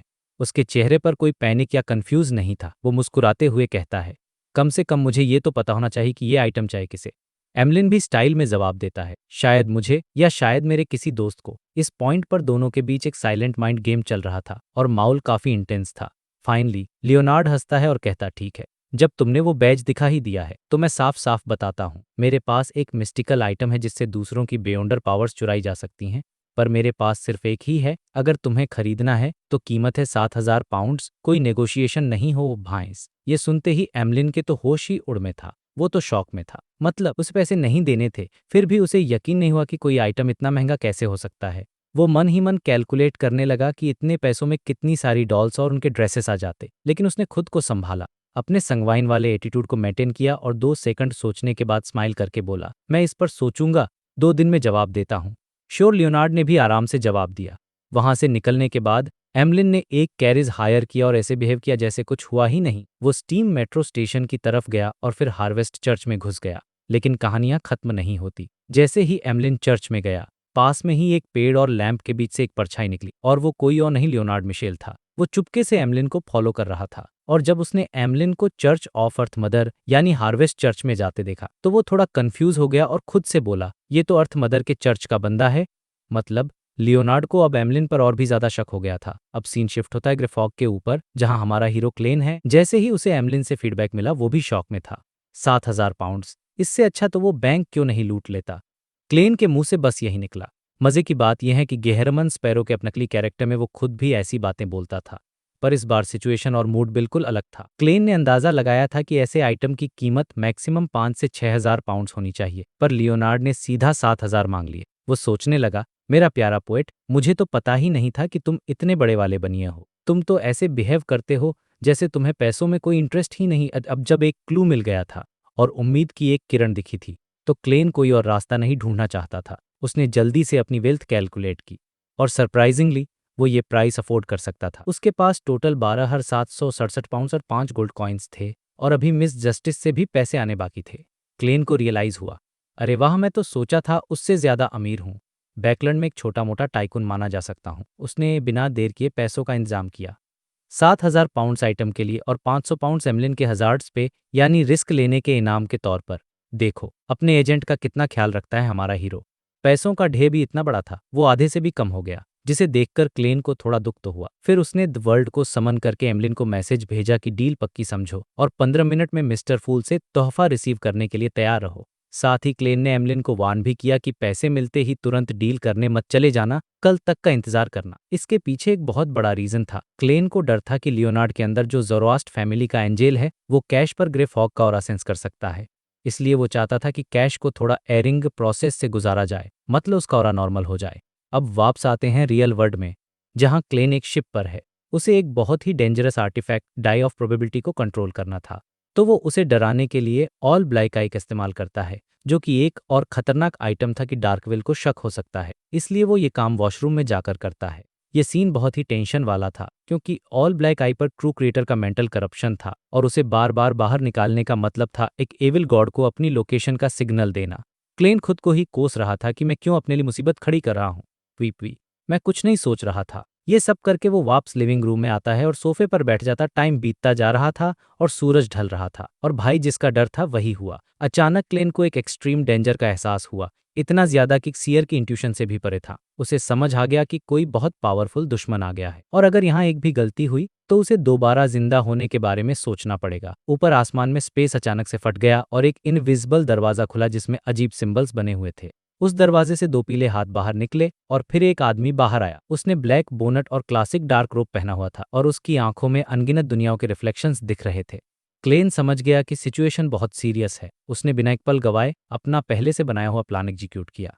वो आगे झुका और डाई ऑफ प्रोबेबिलिटी को उठा लिया और उसने एकदम शांत आवाज में कहा, अभी अभी जो दुश्मन आया है उसका आउटकम नक्की करो, मुझे ओ पॉइंट चाहिए। ये बोलकर उसने वो दूध जैसे सफेद डाई को फेंक दिया और मन ही मन गॉडेस से प्रे के करने लगा कि ये डाई उसकी बात मान ले। वो डाई घूम ब्लड रेड 1 पॉइंट पर आकर फिक्स हो गई। उसी वक्त शिप के ऊपर जो पावरफुल आदमी था उसने अपनी स्पिरिचुअलिटी फैलाई और आसपास स्कैन किया। फिर उसने एक दरवाजा खोला और उसमें घुसकर गायब हो गया। फर्स्ट क्लास केबिन के अंदर क्लेन ने महसूस किया कि खतरा टल गया है। उसने एक लंबी सांस ली और सोचा, अगर इस डाई के नेगेटिव साइड इफेक्ट्स ना होते तो ये सच में एक डिवाइन आर्टिफैक्ट होता। ये वाकई में ग्रेड 0 सील्ड आर्टिफैक्ट कहलाने के लायक है। इसके बाद अगले कुछ घंटों तक कोई और एक्सीडेंट नहीं हुआ और फाइनली क्लेन को दूर एक लाइट हाउस दिखाई दिया, मतलब वो अपनी डेस्टिनेशन पर पहुंचने वाले थे। तो भाई आज का चैप्टर शुरू होता है एक नई लोकेशन से जिसका नाम है ओरावी आइलैंड। रोस्टेड आर्कीपेलागो के नॉर्थ ईस्ट में था और सीधा रास्ता तो ज्यादा लंबा नहीं था, लेकिन सेफ सी रूट के लिए शिप्स को काफी घूमकर जाना पड़ता था, जिससे डिस्टेंस कई सौ नॉटिकल माइल्स बढ़ जाता था। शुरुआत में ये बस एक जंगली आइलैंड था जहां सिर्फ बियॉन्डर क्रीचर्स रहते थे, कोई इंसान नहीं। लेकिन फिर लोएन किंगडम ने कुछ क्रिमिनल्स को सजा के तौर पर यहां भेजना शुरू कर दिया और धीरे धीरे ओरावी आइलैंड पर गांव और कस्बे बसने लगे। मतलब आप सोचो, एक पूरी की पूरी सिटी की शुरुआत क्रिमिनल्स से हुई थी। कितना रफ माहौल रहा होगा शुरू में। खैर बाद में जब और आइलैंड्स डिस्कवर हुए तो अपनी लोकेशन और रिच रिसोर्सेज की वजह से ये जगह काफी फेमस हो गई और एक बिजी पोर्ट सिटी बन गई। तो कहानी में हमारा हीरो क्लेन और उसके साथ फैट अपोथेकरी डार्कविल फाइनली ओरावी आइलैंड पहुंचते हैं। जैसे ही डार्कविल ने शिप से उतरकर जमीन पर पैर रखा, उसने एक लंबी सांस ली और बोला, फाइनली पहुंच गए। क्रिम्सन मून और किस्मत का जिसने मुझे बचाया। ये सुनकर क्लेन अपने मन में सोचता है, भाई किस्मत के अलावा तुम्हें द फूल और सी गॉड का भी थैंक्स बोलना चाहिए, क्योंकि असली प्रोटेक्शन तो वहीं से आ रही थी। डार्कविल को क्या ही पता था। अब सिचुएशन ये थी कि डार्कविल के पास वो खतरनाक डाइस ऑफ प्रोबेबिलिटी थी जिसे उसे जल्दी से जल्दी किसी को सौंपना था। उसने बिना देर किए एक कैरिज किराए पर ली और वो लोग सीधे सेंट ड्रेको कैथेड्रल की तरफ निकल गए, जहां उन्हें कार्नोट नाम के एक बेलमैन से मिलना था। वो लोग उस शानदार बेल टावर में पहुंचे जो रेड, ब्लू और येलो कलर से बना हुआ था और अंदर कार्नोट का एक छोटा सा तंग कमरा था। डार्कविल ने दरवाजे पर 3 बार नॉक किया। वो उस डाइस को देने के लिए बहुत बेचैन हो रहा था। दरवाजा खुला और सामने एक थोड़ा झुका हुआ बड़ा सा आदमी खड़ा था। उसकी उम्र करीब 40s में लग रही थी, लेकिन उसके चेहरे में कुछ बहुत ही अजीब था। उसके फेशियल फीचर्स अलग अलग तो नॉर्मल थे, लेकिन एक साथ देखने पर बहुत ही अनहार्मोनियस वाइब दे रहे थे। क्लेन ने बस एक नज़र में नोटिस कर लिया कि उसकी आंखें एक लेवल पर नहीं थीं। नाक के छेद अलग अलग साइज के थे और चेहरे के मसल्स भी अजीब तरह से लूज और टाइट थे, जिससे उसका मुंह एक तरफ से ऊपर और दूसरी तरफ से नीचे लटका हुआ लग रहा था। यही नहीं, उसके पैर भी अलग अलग लंबाई के थे और एक हाथ मोटा तो दूसरा पतला था। ओवर वो बंदा बहुत ही ज्यादा अनप्रोपोर्शनल और अगली था। मुझे तो ये डिस्क्रिप्शन पढ़कर ही एक क्रीपी सी फीलिंग आ गई थी। मतलब कोई इतना डिस्प्रोपोर्शनेट कैसे हो सकता है? ब्लैक रोब पहने हुए कार्नोट ने उन दोनों को देखकर पूछा, तुम लोग कौन हो? डार्कविल ने सावधानी से पूछा, क्या आप बेलमैन कार्नोट हैं? ये सुनकर कार्नोट हंसा, लेकिन उसकी हंसी भी बहुत अजीब थी। उसने कहा, इस जगह पर मेरे जितना बदसूरत दूसरा कोई नहीं होना चाहिए। डार्कविल ने भी ईमानदारी से सिर हिलाते हुए कहा, हाँ ये तो है। फिर उसने माहौल को लाइट करने की कोशिश में एक बहुत ही अजीब जोक मारा। उसने, वैसे एक आदमी के लिए लुक्स मैटर नहीं करते, असली चीज तो बेड में उनकी स्किल्स होती है। भाई ये सुनकर क्लेन साइड में मन ही मन सोच रहा था, तुझे आज की लड़कियां मिली नहीं हैं जो सिर्फ लुक्स पर मरती हैं। मतलब डार्कविल का सोशल स्किल 0 था। कार्नोट का चेहरा एकदम से डार्क हो गया और उसने कहा, मुझे इन बातों पर डिस्कस नहीं करना। लेकिन डार्कविल रुका नहीं। उसने आगे कहा, क्या आपको उस एरिया में कोई प्रॉब्लम है? कोई बात नहीं, मेरे पास हर तरह की दवाइयां हैं। इससे पहले कि डार्कविल और कुछ बोलता और पिट जाता, क्लेन तुरंत बीच में आ गया। उसने अपनी गहरी आवाज में कहा, ये रॉय किंग का स्टूडेंट है। ये सुनते ही कार्नोट का एटीट्यूड बदल गया। उसने कहा, मुझे लगा ही था, रॉय किंग ने इसके बारे में बताया था और उन दोनों को अंदर आने का रास्ता दिया। कमरा बहुत ही छोटा था, बस एक बेड और एक कैबिनेट। डार्कविल ने तुरंत रिंग बॉक्स निकाला और कार्नोट को देते हुए कहा, मेरे टीचर ने ये आपको देने के लिए कहा है। कार्नोट ने बॉक्स के अंदर झांका और डाइस पर 4 पॉइंट्स देकर राहत की सांस ली। उसने कहा, तुम उतने भी अनरिलायबल नहीं हो जितना तुम्हारे टीचर ने बताया था। लगता है तुमने इसे यूज करने की कोशिश नहीं की। ये सुनकर डार्कविल का चेहरा लाल हो गया और उसने सच उगल दिया। वो एक्चुअली अभी शांत है, लेकिन 1-2 घंटे में ये अपने आप रोल होने लगेगा। आप इसे फिर से सील करने का कोई तरीका सोच लीजिए। कार्नोट का चेहरा एकदम से ट्विच हुआ। फिर से? डार्कविल ने घबराते हुए कहा, वो गलती से मेरे हाथ से जमीन पर गिर गया था और फिर ये जिंदा हो गया। अब कार्नोट की आंखें पूरी तरह से चौड़ी हो गईं। उसने हैरानी से पूछा, तुम लोग यहां तक जिंदा कैसे पहुंचे? उसके हिसाब से तो रॉय किंग के स्टूडेंट को कब का मर जाना चाहिए था। डार्कविल ने तुरंत क्लेन की तरफ इशारा करते हुए कहा, सब इन जेंटलमैन की वजह से ये एक बहुत पावरफुल एडवेंचर है। इन्होंने ही प्रोटेक्शन दी और इसे टेम्पररी सील करने का तरीका भी बताया। ये सुनकर कार्नोट ने तुरंत क्लेन से पूछा, क्या तरीका था? क्लेन ने बस हंसकर जवाब दिया, ट्रेड सीक्रेट। इस पॉइंट पर कार्नोट समझ गया था कि सामने वाला कोई नॉर्मल बंदा नहीं है। उसने क्लेन को झुक थैंक यू बोला। फिर डार्कविल ने डील समझाई। इन्हें हायर करने की फीस 1000 पाउंड्स और एक रिक्वेस्ट ये है। रिक्वेस्ट ये इन्हें एक पावरफुल ऑफेंसिव मिस्टिकल आइटम ढूंढने में मदद चाहिए और बाकी के पैसे, मेरे पास तो सिर्फ 300 पाउंड्स थे, बाकी आपको देने पड़ेंगे। ये सुनकर कार्नोट के होंठ फड़कने लगे। उसने धीरे से कहा, मेरे पास तो सिर्फ 100 पाउंड्स हैं। अचानक कमरे में एक अजीब सी खामोशी छा गई। फाइनली कार्नोट ने कहा, शायद काउंसलर रिशियार्डो के पास पैसे होंगे, मैं तुम्हें उनके पास लेता हूँ। ये सुनकर क्लेन समझ गया कि वो लोग उन पर भरोसा कर रहे हैं, क्योंकि एक फेट काउंसलर की जान डाइस ऑफ प्रोबेबिलिटी से ज्यादा कीमती थी। इसी मोमेंट पर क्लेन ने चुपके से अपना स्पिरिट विजन एक्टिवेट किया और कार्नोट को स्कैन किया, और जो भी शॉकिंग था, कार्नोट के इमोशनल कलर्स तो नॉर्मल थे, लेकिन उसका ईथर बॉडी, जो उसकी फिजिकल हेल्थ को रिप्रेजेंट करता था, बहुत ही अननेचुरल था। उसका दिल ग्रीन था, सिर पर्पल और डाइजेस्टिव सिस्टम येलो। ऐसा लग रहा था जैसे अलग अलग पार्ट्स को साथ स्टिच कर दिया गया हो। जैसे ही क्लेन ये सब देख रहा था, कार्नोट ने बिना पीछे मुड़े कहा, मैं स्पिरिट विजन को लेकर बहुत सेंसिटिव हूँ। उसने खुद ही एक्सप्लेन किया, मैं नेचुरली पैदा नहीं हुआ हूँ, मैं चर्च ऑफ अर्थ मदर के ह्यूमन बॉडी को रिफाइन करने के एक्सपेरिमेंट्स का एक प्रोडक्ट हूँ, एक फेल स्पेसिमेन। उसने अपनी लास्ट लाइन डार्कविल की तरफ देखकर कही, इसीलिए मुझ में वो एबिलिटी नहीं है।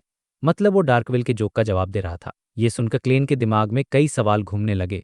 चर्च ऑफ अर्थ मदर का failed experiment church of storms के कैथेड्रल में बेलमैन का काम क्यों कर रहा है? ये कनेक्शन बहुत ही अजीब था, लेकिन क्लेन ने कुछ कहा नहीं और चुपचाप उसे फॉलो करता रहा। कार्नोट उन्हें बेल टावर से बाहर ले गया और एक स्टोन ब्रिज के पास ले जाकर रुका। जैसे ही वो लोग ब्रिज के पास पहुंचे, डार्कविल काउल जो एक पेड़ की डाल पर बैठा था, क्योंकि वो डाल टूट गई थी। कार्नोट ने समझाया, काउंसलर रिशियार्डो घायल हैं, इसलिए उनकी पावर्स थोड़ी आउट ऑफ कंट्रोल हैं।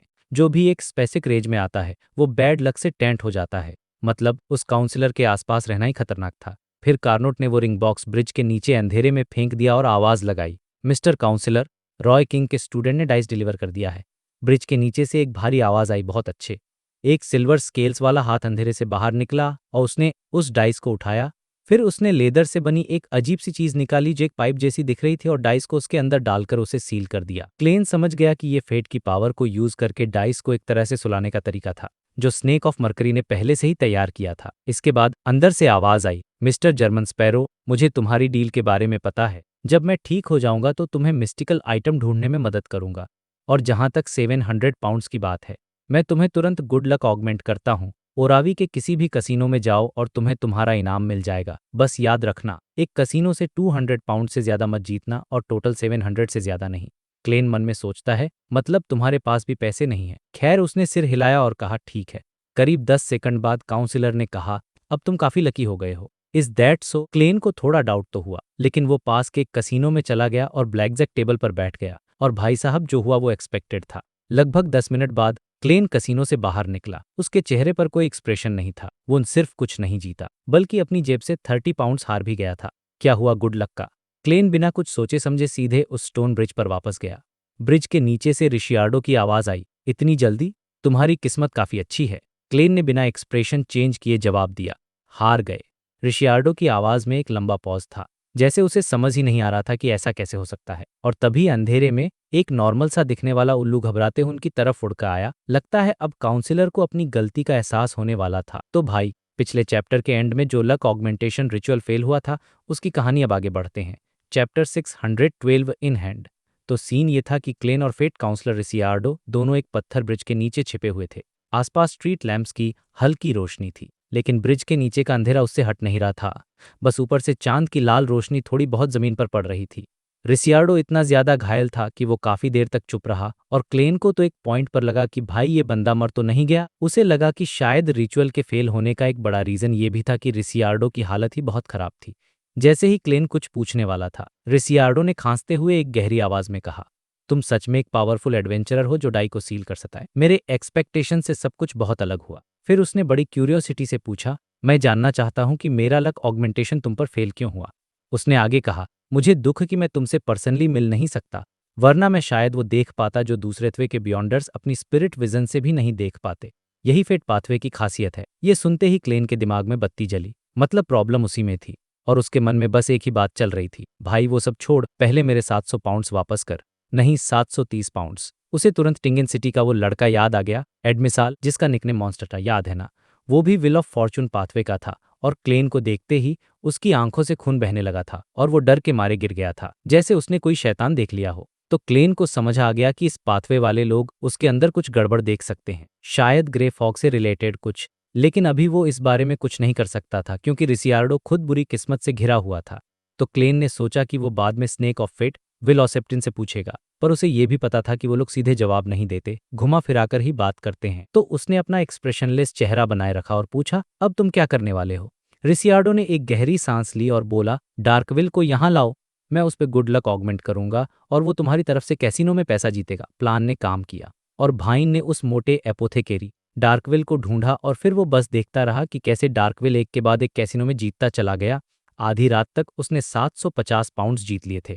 अपने बाकी के 730 पाउंड्स वापस मिलने के बाद क्लेन को फाइनल कंफर्मेशन मिल गया, लक ऑगमेंटेशन का फेलियर उसकी वजह से था। पर ऐसा क्यों? यही सोचते सोचते उसे अपने चारों तरफ मौजूद अदृश्य ग्रे फॉग का ख्याल आया और उसे पूरा मामला समझ आ गया। फेसलेस बनने के बाद उसका ग्रे फॉग रियलिटी के साथ थोड़ा और इंटीग्रेट हो गया था। इसका फायदा ये था कि वो छोटी मोटी खतरनाक आवाज़ों को ब्लॉक कर सकता था, लेकिन इसका एक साइड इफेक्ट भी था। ये ग्रे फॉग क्लेन की किस्मत यानी फेट को बदलने वाली किसी भी बाहरी शक्ति को एक हद तक डिस्ट्रॉय कर देता था। मतलब कोई उस पर बुरी किस्मत नहीं डाल सकता था, लेकिन कोई उसे अच्छी किस्मत भी नहीं दे सकता था। सोचो, वो कभी अनलकी नहीं होगा, पर वो कभी लॉटरी भी नहीं जीत पाएगा। ये सोचकर क्लेन ने मन ही मन अपना सिर हिलाया और डार्कविल के साथ वापस उस ब्रिज पर चला गया।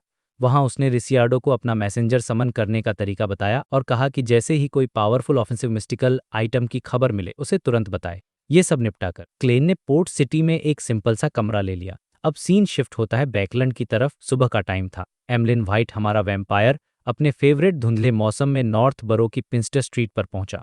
उसने डोरबेल बजाई और पूरी अकड़ के साथ खुलने का इंतजार करने लगा। लियोनार्ड ने दरवाजा खोला और एमलिन के हैंडसम लेकिन चिढ़ाने वाले चेहरे को देखकर उसे अंदर आने का रास्ता दिया। लियोनार्ड ने पूछा, तो तुमने सोच लिया? एमलिन ने जवाब दिया, कोई प्रॉब्लम नहीं। उसे पता कि पैसे उसके तो मोलभाव करने का कोई मतलब नहीं था। उसने अपना सूटकेस खोला जिसमें कैश के 7,000 पाउंड्स रखे थे। लियोनार्ड ने कैश को अच्छे से चेक करने के बाद अपने बाएं हाथ से लाल रंग का ग्लव उतारा और एमलिन को दे दिया। और अब आता है इस चैप्टर का सबसे इंटरेस्टिंग पार्ट, मिस्टिकल आइटम। इसका नाम था टिंडर। लियोनार्ड ने एक्सप्लेन किया, ये पहनने वाले का चार्म बढ़ाता है, उसकी बातों में परसुएशन डालता है और इसकी मेन एबिलिटी, ये 50 मीटर के अंदर किसी भी की बियॉन्डर पावर चुरा सकता है। सोचो कितना क्रेजी है। अगर तुम टारगेट को जितना अच्छे से जानते हो उतनी आसानी से पावर चुरा सकते हो। अगर नहीं जानते तो रैंडमली कोई भी पावर मिल जाएगी। चोरी सक्सेसफुल होने के बाद टारगेट 12 घंटे के लिए अपनी वो पावर खो देगा और टिंडर का मालिक उसे 10 मिनट तक यूज कर पाएगा। और सबसे बड़ी बात, इसके नेगेटिव साइड इफेक्ट्स बहुत कम थे, इसीलिए इतना महंगा था। एमलिन ने पूछा, क्या साइड इफेक्ट्स हैं? लियोनार्ड ने मुस्कुराते हुए कहा, पहला, इसे पहनते समय तुम्हारी कोई छोटी मोटी चीज खो सकती है। दूसरा, इसे यूज करते समय तुम्हारी खुद की एक बियॉन्डर पावर 12 घंटे के लिए खो जाएगी, लेकिन सिर्फ एक ही। एमलिन ने सिर हिलाते हुए कहा, दूसरे सील्ड आर्टिफैक्ट्स के मुकाबले तो ये कुछ भी नहीं है। ग्लव को सूटकेस में रखा और वहां से निकल गया। एमलिन सीधा हार्वेस्ट चर्च गया और वहां उसने एक सैक्रिफिशियल रिचुअल सेटअप किया। एक मिस्टीरियस दरवाज खुला और वो लाल ग्लव टिंडर सीधा ग्रे फॉग के ऊपर भेज दिया गया। लेकिन भाई, यहाँ एक ट्विस्ट था। जैसे ही ग्रे फॉग ने ग्लव को टच किया, उसमें से एक छोटा, डरावना और बिगड़ा हुआ चेहरा अचानक से सामने आया। ये चेहरा भाप बनकर उड़ने लगा और खुद को बचाने की कोशिश कर रहा था। ये देख क्लेन को बिल्कुल भी हैरानी नहीं हुई, क्योंकि उसे पता था कि लियोनार्ड के अंदर जो ग्रैंडपा रहते हैं, यानी एंजल पैलेस ज़ेरोआस्ट, वो मरॉडर पाथवे के हैं। अगर एमन ये कर सकता है तो वो भी कर सकते थे। पर हमारा क्लेन पूरी तैयारी के साथ बैठा था। उसने अपने सामने हॉर्ड सेप्टर उठाया और उसके नीले जेम्स एक साथ चमक उठे। अचानक ग्रे फॉग के ऊपर सिल्वर लाइटनिंग का एक तूफान आ गया। बिजली ने ग्रे फॉग की पावर के साथ मिलकर उस छोटे से चेहरे पर हमला कर दिया और वो बेचारा चेहरा चीखने से पहले ही पूरी तरह से गायब हो गया। पीछे बस एक मरा हुआ ट्रांसलूसेंट कीड़ा बचा जिसके 12 ट्रांसपेरेंट रिंग्स थे, वर्म ऑफ टाइम, लेकिन एमन वाले से थोड़ा कमजोर। क्लेन ने उस ग्लव और कीड़ी को अपने पास बुलाया और उसे ध्यान से देखा। उधर बैकलैंड में पिंस्टर स्ट्रीट पर लियोनार्ड की अचानक आंख खुली। उसने दबी हुई आवाज में पूछा, क्या हुआ? क्या टिंडर के असली खरीदार का पता चला? उसके दिमाग में एक बूढ़ी आवाज गूंजी, मैंने जो ऑरा छोड़ा था उसे मिटा दिया गया है पूरी तरह से। लियोनार्ड ने पूछा, कुछ पता चला? उस पुरानी आवाज ने गहरी सांस लेकर कहा, कुछ नहीं, मेरे रिएक्ट करने से पहले ही सब कुछ खत्म हो गया। अगर मैं अपनी बेस्ट हालत में होता तो शायद कुछ क्लूज पकड़ लेता। लियोनार्ड 10 सेकंड तक चुप रहा, फिर उसने सिर हिलाकर कहा, तो हम मान लेंगे कि ऐसा कुछ हुआ ही नहीं। लेवल देखो हमारे क्लेन का। एक एंजल के ट्रैप को ऐसे ड्यूज कर दी, उन्हें भनक तक नहीं लगी। ग्रेप हॉक के ऊपर क्लेन ने एमलिन की रिपोर्ट सुनी और टिंडर को हाथ में लेकर जांचने लगा। वो मन ही मन हंसा, चलो अब मेरे दाएं हाथ के लिए भी एक ग्लव हो गया। लेफ्ट में क्रीपिंग हंगर, राइट में टिंडर। सोच का ही कितना खतरनाक लगता है। अब प्लेन ने सीक्वेंस 5 मैरियोनेटिस्ट पोशन से बस एक कदम दूर था। सारी जरूरी चीजें तैयार थीं, सिवाय 2 कॉमन सप्लीमेंट्री इंग्रेडिएंट्स के। उसे बस अपने फेसलेस पोशन के पूरी तरह से डाइजेस्ट होने का इंतजार था, और उसके बाद वो एडमिरल ऑफ स्टार्स या हैंगमैन के जहाज पर चढ़कर सोनिया सी के ईस्ट में मरमेड्स को खोजने निकलेगा। तो भाई, लॉर्ड ऑफ द मिस्ट्रीज के चैप्टर 613 में आपका स्वागत है। और ये चैप्टर 3 अलग अलग कहानियों को एक साथ लेकर चलता है, जहां हर कहानी में कुछ न कुछ बड़ा हो रहा है। सबसे पहले कहानी शुरू होती है हमारी प्यारी लेडी ऑड्रे के साथ, जो अपने घर से दूर स्टोन सिटी के एक विला में रह रही हैं। ऑड्रे, जिसे हम टैरो क्लब में जस्टिस के नाम से जानते हैं, फाइनली अपने सारे कर्जे चुकाने वाली थी। याद ना, उसने मिस्टर फूल के ब्लेस्ड से 2000 पाउंड और मिस्टर वर्ल्ड से साइट्रिस्ट कैरेक्टरिस्टिक के लिए 1800 पाउंड लिए थे। तो बस उसने अपनी सर्वेंट को पैसे निकालने के बैंक भेज दिया, और अब वो पूरी तरह से टेंशन फ्री थी। अब आता है कहानी का सबसे क्यूट और इंटरेस्टिंग पार्ट। ऑड्रे अपने बेडरूम में जाती है और अपनी सबसे खास दोस्त सूजी, जो कि एक गोल्डन रिट्रीवर डॉग है, उसे देखती है। लेकिन सूजी कोई नॉर्मल डॉग नहीं है, वो भी एक बियॉन्डर है, और अब उसे अगला पोजीशन मिलने वाला था। ऑड्रे बड़े प्यार से सूजी से पूछती है, सूजी, थोड़ी देर में तुम्हें एक गिफ्ट मिलेगा, एक्साइटेड हो क्या? अब देखो, पहले ऑड्रे सीधे सीधे बोल देती थी, सूजी तुम्हारा गिफ्ट, लेकिन अब वो चालाक हो गई थी। उसने बात को ऐसे घुमाया ताकि सूजी ये न समझ पाए कि गिफ्ट किसी रिचुअल मैजिक से आ रहा है, बल्कि उसे लगे कि शायद कोई लेटर या कोई न्यूज़ आने वाली है। मतलब हमारी ऑड्रे अब एक्टिंग में भी प्रो हो रही थी। सूजी अपनी मालकिन के दिल की खुशी को महसूस कर सकती थी और कुछ पूछने ही वाली थी, लेकिन तभी उसे ऑड्रे की पर्सनल मेड एनी के आने की आहट सुनाई दी। बस फिर क्या था, सूजी ने तुरंत एक नॉर्मल डॉग होने की एक्टिंग की हिलाकर अपनी खुशी जाहिर करने लगी। मुझे तो ये सीन देखकर बहुत मजा आया। मतलब एक इंसान और एक डॉग दोनों मिलकर सीक्रेट्स छुपा रहे हैं और एक्टिंग कर रहे हैं। कितना कमाल का बॉन्ड है इनका। खैर, इसके बाद ऑड्रे एक बहाना बनाकर अपनी पर्सनल केमिस्ट्री लैब में चली जाती है, जो उसने खुद के लिए बनाई थी। वहाँ टेबल पर साइकियाट्रिस्ट, कैरेक्टरिस्टिक और बाकी जरूरी इंग्रेडिएंट्स रखे हुए थे। ऑड्रे एक टीचर की तरह एक्ट करते हुए सूजी से पूछती है, सूजी, क्या तुम्हें पोषण बनाने का प्रोसेस याद है? इस पर सूजी भौंककर जवाब देती है, हाँ याद है। ऑड्रे उसे एनकरेज करते हुए कहती है, तो चलो खुद बनाने की कोशिश करो। अब यहाँ पर एक बहुत ही फनी सिचुएशन हो जाती है। सूज बेचारी अपने पंजों को देखती है और एकदम चुप हो जाती है। ऑब्वियसली एक डॉग अपने पंजों से पोषण कैसे बना सकता है? ऑड्रे को अपनी गलती का एहसास होता है और वो मन ही मन खुद पर हंसती है। यार, मैं भी क्या बोल रही हूँ। ये छोटे छोटे मोमेंट्स ही इस कहानी को इतना रियल और रिलेटेबल बनाते हैं। फाइनली ऑड्रे खुद पोषण बनाती है और एक कटोरे में डालकर सूज के सामने रख देती है। ऑड्रे को पता था कि सूजी ने अपना पिछला पोषण 2 महीने से भी कम टाइम में डाइजेस्ट कर लिया था, क्योंकि वो चुपके से पूरे घर में घूमती थी और नौकरों की सच्ची बातें सुनती रहती थी। इससे उसे एक्टिंग करने में बहुत हेल्प मिली। जैसे ही सूजी पोषण पीना शुरू करती है, ऑड्रे एकदम अलर्ट हो जाती है। उसे डर था कि कहीं सूजी पोषण के असर से अनस्टेबल न हो जाए और अपना कंट्रोल न खो दे। लेकिन हमारी मिस साइकियाट्रिस्ट पूरी तरह से तैयार थी। अगर कुछ भी गड़बड़ होती तो वो तुरंत अपनी प्लेकेटेबिलिटी का इस्तेमाल करती, जिसे वो ज़्यादा प्रोफेशनल साउंड करने के लिए साइकोएनालिसिस कहना पसंद करती है। ऑड्रे बड़ी सीरियसनेस के साथ सूजी को देख रही थी, और फिर उसे सूजी में बदलाव दिखने लगे। उसकी आंखों की पुतलियां वर्टिकल हो गईं, उसके फर के नीचे डार्क गोल्ड स्केल्स उगने लगे और उसकी स्पिरिचुअल एनर्जी पूरे विला में फैलने लगी। माहौल एकदम इंटेंस हो गया था। ऑड्रे किसी भी गड़बड़ी के लिए तैयार थी, लेकिन तभी अचानक सूजी की आवाज़ सीधे उसके दिमाग में गूंजती है, ऑड्रे हो गया। बस इतना ही, कोई ड्रामा नहीं, कोई लॉस ऑफ कंट्रोल नहीं, सब कुछ एकदम स्मूथली हो गया। ऑड्रे तो एक पल के लिए हैरान रह गई। उसे समझ ही नहीं आया कि क्या बोले। ये मोमेंट बहुत बड़ा था, क्योंकि अब सूजी टेलीपैथी के जरिए सीधे ऑड्रे से बात कर सकती थी। उनका बॉन्ड अब और भी ज्यादा स्ट्रांग हो गया था। अब कहानी का दूसरा हिस्सा शुरू होता है, जो हमें ले जाता है लियोनार्ड मिशेल के पास। लियोनार्ड, जो कि एक नाइट हॉक है, 2 पुराने केसेस की इन्वेस्टिगेशन कर रहा था, लेनवुस और कैपी। वो इन केसेस में कॉमन लिंक ढूंढने की कोशिश कर रहा था, और इसके लिए उसने अपनी एक खास एबिलिटी का इस्तेमाल किया, ड्रीम मैनिपुलेशन। वो सीधा एक विक्टिम डेजी के सपने में घुस जाता है। सपने में लियोनार्ड एक पुलिस ऑफिसर बनकर डेजी से बात करता है, जिसका चेहरा थोड़ा धुंधला था। वो उससे कैपी केस के बारे में और डिटेल्स पूछता है, और डेजी बातों बातों में एक प्राइवेट डिटेक्टिव का जिक्र करती है, जिसका नाम था मिस्टर शर्लॉक मोरियार्टी। डेजी बताती है कि ये एक बहुत अच्छा इंसान है, जिसने उसे बाद में मुआवजा दिलाने में भी मदद की थी। लियोनार्ड का इंटरेस्ट तुरंत बढ़ जाता है, वो डेजी से उस डिटेक्टिव का चेहरा याद करने को कहता है और डेजी की यादों से शर्लॉक मोरियार्टी की एक इमेज उसके सामने बन जाती है, जिसकी घनी दाढ़ी थी और उसने गोल्ड रिम्ड चश्मा पहना हुआ था। लियोनार्ड को ये चेहरा थोड़ा जाना पहचाना लगता है। उसे शक होता है कि ये शायद कोई भगोड़ा है। यहाँ से लियोनार्ड के दिमाग में शर्लॉक मोरियार्टी का नाम बैठ जाता है। जैसे ही लियोनार्ड अपने हेडक्वार्टर सेंट सैमुअल कैथेड्रल लौटता है, उसे एक और केस की फाइल मिलती है। ये फाइल हार्वेस्ट चर्च के एक red eyed man Emlyn White की थी, जो एक वैम्पायर था। लियोनार्ड बस कैजुअली उस फाइल को पढ़ रहा होता है और तभी उसकी नज़रें एक नाम पर जाकर जम जाती हैं। फाइल में लिखा था कि जब एमलिन गायब हो गया था तो उसके पेरेंट्स ने उसे ढूंढने के लिए एक फेमस डिटेक्टिव शर्लॉक मोरियार्टी को हायर किया था। बूम, एक ही दिन में दो अलग अलग अनकनेक्टेड केसेस में एक ही डिटेक्टिव का नाम सामने आना, ये कोइंसिडेंस नहीं हो सकता। लियोनार्ड की हंसी गायब हो जाती है और उसका चेहरा एकदम सीरियस हो जाता है। वो अपने दिमाग में उस नाम को दोहराता है, शर्लॉक मोरियार्टी। उसे समझा जाता है कि ये डिटेक्टिव कोई मामूली इंसान नहीं है और यहीं से हमारे हीरो क्लेन के लिए एक नई मुसीबत की शुरुआत होती है। और अब चलते हैं कहानी के तीसरे और आखिरी हिस्से में हमारे मेन कैरेक्टर क्लेन के पास। क्लेन इस समय ओरावी आइलैंड पर एक टूरिस्ट की तरह घूम रहा था और अपनी एक्टिंग स्किल्स को प्रैक्टिस करने का मौका ढूंढ रहा था। उसे मैरियोनेटिस्ट बनने के लिए 2 और सप्लीमेंट्री इंग्रेडिएंट्स की ज़रूरत थी, तो वो उन्हें खरीदने के लिए स्वीट लेमन नाम के एक फेमस बार में जाता है। बार में काफ़ी भीड़ थी, लोग बॉक्सिंग देख रहे थे, एडवेंचरर्स अपनी कहानियां सुना रहे थे, माहौल एकदम लाइवली था। क्लेन जैसे ही बार काउंटर की तरफ बढ़ रहा था, उसे अचानक अपना एक नकली नाम सुनाई देता है, गेरमन स्पैरो। एक आदमी वहां कुछ लोगों को इम्प्रेस करने की कोशिश कर रहा था और खुद को क्रेजी एडवेंचरर गेरमन स्पैरो बता रहा था। वो कह रहा था, मैं गेरमन स्पैरो हूँ, मेरे पास एक खजाने का नक्शा है और मुझे कुछ हेल्पर्स चाहिए। क्लेन को देखकर समझ आ गया कि बायाम में उसने जो कारनामा किया था उसकी खबर यहाँ तक पहुँच गई है, लेकिन लोगों को उसका चेहरा नहीं पता और ये धोखेबाज इसी बात का फायदा उठा रहा था। वो आदमी आगे लोगों धमकाते हुए कहता है, क्या तुम भी वर्मटंग की तरह बनना चाहते हो? क्लेन को ये सब देखकर हल्की सी हंसी आ जाती है, मतलब कोई उसके नाम पर लोगों को डरा रहा था।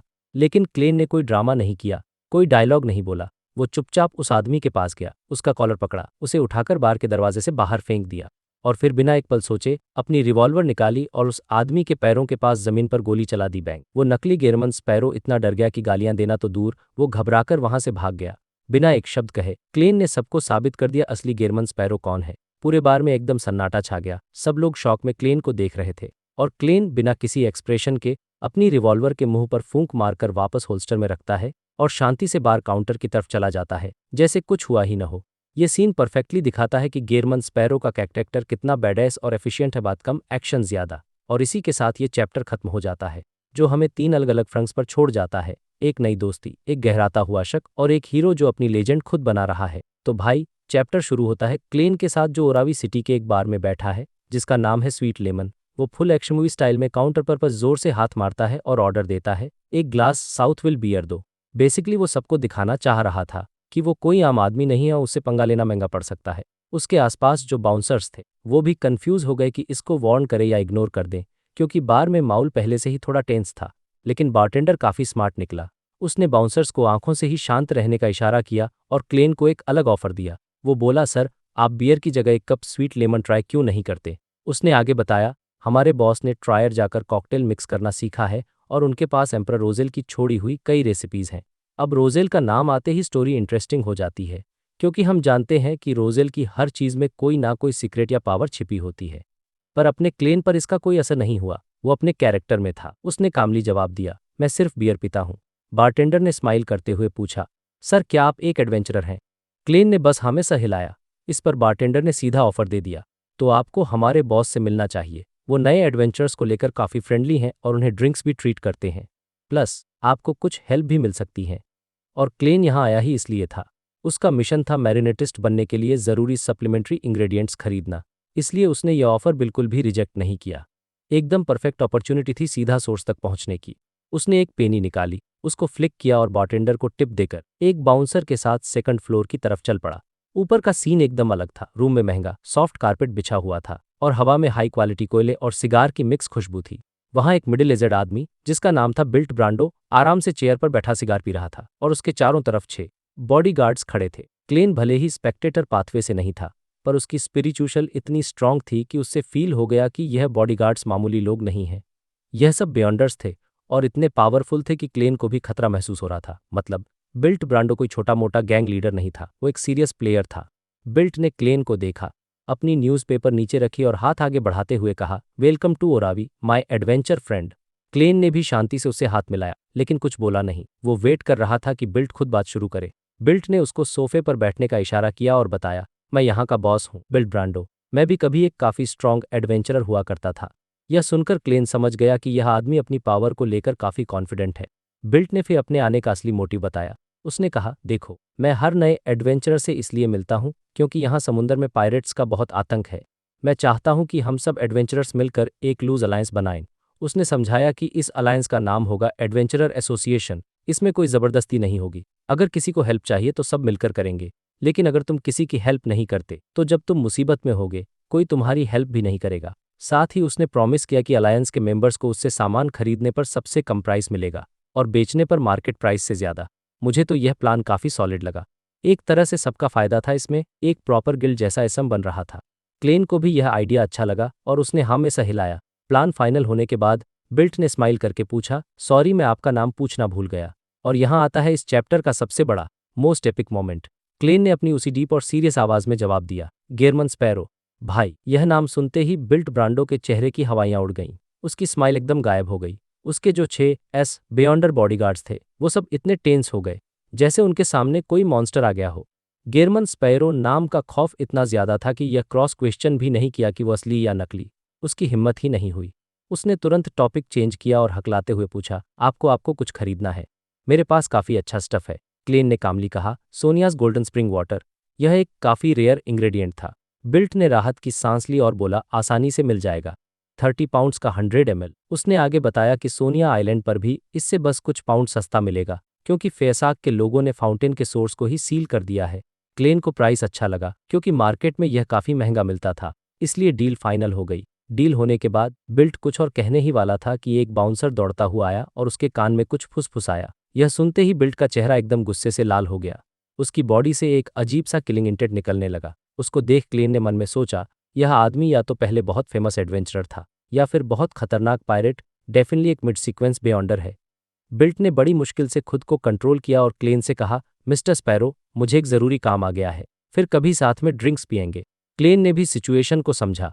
उसने हाँ कहा और शांति से उठकर वहां से निकल गया। उसके मन में क्यूरियोसिटी ज़रूर थी कि आखिर हुआ क्या है, लेकिन गेरमन स्पैरो के कैरेक्टर के हिसाब से उसने फालतू के पंगों में पड़ना ठीक नहीं समझा। अपना काम हो गया तो निकलो। तो यह था क्लेन का पार्ट। अब सीन शिफ्टता है सिटी ऑफ सिल्वर की तरफ। वहां पर हमारा लिटिल सन यानी डेरिक बर्ग अपने सोलर हाई प्रिस्ट की पावर्स की प्रैक्टिस कर रहा था। उसको अंदाजा था कि जल्द ही मिस्टर फूल उन्हें ग्रे फॉग के ऊपर बुलाने वाले हैं। टैरो गैदरिंग का टाइम हो रहा था, इसलिए वो लाइब्रेरी की तरफ जा रहा था ताकि गैदरिंग में मिस्टर फूल को ऑफर करने के लिए एंशिएंट गॉड्स के बारे में कुछ हिस्टोरिकल इन्फॉर्मेशन कलेक्ट कर सके। लाइब्रेरी जाते हुए उसने ट्रेनिंग फील्ड में एक्सप्लोरेशन टीम को देखा जिसके लीडर थे चीफ कॉलिन इलियड। यह वही टीम थी जो जैक की दी हुई इन्फॉर्मेशन पर एक्सपेडिशन से वापस आई थी और अभी क्वारंटीन पीरियड में थी। डेरिक उन्हें देखकर आगे बढ़ गया और लाइब्रेरी के 3rd फ्लोर पर पहुंचा। वो जैसे ही पुरानी किताबों वाली बुकशेल्फ की तरफ मुड़ा, उसकी नज़र एक जानी पहचानी फिगर पर पड़ी। वहां एक खूबसूरत लेडी खड़ी थी जिसकी एज 30s में होगी। उसने एक ब्लैक रोब पहना था जिस पर मिस्टीरियस पर्पल पैटर्न्स बने थे। यह और कोई नहीं बल्कि 6 मेंबर काउंसिल की एल्डर लोविया टिफनी थी। वही लोविया जिसको एक लंबे टाइम से कैद करके रखा गया था क्योंकि उस पर फॉलन क्रिएटर का असर होने का शक था। लोविया ने अपनी ग्रे आंखों से डेरिक को देखा और डेरिक को ऐसा लगा जैसे उसकी रूह तक कांप गई हो। उसने जल्दी से सर झुकाया और ग्रीटिंग्स एल्डर लोविया।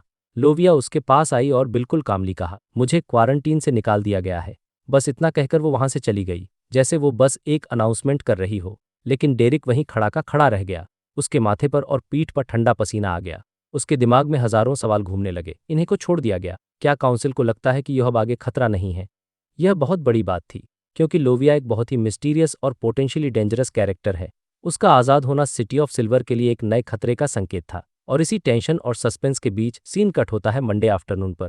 ग्रे फॉग के ऊपर द फूल के पैलेस में टैरो गैदरिंग शुरू हो चुकी थी। क्रिम्सन स्टार एक एक करके लाइट अप हुए और ब्लरी फिगर्स अपनी अपनी सीट्स पर आ गए और गैदरिंग की शुरुआत हुई हमारी प्यारी मिस जस्टिस की आवाज़ से, गुड आफ्टरनून मिस्टर फूल। और इसी के साथ यह चैप्टर यहीं खत्म हो जाता है। तो एक तरफ गेरमन स्पैरो ने अपने नाम का आतंक फैलाया और दूसरी तरफ सिटी ऑफ सिल्वर में एक नया खतरा मंडरा रहा है।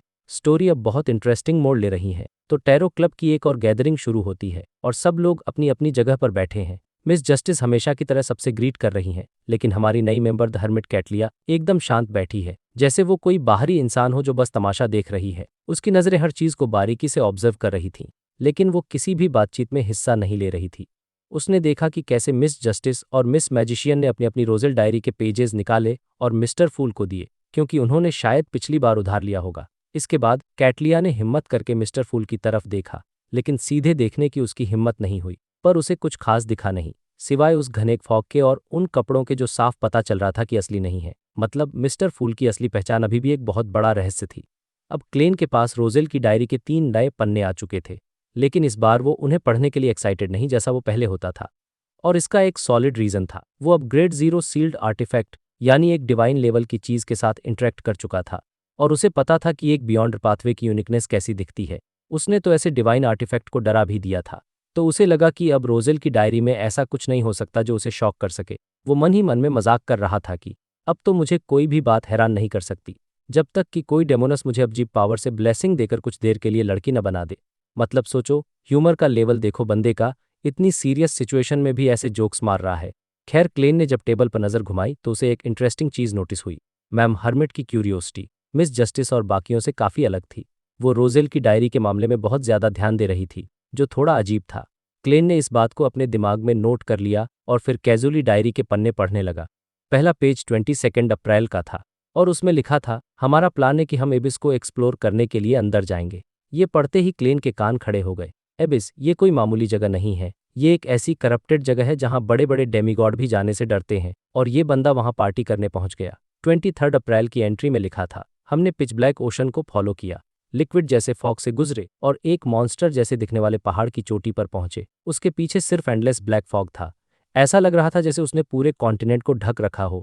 आगे उसने मजाक में लिखा था, मैंने एडवर्ड से जोक किया कि अगर मैं यहाँ से कूदकर सुसाइड करूं तो शायद मैं कभी जमीन पर गिरूंगा ही नहीं, हमेशा गिरता ही रहूंगा। ये पढ़कर क्लेन हैरान रह गया कि रोज़ेल में इतनी हिम्मत कहाँ से आई कि वो एबिस को देखने के बाद भी अपने नाइट्स और सेलर्स को लेकर उसके आसपास के एरिया को एक्सप्लोर करने चला गया। क्लेन सोच रहा था, क्या इसे मरने से डर नहीं लगता? लेजेंड्स कहते हैं कि वो जगह हर चीज़ को करप्ट कर सकती है और हर जिंदगी को खत्म कर सकती है। और इस टाइम पर रोज़ेल पक्का सीक्वेंस 4 तक भी नहीं पहुंचा होगा। वो डेमीगॉड तो बिल्कुल नहीं था, ज़्यादा से ज़्यादा सीक्वेंस 5 पर होगा, या शायद उससे भी कम। मतलब अगर क्लेन उसकी जगह होता तो वो तो कब का अपनी बोट घुमाकर चर्च को रिपोर्ट कर चुका होता। यहीं पर क्लेन को अपने और रोज़ेल के बीच का एक बहुत बड़ा फर्क समझ आया। रोज़ेल एक एडवेंचरर था जो रिस्क लेने से नहीं डरता था, जबकि क्लेन बहुत ज़्यादा कॉशियस यानी सावधान रहता है। फिर क्लेन ने आगे पढ़ा, 24 अप्रैल, हम चोटी से नीचे उतरे ताकि और गहराई में जाकर देख सकें। गाढ़ा काला फॉग इतना ठंडा कि लग रहा था जैसे वो शरीर और आत्मा दोनों को गला देगा। शुक्र है मेरे शिप डार्क किंग पर कुछ ऐसे आइटम्स थे जो इस करप्शन को रोक सकते थे, वरना मुझे शक है कि मैं और मेरे नाइट्स एपोकैलिप्स फेरन की अनडेड लीजन का हिस्सा बन जाते।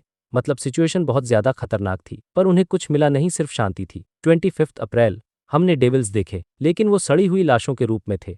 उस काले ऊबड़ खाबड़ पहाड़ के पीछे एक कीचड़ से भरे रास्ते में हर तरफ डेविल्स की लाशें पड़ी थीं। कुछ नॉर्मल जगहों पर थीं, तो कुछ ऐसी जगहों पर जिनकी आप कल्पना भी नहीं कर सकते। ऐसा लग रहा था जैसे उन सबको एक ही पल में मार दिया गया हो। ये सीन इमेजिन करके ही रोंगटे खड़े हो जाते हैं। 26 अप्रैल, या तो लाशें थीं या खामोशी, आगे कुछ भी खत्म होता हुआ नहीं दिख रहा था। डार्क किंग पर मौजूद आइटम्स पर भी करप्शन का असर दिखने लगा था।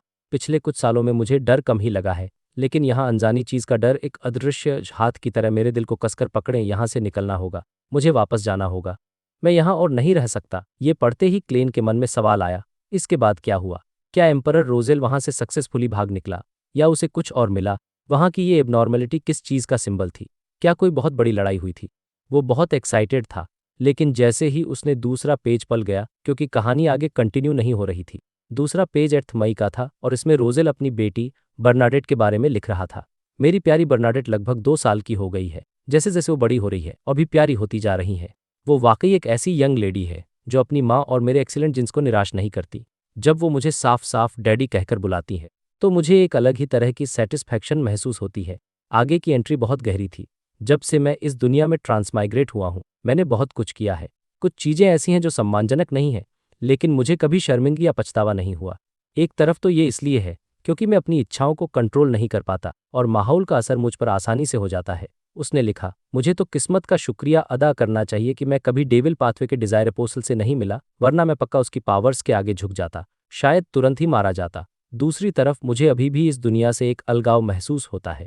इस दुनिया में मेरे पेरेंट्स मेरे लिए बहुत अच्छे हैं, मैंने उन्हें प्राउड फील कराने के लिए मेहनत भी की, लेकिन मैं जानता हूँ कि उनके लिए मेरी फीलिंग सच्ची नहीं है।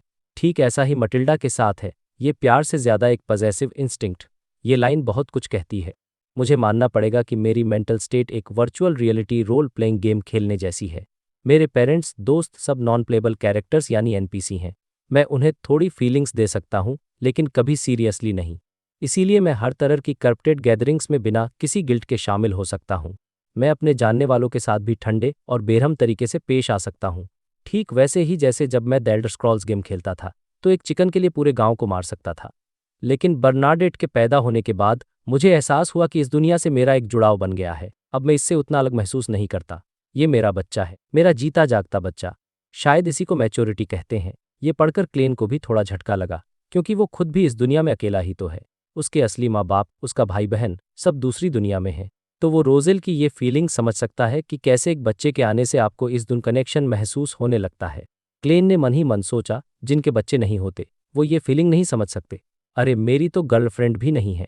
पर उसने खुद को अलर्ट किया कि रोजेल की इस मेंटल स्टेट से उसे सावधान रहना होगा। जैसे जैसे उसका सीक्वेंस बढ़ेगा, उसकी ह्यूमैनिटी कम होती जाएगी और गॉडहुड बढ़ती जाएगी, और हो सकता है कि वो भी दुनिया को एक गेम की तरह देखने लगे। फिर क्लेन ने तीसरा और आखिरी पेज पलटा और यहाँ था असली बॉम्बशेल। 6 जनवरी की एंट्री थी। एक नया साल, एक नई शुरुआत। आर्टिसन में एडवांस होने के बाद मेरे पास आखिरकार वो चीज़ करने की पावर्स गई हैं, यानी अपनी यादों में मौजूद उस मिस्टीरियस सिल्वर प्लेट को बनाना। बहुत ज़्यादा चांस है कि मेरा ट्रांसमाइग्रेशन उसी की वजह से हुआ था। सच तो ये है कि जब मैं एक 7th बना, तभी मुझे उसका अपीयरेंस और उस पर बने अजीब सिंबल्स और पैटर्न्स याद आ गए थे। लेकिन तब मैं साफ साफ महसूस कर सकता था कि मैं वैसी चीज़ को बना नहीं सकता। 9 जनवरी, बार बार फेल होने के बाद आखिरकार मैं कामयाब हो गया। उस स्पेशल सिंबल्स और पैटर्न से भरी सिल्वर प्लेट को हाथ में पकड़कर मैंने उसे एक्टिवेट करने के लिए अपनी स्पिरिचुअलिटी डालने की कोशिश की। मेरी आंखों के सामने एक एंडलेस ग्रेश वाइट फॉग उभरता हुआ दिखा, लेकिन कुछ हुआ नहीं। क्या ये मटेरियल की प्रॉब्लम है या मेरे पास कुछ ज़रूरी चीज़ों की कमी है? और फिर 10 जनवरी की एंट्री ने क्लेन के होश उड़ा दिए। अपने ट्रांसमाइग्रेशन के एक्सपीरियंस को याद करते हुए मैंने अपनी पुरानी स्टेट को रिस्टोर किया, ये मानते हुए कि अब मेरे पास किसी चीज़ की कमी नहीं है। लेकिन उस मिस्टीरियस सिल्वर प्लेट ने मुझे सिर्फ वो अजीब ग्रे फॉग दिखाया। वो मेरी कोई मदद नहीं कर सका। अगर ये तरीका काम नहीं करता, तो उस समय मेरा ट्रांसमाइग्रेशन कैसे हुआ था? मैंने फिलहाल के लिए अपनी कोशिशें छोड़ दी और बनाई हुई सिल्वर प्लेट को नष्ट कर दिया। शायद जब मैं एक हाई सीक्वेंस बियॉन्ड बन जाऊंगा, एक डेमीगॉड, तब मेरे पास उन पैटर्न्स और सिंबल्स को समझने का कोई तरीका होगा, ताकि मैं अपने ट्रांसमाइग्रेशन के पीछे का सच जान सकूं। हाँ, मैं ज़रूर एक डेमीगॉड बनूंगा। मैं इस युग का प्रोटैगनिस्ट हूँ। Greyish white fog. Emperor roselle ने अर्थ से मिली मिस्टीरियस सिल्वर प्लेट को रेप्लिकेट करने के बाद एक एंडलेस ग्रेश वाइट फॉग देखा था। ये पढ़ते ही क्लेन की आंखें सिकुड़ गईं, क्योंकि उसके पैरों के नीचे भी तो एक कभी न खत्म होने वाला ग्रे फॉग था। ये वही फॉग है जिसके ऊपर क्लेन का पूरा मिस्टीरियस स्पेस बना हुआ है। उसके दिमाग में तुरंत आया, क्या इसका मतलब ये है कि हमारे ट्रांसमाइग्रेशन का इस मिस्टीरियस स्पेस से कोई लेना देना है? पर सवाल ये है कि एम्परर है क्यों नहीं आ सका, लेकिन मैं आ सकता हूँ। रोजेल की आखिरी दिनों की डायरी से ये साफ था कि वो सिल्वर प्लेट का रहस्य नहीं सुलझा पाया था, वरना अपनी जिंदगी के सबसे बुरे पलों में वो इस जगह के बारे में जरूर सोचता। क्लेन ने अपना सिर उठाया और अपनी नज़रें उस पुराने महल के बाहर टिका दी। उसे याद आया कि इस मिस्टीरियस स्पेस की गहराई में एक रोशनी की सीढ़ी थी जो स्वर्ग की ओर जाती हुई लगती थी। वो सीढ़ी जैसे उसके सीक्वेंस के साथ जुड़ी हुई थी। क्या हमारे ट्रांसमाइग्रेशन का राज वहीं छिपा है? ये सोचते हुए क्लेन ने अपने हाथ से डायरी के पन्ने गायब कर दिए और अपनी कुर्सी पर वापस झुककर नॉर्मल टोन में कहा, आप लोग शुरू कर सकते हैं। अब बाकी मेंबर्स की बारी थी। लिटिल सन यानी डेरिक कुछ कहने के लिए बेचैन लग रहा था। शायद सिटी ऑफ सिल्वर में कुछ हुआ था, लेकिन उसने खुद को रोक लिया। दूसरी तरफ द हैंग्ड मैन यानी अल्जेर ने बोलना शुरू किया, मुझे ओशन सॉन्गस्टर का पोषण फॉर्मूला चाहिए। ये सुनकर कैटलिया के दिमाग में कई थ्योरीज घूमने लगी। ये तो चर्च ऑफ स्टॉर्म्स का बंदा है ना, फिर ये फॉर्मूला बाहर क्यों ढूंढ रहा है? चर्च के अंदर से तो इसे आसानी से मिल जाता। जरूर इसके कुछ सीक्रेट्स हैं जो ये चर्च से छिपाना चाहता है। और इसी सस्पेंस के साथ ये टैरो गैदरिंग आगे बढ़ने लगी। तो टैरो गैदरिंग शुरू होती है और माहौल थोड़ा शांत था। सब लोग अपनी अपनी जगह पर थे और हमारा क्लेन यानी मिस्टर फूल ऊपर से सब देख रहा था। तभी द हैंग्ड मैन यानी एल्गर ने सोचा कि चलो द हर्मिट यानी कैटालिया से कुछ जानकारी निकालने की कोशिश करते हैं। उसने बड़े कैजुअली पूछा, आपको किसी चीज की जरूरत है क्या? अब देखो, ये सवाल सुनने में तो बहुत सीधा लगता है, लेकिन असल में ये एक जाल था। वो कैटालिया को प्रोब कर रहा था, जानना चाहता कि उसके पास क्या और क्या नहीं।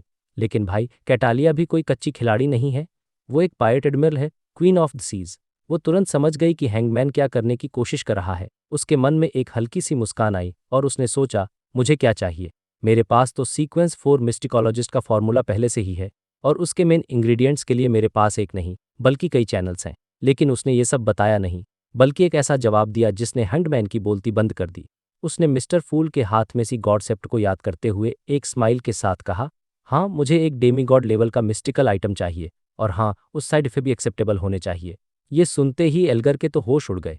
वो मन ही मन सोच रहा था, मजाक कर रहे हो क्या? डेमीगॉड लेवल का आइटम, वो भी बिना खतरनाक साइड इफेक्ट्स के? अरे भाई, चर्च ऑफ स्टॉर्म्स में भी ऐसी चीज सालों में एक बार मिलती है, और वो भी किसी मिड सीक्वेंस बियॉन्डर को तो कभी नहीं। एल्गर को गुस्सा तो आया, लेकिन वो जानता था कि मिस्टर फूल के सामने वो कुछ नहीं कर सकता। इसलिए उसने अपनी सांस रोकी और बड़ी शांति से कहा, ठीक है, मैं नजर रखूंगा। फिर उसने जोड़ा, लेकिन मैम, आप जानती होंगी कि ऐसे आइटम का सिर्फ एक क्लू भी ओशन सॉन्गस्टर के फॉर्मूले जितना महंगा हो सकता है। कैटालिया ने उसकी आंगस को नोटिस किया और सोचा, अरे ये तो चर्च ऑफ स्टॉर्म्स वालों की तरह गुस्सैल नहीं है, शायद ये सिर्फ दिखावा करा है, या फिर ये उन कुछ गिने चुने लोगों में से हैं जो शांत रहते हैं। उसने भी ज्यादा बात नहीं बढ़ाई और बस सिर हिलाकर कहा, मैं जानती हूँ। इसके बाद ट्रांजैक्शन वाला पार्ट थोड़ा ठंडा रहा। किसी ने कुछ खास मांगा नहीं, क्योंकि अब ज्यादातर मेंबर्स इतने पावरफुल हो गए थे कि वो अपनी जरूरत की चीजें खुद ही हासिल कर सकते थे। बस ऑड्रे और फॉर्स जैसे लोग थे जो अपने अगले पोषण फॉर्मूले का इंतजार कर रहे थे। क्लेन ये सब देखकर सोच रहा था, अब सब लोग लो सीक्वेंस से ऊपर उठ गए हैं, तो एडवांसमेंट भी स्लो हो गया है। पहले हर हफ्ते 1-2 डील होती थी, अब शायद 2-3 हफ्तों में एक होती है। फ्यूचर में तो शायद 3-4 महीने लग जाएंगे। ये सोचकर उसने सिर हिलाया और फ्री एक्सचेंज का टाइम शुरू कर दिया। और भाई, असली कहानी तो अब शुरू हुई। सबकी नजरें लिटिल सन यानी डेरिक पर थीं। ऑड्रे तो बेसब्री से इंतजार कर रही थी कि सिटी ऑफ सिल्वर में क्या नया ड्रामा हुआ है, और डेरिक ने किसी को निराश नहीं किया। उसने बिना किसी भूमिका के सीधे कहा, एल्डर लोविया को रिहा कर दिया गया है, मैं उनसे लाइब्रेरी में मिला। ये सुनते ही पूरे टैरो क्लब में सन्नाटा छा गया। लोविया? वही शेफर्ड लोविया जिसकी पूरी टीम को ट्रू क्रिएटर ने करप्ट कर दिया था। उसे कैसे छोड़ दिया? क्लेन का तो दिमाग ही घूम गया। वो मन में सोच रहा था, अगर लोविया में कोई प्रॉब्लम नहीं है तो मैं अपना सिर काटकर ट्रू क्रिएटर को दे दूंगा कि लो, इससे फुटबॉल खेलो। लेकिन जाहिर है वो ये बोल नहीं सकता था। देवताओं से जुड़े श्राप बहुत खतरनाक हो सकते थे, भले ही वो ग्रेफॉक के ऊपर था। ऑड्रे भी शॉक में थी। एल्डर लोविया को रिहा कर दिया, वही शेफर्ड। उसे याद था कि कैसे लिटिल सन ने ब्लेस्फेमर एमन और मिस्टर फूल की मदद से लोविया की पूरी टीम का पर्दाफाश किया था। और सबसे बड़ी बात यह थी कि लोविया का शेफर्ड पाथवे सीधे सीधे ट्रू क्रिएटर के सीक्रेट सप्लिएंट पाथवे से जुड़ा था। मतलब दाल में कुछ काला नहीं, पूरी दाल ही काली थी। डेरिक ने हामी भरी, और तभी हैंगडमैन ने एक बहुत ही जरूरी सवाल पूछा, क्या तुम्हारे चीफ सिटी ऑफ सिल्वर वापस आ गए हैं? ये सवाल सुनकर सब कंफ्यूज हो गए, लेकिन इसके पीछे एक बहुत गहरी सोच थी। अगर चीफ वापस नहीं आए हैं और फिर भी लोविया को छोड़ दिया गया, तो इसका मतलब था कि सिचुएशन बहुत ज्यादा खराब है, इतनी खराब कि वो चीफ का इंतजार भी नहीं कर सकते थे। और अगर चीफ वापस आ गए हैं तो लोविया को छोड़ने का फैसला जरूर उनके हालिया एक्सप्लोरेशन के नतीजों से जुड़ा होगा। डेरिक ने हैरान होकर जवाब दिया, हाँ, वो कुछ समय पहले ही लौटे हैं। अब सीन और भी इंटरेस्टिंग हो गया था। तभी फॉब तक चुपचाप सुन रही थी। उसने अपनी थ्योरी सामने रखी। उसने कहा, मिस्टर सन, कहीं ऐसा तो नहीं है कि तुम्हारे चीफ उस छोटे लड़के जैक के साथ बाहर की दुनिया का रास्ता खोजने गए थे और उन्हें एहसास हुआ कि इसके लिए ट्रू क्रिएटर की पावर की जरूरत पड़ेगी, इसीलिए पूरे शहर की भलाई के लिए उन्होंने वापस आकर शेफर्ड लोविया को रिहा करने का फैसला किया? ये सुनकर डेरिक का दिल डूब गया, और ऑड्रे ने भी चिंता से कहा, अगर ऐसा है तो मिस्टर सन बहुत बड़े खतरे में हैं। लेकिन तभी हैंग्डमैन ने एक बार फिर सबको चौंका दिया। उसने सिर हिलाते हुए कहा, नहीं, मेरा मानना बिल्कुल उल्टा है। उसने आगे समझाया, मिस मैजिशियन की थ्योरी मेरी थ्योरी जैसी ही है, लेकिन मुझे लगता है कि इससे सन और भी ज्यादा सेफ हो जाएगा। डेरिक ने पूछा, क्यों? हैंग्डमैन ने जवाब दिया, बैलेंस। तुम्हारे चीफ जानते हैं कि ट्रू क्रिएटर कितना खतरनाक है। वो कभी भी अपना सब कुछ उस पर दांव पर नहीं लगाएंगे। उन्हें ट्रू क्रिएटर को बैलेंस करने के लिए एक और ताकत चाहिए होगी, और तुम, जिसने उनकी साजिश का पर्दाफाश किया था और जिस पर ब्लेस्फेमर एमन ने कब्जा किया था, तुम एक दूसरी पॉसिबिलिटी को रिप्रेजेंट करते हो। एल्गर ने अपनी बात पूरी की। लोविया और उसके लोग तुम्हें जितना ज्यादा नुकसान पहुंचाना चाहेंगे, चीफ और बाकी एल्डर्स तुम्हें उतना ही ज्यादा प्रोटेक्ट करेंगे। इसी को कहते हैं बैलेंस। ये तुम्हारे लिए एक सिल्वर लाइनिंग है। ये एनालिसिस सुनकर सब हैरान रह गए, खासकर फॉर्स और ऑड्रे। उन्हें एहसास हुआ कि हैंग्डमैन सिचुएशन को एनालाइज करने में उनसे मीलों आगे है। लेकिन इस पूरी डिस्कशन के बीच में बेचारी कैटालिया को कुछ भी समझ नहीं आ रहा था। वो एकदम ब्लैंक थी। उसे लग रहा था जैसे वो किसी दूसरी दुनिया में आ गई है। वो सोच रही थी, मुझे कुछ समझ नहीं आ रहा, फिर भी मुझे इन लोगों पर एक तरह का एडमायरेशन फील हो रहा है। ऐसा मुझे सालों पहले फील हुआ था जब मैं बहुत कमजोर थी। वो हैरान थी कि ये मिड सीक्वेंस बियॉन्डर स्ट्रेटर और ब्लेस्फेमर एमन जैसे भयानक नामों को इतनी आसानी से कैसे ले रहे हैं, जैसे वो अपने पड़ोसियों की बात कर रहे हों। उस पल के लिए एक पावर हाउस के तौर पर उसका कॉन्फिडेंस हिल गया था। उधर डेरिक को हैंगमैन की बात सुनकर थोड़ी राहत मिली, लेकिन उसने फिर पूछा, तो क्या इससे हमारा शहर फॉलन क्रिएटर द्वारा नष्ट हो सकता है? इस पर हैंग्ड मैन ने सीरियस होकर कहा, इस संभावना से इनकार नहीं किया जा सकता। डेरिक घबरा गया, तो मुझे क्या करना चाहिए? एल्गर ने मिस्टर फूल की तरफ देखते हुए कहा, जब तक हम ये नहीं जानते तुम्हारे चीफ क्या प्लान कर रहे हैं, मैं कोई सलाह नहीं दे सकता, लेकिन तुम्हें पैनिक करने की जरूरत नहीं है। डेरिक ने भी मिस्टर फूल की तरफ देखा और उसे एक अजीब सी शांति महसूस हुई। आखिर में जब ये मामला शांत हुआ तो कैटालियन हिम्मत करके पूछा, जिस ब्लेस्फेमर एमन की तुम लोग बात कर रहे थे, क्या वो फोर्थ एपोक के ट्यूडर एम्पायर के एमन परिवार का पूर्वज है? क्रिएटर का बेटा? ये सवाल सुनकर ऑड्रे के तो होश ही उड़ गए। क्रिएटर का बेटा? उसने तुरंत मिस्टर फूल की तरफ देखा, जो चुपचाप अपनी जगह पर बैठे थे, जैसे वो खामोशी से इस बात को कन्फर्म कर रहे हों। और इसी सस्पेंस के साथ ये गैदरिंग का हिस्सा खत्म हो गया। तो भाई, कहानी की शुरुआत में एक बहुत ही शॉक देने वाली डिस्क्रिप्शन मिलती है। मिस्टर हर्मिट मैम के मुंह से जब एल्गर ये सुनता है कि अमोन क्रिएटर का बेटा है तो वह हैरान रह जाता है। उसकी भौहें अनकंट्रोल होकर तन जाती हैं और वो स्मार्ट मूव लेता है और कुछ नहीं पूछता है, क्योंकि उसे पक्का यकीन था कि टैरो क्लब में कोई ना को तो जरूर इंक्वायरी करेगा। और एग्जैक्टली ऐसा ही होता है। मिस मैजिशियन फोर्स उत्सुकता से पूछती हैं, क्रिएटर का बेटा? मतलब यार, अमोन पहले ही किंग ऑफ एंजल्स और ब्लास्फेमर था, अब ये एकदम नेक्स्ट लेवल की आइडेंटिटी। कैटलिया यानी मैम हर्मिट बिना कोई एक्सप्रेशन बदले एक्सप्लेन करती हैं कि पुराने लेजेंड्स के अनुसार जब ओरिजिनल क्रिएटर स्प्लिट होकर अलग अलग देवी देवताओं और रेसेज में बंटे थे तो उनके शरीर से 2 बच्चे पैदा हुए थे और उनमें से एक था ब्लास्फेमर अमोन। अब ये बात सुनकर क्लेन के मन में सोच चक्र चलने लगते हैं। वो सोचता है कि सिटी ऑफ सिल्वर के हिस्टोरिकल रिकॉर्ड्स में जो म्यूरल था वो तो कुछ अलग कहानी बता रहा था। उस म्यूरल के अनुसार जब अमोन और एडम पैदा हुए थे तब क्रिएटर तो बस जागे थे, एंशियंट गॉड्स की अथॉरिटीज वापस ले ली थी और एंजल्स उन्हें घेर कर उनकी तारीफ कर रहे थे।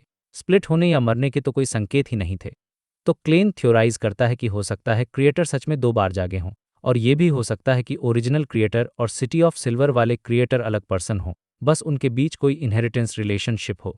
ये पॉइंट मुझे काफ़ी इंटरेस्टिंग लगा क्योंकि ये पूरे वर्ल्ड की कॉम्प्लेक्सिटी को बढ़ा देता है। इस बीच मिस जस्टिस ऑड्रे को याद आता है कि अमोन का स्टेट्स तो ट्रू गॉड से भी कम नहीं है और हमारा टैरो क्लब मिस्टर फूल की हेल्प से उनके अवतार को आसानी से प्यूरिफाई कर पाया था। यह सोचकर ऑड्रे को एक गहरी फीलिंग आती है कि अनजाने में ही सही वो कितने ऑर्डिनरी बायोंडर्स से आगे निकल चुकी हैं। उनके और बाहर के लोगों के बीच नॉलेज एक्सपोजर का लेवल 100 गुना ज्यादा है। ऑड्रे बहुत एक्साइटेड होकर पूछती है, मैम हर्मिट, क्या आप क्रिएटर के दूसरे बेटे के बारे में जानती हैं? और कैटलिया सीधे जवाब देती हैं, एडम। ऑड्रे को साफ साफ झटका लगता है क्योंकि वो तो एक्सपेक्ट कर रही थी कि पहले हाँ या ना में जवाब मिलेगा, फिर वो डिटेल्स के लिए पे करने को तैयार होंगी, लेकिन मैम हर्मिट ने तो नाम ही बता दिया। ये देखकर ऑड्रे निष्कर्ष निकालती है कि मैम हर्मिट के पास नॉलेज का भंडार है और वो ऐसी इन्फॉर्मेशन को ज्यादा इंपॉर्टेंस नहीं देती हैं। कैटलिया फिर बताती हैं कि एडम नाम के किसी इंपॉर्टेंट फिगर के बारे में किसी ने नहीं सुना है।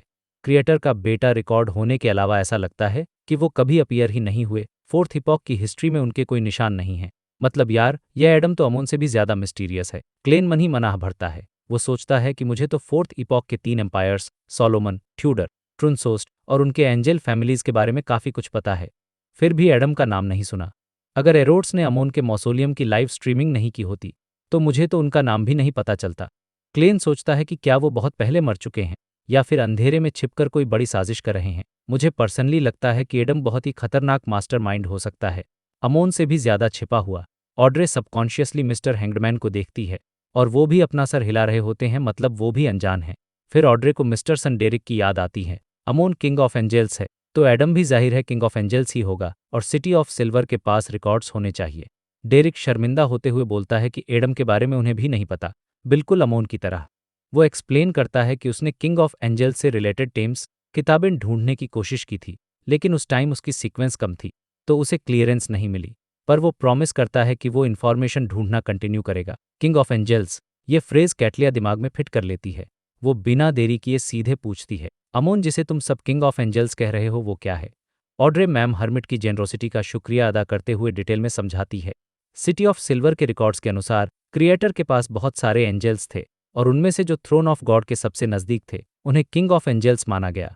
ऑड्रे क्लियर करती है कि वो ज्यादातर किंग ऑफ एंजल्स को कंफर्म नहीं कर पाए हैं, लेकिन कुछ के नाम क्लियर हैं, जैसे एंजेल ऑफ फेट ओरोबोरोस जिसका टाइटल है टेल डिवॉवर, दूसरा है मेडिसी जिसका जिक्र मिस्टर फूल ने किया था, और तीसरा गैस है कि अमोन एंजेल ऑफ टाइम हो सकता है। क्योंकि अमोन किंग ऑफ एंजल्स है तो एडम जो क्रिएटर का बेटा है वो भी highly likely king of angels ही होगा। इतनी नॉलेज सुनकर कैटले तो एकदम चुप हो जाती है। वो मन ही मन सोचती हैं, मुझे तो किंग ऑफ एंजल्स टर्म ही नहीं पता और इन बच्चों ने तो आधे से ज्यादा के बारे में जानकारी इकट्ठी कर ली है। और इनमें से किसी की भी सीक्वे मुझसे ज्यादा नहीं है। ये कैसे हो सकता है? एमलिन यानी mister Moon finally king of angels का मतलब समझता है और डिसाइड करता है कि वापस जाकर वो सैंगुइन के सीक्रेट हिस्टोरिकल रिकॉर्ड्स में इन नामों को ढूंढेगा। कैटलिया 2 सेकंड शांत रहती है और फिर डेरिक से पूछती है, मिस्टर सन, क्या अमोन कभी तुम्हें पोजेस किया था? डेरिक ईमानदारी से जवाब देता है, हाँ, वो उनका अवतार था, लेकिन मिस्टर फूल ने उसे प्यूरिफाई कर दिया और मुझे जरा भी चोट नहीं आई। मिस्टर फूल ने प्यूरिफाई कर दिया। यह सुनकर कैटलिया टेबल के एंड पर बैठे मिस्टर फूल को देखे बिना नहीं रह पाती है। वो तो सोच रही थी कि मिस्टर फूल अभी भी रिअवेकिंग की स्टेट में हैं और ज्यादा पावर यूज नहीं कर सकते, इसलिए उन्होंने सी गॉड की आइडेंटिटी ली और वह सेप्टर पाया। लेकिन अमोन के अवतार को इतनी आसानी से हराना उनकी पूरी कल्पना को हिला देता है। उन्हें लगता है कि मिस्टर फूल एक आइसबर्ग की तरह हैं, जिसका ज्यादातर हिस्सा पानी के नीचे छिपा है और वो और भी ज्यादा डरावना और अथाह है। कैटलिया को लगता है कि वो कुछ सिचुएशन में शायद संक्षेप में रेस्ट्रिक्शंस को तोड़कर गॉड लेवल की स्ट्रेंथ दिखा सकते हैं। ये सोचकर उनका दिल बैठ जाता है और वो सावधानी से अपना मुंह बंद कर लेती हैं। मुझे तो लगता है कि कैटलिया अब मिस्टर फूल के असली पावर को समझ चुकी है और इसलिए वो डर गई है। इसी बीच ऑड्रमोंतार के प्यूरिफिकेशन के बाद बची हुई चीज याद आती है। वो एक्टिवली मैम हर्मिट से पूछती है, मिस्टर फूल के प्यूरिफाई करने के बाद एक वॉर्म विद 12 ट्रांसपेरेंट रिंग्स बचा था, जिसे वॉर्म ऑफ टाइम कहते हैं, क्या वह सही है? कैटलिया 2 सेकंड सोचकर कंफर्म करती है।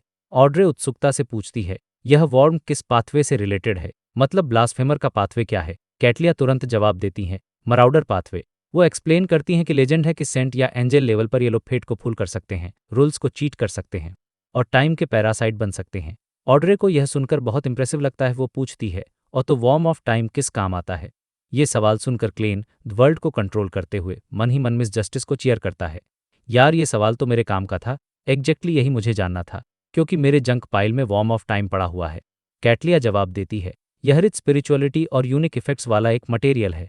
यह पर्टिकुलर रिचुअल्स में यूज हो सकता है या फिर हाई लेवल के चार्म्स बनाने के काम आ सकता है, लेकिन एग्जैक्टली कैसे यह मुझे नहीं पता। ये जवाब डेटलिया अचानक से आह भरती है। वो नॉलेज के पीछे भागने के अपने बुरे सपनों को याद करती है और जानकारी का वो विशाल भंडार जिसे संभालते संभालते उसका दिमाग फटने लगता है। वो सोचती है कि इतना सब जानने के बावजूद भी उसे कितनी चीजों के बारे नहीं पता है। कैटलिया मन में दुखी होती है कि अगर हिडन सेज पागल नहीं हुआ होता तो वो खुशी खुशी उससे ज्ञान हासिल करती। मतलब यार, कितनी ट्रेजेडी वाली बात है कि नॉलेज का समुद्र उसके सामने है पर वो पी नहीं सकती। इस बीच क्लेन वर्ल्ड को कंट्रोल करते हुए संतुष्टि से एमलिन मिस्टर मून की तरफ देखता है। क्लेन पूछता है, मिस्टर मून, मैं आपसे प्राइवेट कम्युनिकेशन करना चाहता हूँ। एमलिन कंफ्यूजन होता है क्योंकि ट्रांजैक्शन तो खत्म हो चुके थे, पर वह मान जाता है, ठीक है। द वर्ल्ड तुरंत मिस्टर फूल से परमिशन लेकर आइसोलेशन का प्रिविलेज लेता है। फिर वो एमलिन से कहता है, मैं चाहता हूं कि तुम अपनी मेमोरीज में लियोनार्ड मिशेल के हर एक्शन को मुझे प्रेजेंट करो। एमलिन हैरानी से पूछता है, क्यों? द वर्ल्ड बस संक्षेप में जवाब देता है, इससे कुछ स्क्रिप्ट्स जुड़े हैं। एमलिन मन ही मन सोचता है कि द वर्ल्ड का असली गोल मिस्ट्रिकल आइटम खरीदना नहीं बल्कि लियोनार्ड मिशेल को ऑब्जर्व करना था। वो सोचता है कि लियोनार्ड जरूर गहरे सीक्रेट्स वाला बंदा है। एमलिन अपनी सोच को दबाकर लियोनार्ड मिशेल को याद करता है और स्ट्रीमिंग लाइट के रूप में एक वीडियो तैयार करता है। द वर्ल्ड उस वीडियो को जल्दी से देखता है और कंफर्म करता है कि लियोनार्ड को ग्रैंडपा के एग्जिस्टेंस का पक्का पता है, लेकिन उसे डेंजर का अंदाजा है या नहीं यह क्लियर नहीं होता। क्लेन जल्दी से आइसोलेशन हटा देता है और टैरो क्लब के मेंबर्स को कंटिन्यू करने की इजाज़त देता है। इस दौरान ऑड्रे को मिस्टर वर्ल्ड की प्राइवेट कम्युनिकेशन से किसी चीज़ की याद आती है। वो जल्दी से फोर्स मिस मैजिशियन को चिंता में पूछती हैं, विलियम स्ट्रीट पर तुमने कोई असामान्य बात देखी? फोर्स नम्रता से जवाब देती है कि इसका जवाब मिस्टर वाल देंगे। ऑड्रे के दोबारा पूछने का इंतजार किए बिना द वर्ल्ड जवाब देता है, असामान्य बातें थीं। और अगला सेंटेंस सबसे शॉकिंग होता है। वो कहता है, लेकिन मैंने चर्च ऑफ एवरनाइट और चर्च ऑफ स्टीम को पहले ही इन्फॉर्म कर दिया है। और आगे कहता है कि अगर फ्यूचर में कोई प्रॉब्लम हुई तो मुझे राहब की हेल्प चांस लेती हैं। ठीक है, चर्च ऑफ एवरनाइट और स्टीम को इन्फॉर्म कर दिया। कैटलिया को यह बात बेहद अजीब और हास्यास्पद लगती है। उन्हें लगता है कि टैरो क्लब जैसी सीक्रेट ऑर्गेनाइजेशन ऑफिशियल बायोंडर्स की नेचुरल दुश्मन होती है, समझौते की कोई गुंजाइश नहीं होती। लेकिन द वर्ल्ड जिस तरह से डील कर रहा है और जैसे शब्दों का इस्तेमाल कर रहा है, उससे ऐसा लगता है कि टैरो क्लब ऑफिशियल बाइंडर्स के साथ कोऑपरेट करने वाली ऑर्गेनाइजेशन है। ये फीलिंग्स लेकर वो बाकी बातचीत सुनती हैं और जब मिस्टर फूल समापन की टिप्पणी करते हैं तो कैटली झुक अलविदा कहती है। बस इतना ही था इस चैप्टर में और जल्द ही क्लेन ग्रेफॉक के ऊपर अकेला रह जाता है। मतलब टैरो क्लब मीटिंग सक्सेसफुली खत्म हो जाती है और कितने सारे राज सामने आती हैं। मुझे तो लग कि आने वाले चैप्टर्स में एडम और वॉर्म ऑफ टाइम की स्टोरी काफी इंटरेस्टिंग होने वाली है। तो कहानी शुरू होती है स्वीट लेमन बार के सेकंड फ्लोर से। बॉस बिल्ड ब्रांडो अपने रूम में सिगार पीते हुए खिड़की से बाहर देख रहा था। लेकिन वो कुछ देख नहीं रहा था। उसकी आंखें के रौही खोई हुई थीं और चेहरे पर एक अजीब सा डर और टेंशन का एक्सप्रेशन था। देखकर ही लग रहा था कि भाई साहब किसी बड़ी मुसीबत में हैं। तभी उसका एक बॉडीगार्ड अंदर आता है और झुककर धीरे से कहता है, सर सोथॉथ ईस्ट से वापस आ गया है। बिल्ट अपने चेहरे का एक्सप्रेशन ठीक करने की कोशिश करता है और बोलता है, उसे अंदर भेजो। अब ये जो सोथॉथ यान था वो बिल्ट का असिस्टेंट और एडवेंचरर एसोसिएशन का एक इंपॉर्टेंट मेंबर था। तो 1 मिनट के अंदर ही सोथॉथ, जिसने एक लिनन शर्ट, ब्राउन जैकेट और लाल रंग का हेडस्कार्फ पहना था, रूम में एंटर करता है। वो देखने में 30s का लग रहा था। उसकी स्किन ब्रॉन्ज थी और चेहरे से साफ पता चल रहा था कि वो अपना ज्यादातर टाइम समुंदर पर ही बिताता है। सोथोथ आते ही अपने बॉस बिल को देखता है और समझ जाता है कि कुछ तो गड़बड़ है। वो पूछता है, कोई प्रॉब्लम हुई है क्या? इस पर बिल्ट एक लंबी सांस लेता है और सच बता देता है। वो कहता है, हाँ प्रॉब्लम तो हुई है और ऐसा लग रहा है कि हमारा काम फेल हो जाएगा। मुझे समझ नहीं आ रहा कि मैं उस इम्पॉर्टेंट हस्ती को क्या जवाब दूंगा। अब यहाँ पर ये एक मिस्ट्री है कि वो किस इम्पॉर्टेंट हस्ती की बात कर रहा है। शायद कोई बहुत पावरफुल आदमी जिसके लिए बिल्ट काम कर रहा था। इससे पहले कि सोथॉथ कुछ पूछता, बिल्ट टॉपिक चेंज करते हुए पूछता है, ईस्टर्न फ्रंट पर कोई नई खबर है? सोथॉथ कंधे उचकाकर कहता है, सब पहले जैसा ही है। पायरेट्स हर शिप को लूट रहे हैं, यहाँ तक कि एक दूसरे को भी नहीं छोड़ रहे। नेवी बस किसी तरह कॉलोनियल पोस्ट को प्रोटेक्ट कर पा रही है और कुछ जरूरी सी रूट्स को सेफ रख रही है। ये सुनकर बिल्ट भी दुखी होकर कहता है, सोनियासी का ईस्टर्न फ्रंट तो पायरेट्स का खेल का मैदान बन गया है। तभी सोथॉथ को कुछ याद आता है और वो कहता है, हाँ एक नई खबर लैंड से आ रही हैं और ये वाइस एडमिरल एलिमेंट के जहाज ब्लैक डेथ से शुरू हुई है। ये सुनते ही बिल्ट का इंटरेस्ट जाग जाता है। क्या खबर है? सोथॉथ के चेहरे पर एक्साइटमेंट और थोड़ा डर था। वो कहता है, वाइस एडमिरल एलिमेंट पर सच में एक जानलेवा हमला हुआ था और वो बहुत बुरी तरह घायल हो गई है। और जिस आदमी ने उस पर हमला किया वो था एडवेंचरर गेरमन स्पैरो। भाई साहब, ये नाम सुनते ही बिल्ट के मुंह से निकलता है, गेरमन स्पैरो। उसे यकीन ही नहीं हो रहा था। सोथॉथ कन्फर्म करता है, हाँ वही, वो बंदा सच में एक पाइट एडमिरल के लेवल का पावर हाउस है। भले ही वो एक स्नीक अटैक था, लेकिन ये हमला ब्लैक डेथ पर हुआ था, जहां इतने सारे खतरनाक पायरेट्स थे। फिर भी वो वाइस एडमिरल को बुरी तरह घायल करके आराम से बच निकला और उसके बाद उसने वर्मटंग मिथोर का भी शिकार किया। ये सुनकर बिल्ट तो हिल ही गया। वो कहता है, ये बहुत बड़ी खबर है। एडवेंचरर्स में पायरेट एडमिरल के पावर्स बहुत कम होते हैं और अकेले किसी एडमिरल के फ्लैगशिप पर घुसकर उस पर हमला करना, ये या तो कोई बहुत ज्यादा कॉन्फिडेंट इंसान कर सकता है या फिर कोई पूरा पागल। कौन पागल किसी पायरेट एडमिरल के जहाज पर घुसकर उसे मारने की कोशिश करेगा? ये बोलते बोलते अचानक बिल्ट का चेहरा बदल जाता है। वो कहता है, मैं कल रात गेरमन स्पैरो नाम के एक एडवेंचरर से मिला था। ये सुनते ही सोथॉथ की आंखें भी सिकुड़ जाती हैं। सच में? बिल्ट सिर हिलाकर कहता है, मैं श्योर नहीं हूं, क्योंकि मैंने असली गेरमन स्पैरो को कभी नहीं देखा, ना ही उसकी कोई फोटो या पोर्ट्रेट देखी है। सोथॉथ कुछ देर सोचता है और एक आइडिया देता है, आप रॉरस्टेड आर्किपेलागो के न्यूज़पेपर्स ढूंढकर उसकी पहचान कंफर्म कर सकते हैं। कोई ना कोई टूरिस्ट तो वहां के न्यूज़पेपर लेकर आया ही होगा। गवर्नमेंट ऑफिस, पुलिस स्टेशन और चर्चेज में भी रॉरस्टेड के जरूरी न्यूज़पेपर्स आते हैं।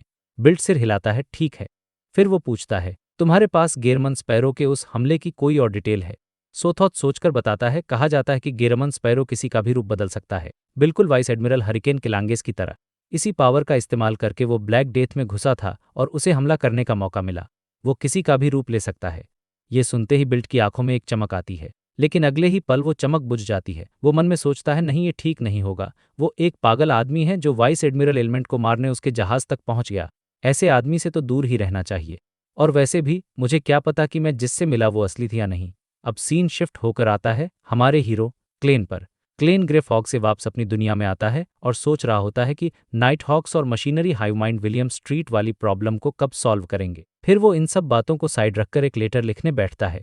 ये लेटर वो मिस्टर एजिक को लिख रहा था। पहले तो वो उनकी हेल्थ के बारे में पूछता है, फिर वो बताता है कि उसे एक ऐसा इंसान मिला है जिसके अंदर एक पैरासाइट है। ये वो इनडायरेक्टली लियोनार्ड और उसके अंदर के ग्रैंड के बारे में बात कर रहा था। वो ऐसे पूछता है जैसे उसे बस सलाह चाहिए कि क्या कोई तरीका है जिससे उस पैरासाइट को बाईपास करके होस्ट को वार्न किया जा सके। ये टॉपिक शुरू करने के बाद वो कैजुअली मेंशन करता है कि उसे वॉर्म ऑफ टाइम के बारे में पता चला है, जो मरॉडर पाथवे के हाई सीक्वेंस बेयोंडर से रिलेटेड है। वो लिखता है कि उसे पता है ये किसी रिचुअल में या हाई लेवल चार्म बनाने में यूज होता है, पर उसे ये नहीं पता कि इसे बनाते कैसे हैं। लेटर लिखने के बाद क्लेन अपनी कॉपर विसल बजाता है। एकदम से हड्डियों का एक फव्वारा सा निकलता है और एक विशाल स्केलेटन मैसेंजर बन जाता है। इस बार वो मैसेंजर जमीन से नहीं बल्कि छत से फाड़कर निकलता है, क्योंकि क्लेन एक इनके फर्स्ट फ्लोर पर था। क्लेन अपना लेटर उसकी हड्डी वाली हथेली में फेंक देता है और मैसेंजर गायब हो जाता है। इसके बाद क्लेन वही सेम बात एक पेपर क्रेन पर लिखकर स्नेक ऑफ मरकरी विल ऑसेप्टिन को भी भेजने की सोचता है। लेकिन तभी उसे एक फनी बात रियलाइज होती है। वो पेपर क्रेन कोई मिस्टिकल आइटम नहीं था, वो बस एक नॉर्मल कागज था। और बार बार उस पर लिखकर मिटाने से वो फटने की कगार पर पहुंच गया था। क्लेन सोचता है, अब इसे तभी यूज करूंगा जब कोई बहुत ज्यादा जरूरी काम होगा। इसके अलावा वो आजकल रेडियो ट्रांसीवर से एरोड्स को भी कांटेक्ट करने से बच रहा था, क्योंकि क्रिएटर का भेजा हुआ पावर हाउस अभी भी आसपास हो सकता है और ग्रे फॉग की स्मेल उसे अट्रैक्ट कर सकती थी। तो क्लेन फैसला करता है, आज मैं एक टूरिस्ट की तरह रिलैक्स करूंगा और कल से असली एक्टिंग शुरू करूंगा। ये सोचकर वो अपना कोट और हैट पहनकर इनसे बाहर निकल जाता है। उसने प्लान बनाया था कि वो ओरावी हार्बर के बाहर पहाड़ों पर जाकर सनसेट देखेगा। वहां पहुंचने के बाद जब सूरज धीरे धीरे ढल रहा था तो नज़ारा बहुत ही खूबसूरत था। एक तरफ नीला समंदर आग के दरिया जैसा लग रहा था और दूसरी तरफ हरे भरे जंगल और खेत सोने की तरह चमक रहे थे। जब अंधेरा छा गया तो शहर के अंदर और बाहर छोटी छोटी लाइट्स जलने लगीं, जैसे किसी ने रात के अंधेरे कैनवस पर हीरे जड़ दिए हों। सच में बहुत खूबसूरत है। क्लेन कुछ देर उस नज़ारे को देखता रहा, फिर वो चुपचाप पहाड़ से नीचे उतरता है और एक कैरेज लेकर वापस अपने इन आ जाता है। रूम में आकर वो दरवाज़ा बंद करता है और सीधा खिड़की के पास जाकर पर्दों के पीछे अंधेरे में खड़ा हो जाता है और बस बाहर की लाइट्स को देखता रहता है। अगली सुबह क्लेन अपने चेहरे पर ठंडा पानी मारकर खुद को जगाता है। उसने असली एक्टिंग करने का एक तरीका सोच लिया था। वो था हॉस्पिटल, एक ऐसी जगह जहां मौत किसी भी पल आ सकती थी। इस बार वो सिर्फ घूमने नहीं बल्कि एक वॉलंटियर बनकर हॉस्पिटल में लंबा टाइम बिताना चाहता था। वो उन मरते हुए पेशेंट्स की देखभाल करना चाहता था जिनके पास उस वक्त उनकी फैमिली नहीं होती। ऐसा करके वो अपने टारगेट्स का इंतजार कर सकता था। ब्रेकफास्ट के बाद क्लेन 10 ब्लैक फॉरेस्ट स्ट्रीट पर मौजूद ओरावी हॉस्पिस फाउंडेशन पहुंचता है। ये church of the Evernight goddess की एक चैरिटी ऑर्गेनाइजेशन थी। क्लेन रजिस्ट्रेशन बूथ पर जाता है और वहां बैठी लेडी एम्प्लॉय से कहता है, मैं कुछ वॉलंटियर वर्क करना चाहता हूं। वो लेडी उससे पूछती नाम, लेकिन जैसे ही उसकी नज़र क्लेन पर पड़ती है उसकी आंखें जम जाती हैं और उसका हाथ कांपने लगता है। उसके हाथ से फाउंटेन पेन नीचे जमीन पर गिर जाता है, क्योंकि उसके सामने जो न्यूज़पेपर पड़ा था उसमें एक पोर्ट्रेट था जो बिल्कुल क्लेन जैसा दिख रहा था और उस पोर्ट्रेट का ओनर था वो पागल और खतरनाक एडवेंचरर गेरमन स्पैरो। तो भाई चैप्टर 619 की शुरुआत होती है ओरावी हॉस्पिस फाउंडेशन से। हमारा हीरो क्लेन जो भी गेरमन स्पैरो के अवतार में है वहाँ वॉलंटियर वर्क करने के इरादे से पहुंचता है। अब सोचो, इतना खतरनाक बंदा जिसके नाम से समंदर कांपता है वो अचानक से समाज सेवा करने क्यों आ गया। खैर, जैसे ही वो रजिस्ट्रेशन डेस्क पर पहुंचता है वहां बैठी लेडी जो वॉलंटियर्स का रजिस्ट्रेशन कर रही थी अचानक घबराकर अपना फाउंटेन पेन नीचे गिरा देखे। और वो ऐसा क्यों करती है? क्योंकि वो कुछ दिन पुराना एक न्यूज़पेपर पढ़ रही थी जिसमें गेहरमन स्पैरो का पोर्ट्रेट और उसके कारनामों की पूरी कहानी छपी हुई थी। क्लेन ये नोटिस कर लेता है और मन ही मन सोचता है, अरे यार, यहाँ भी रोरस्टेड आर्किपेलागो के न्यूज़पेपर आते हैं क्या? उसे रियलाइज़ होता है कि जहाज से आने में टाइम लगता है, इसलिए यहाँ 3-4 दिन पुरानी खबरें ही पहुंचती हैं। वो सोचने लगता है, काश मुझे पहले पता होता तो मैं कोई नया चेहरा और नकली नाम सोच कर आता। मतलब देखो, इतनी प्लानिंग भी छोटी छोटी चीज़ें कैसे प्लान बिगाड़ सकती हैं। खैर, वो 30-35 साल की लेडी किसी तरह अपना पेन उठाती है और कांपती हुई आवाज़ में क्लेन से पूछती हैं, आप वॉलंटियर वर्क करना चाहते हैं? उसकी आवाज़ में डर साफ झलक रहा था, जैसे उसने कोई भूत देख लिया हो। क्लेन अपने गेहरमन वाले अंदाज में बस इतना कहता है, हाँ। उस लेडी की हालत और ख़राब हो जाती है और वो बहाना बनाने की कोशिश करती है, लेकिन अब तो एक एडवेंचर है, मतलब वो सीधे सीधे मना नहीं कर पा रही थी। लेकिन वो चाहती भी नहीं थी कि इतना डेंजरस आदमी यहाँ काम करे। ये सिचुएशन देखकर क्लेन को लगता है कि फेमस होने हमेशा अच्छा नहीं होता। वो सोचता है, छोड़ो यार, अगली बार अपना हुलिया और नाम बदल कर आऊँगा। लेकिन जाने से पहले वो बिना किसी इमोशन के उस लेडी से एक सवाल पूछता है, किसने ये रूल बनाया है कि एडवेंचरस वॉलंटियर वर्क नहीं कर सकते? ये सवाल सुनकर बेचारी लेडी की आंखों में आंसू ही आ जाते हैं और वो झट से बोल पड़ती हैं, मैंने नहीं बनाया। ये जवाब इतना फनी था कि क्लेन को भी हंसी आने वाली थी, लेकिन उसने बड़ी मुश्किल से अपना गेहरमन स्पैरो वाला सीरियस इमेज मेंटेन किया। थोड़ा शांत होने के बाद उस लेडी को एहसास होता है इसका जवाब कितना अजीब था।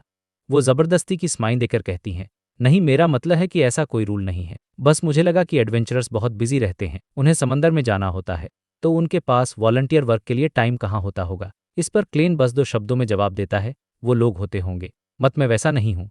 ये सुनकर लेडी, जिसका नाम जोना था, थोड़ा रिलैक्स होती है और कहती है, ठीक है, मैं अभी आपका रजिस्ट्रेशन कर देती हूँ। वो क्लेन को एक फॉर्म देती हैं और कहती हैं, प्लीज़ इसे भर दीजिए, हम आपकी रिक्वेस्ट के हिसाब से आपको ट्रेनिंग और काम देंगे। लेकिन मन ही मन उसने सोच लिया था कि वो गेहरमन का फॉर्म फाइल में नहीं लगाएगी, बल्कि सीधे फाउंडेशन के इंचार्ज और पुलिस को देगी। वो मन में सोच रही थी, हे गॉडेस, ये खतरनाक आदमी यहाँ वॉलंटियर का काम करने क्यों आया है? और डर के मारे अपने सीने प्रिम्सन मुन का साइन बनाती है।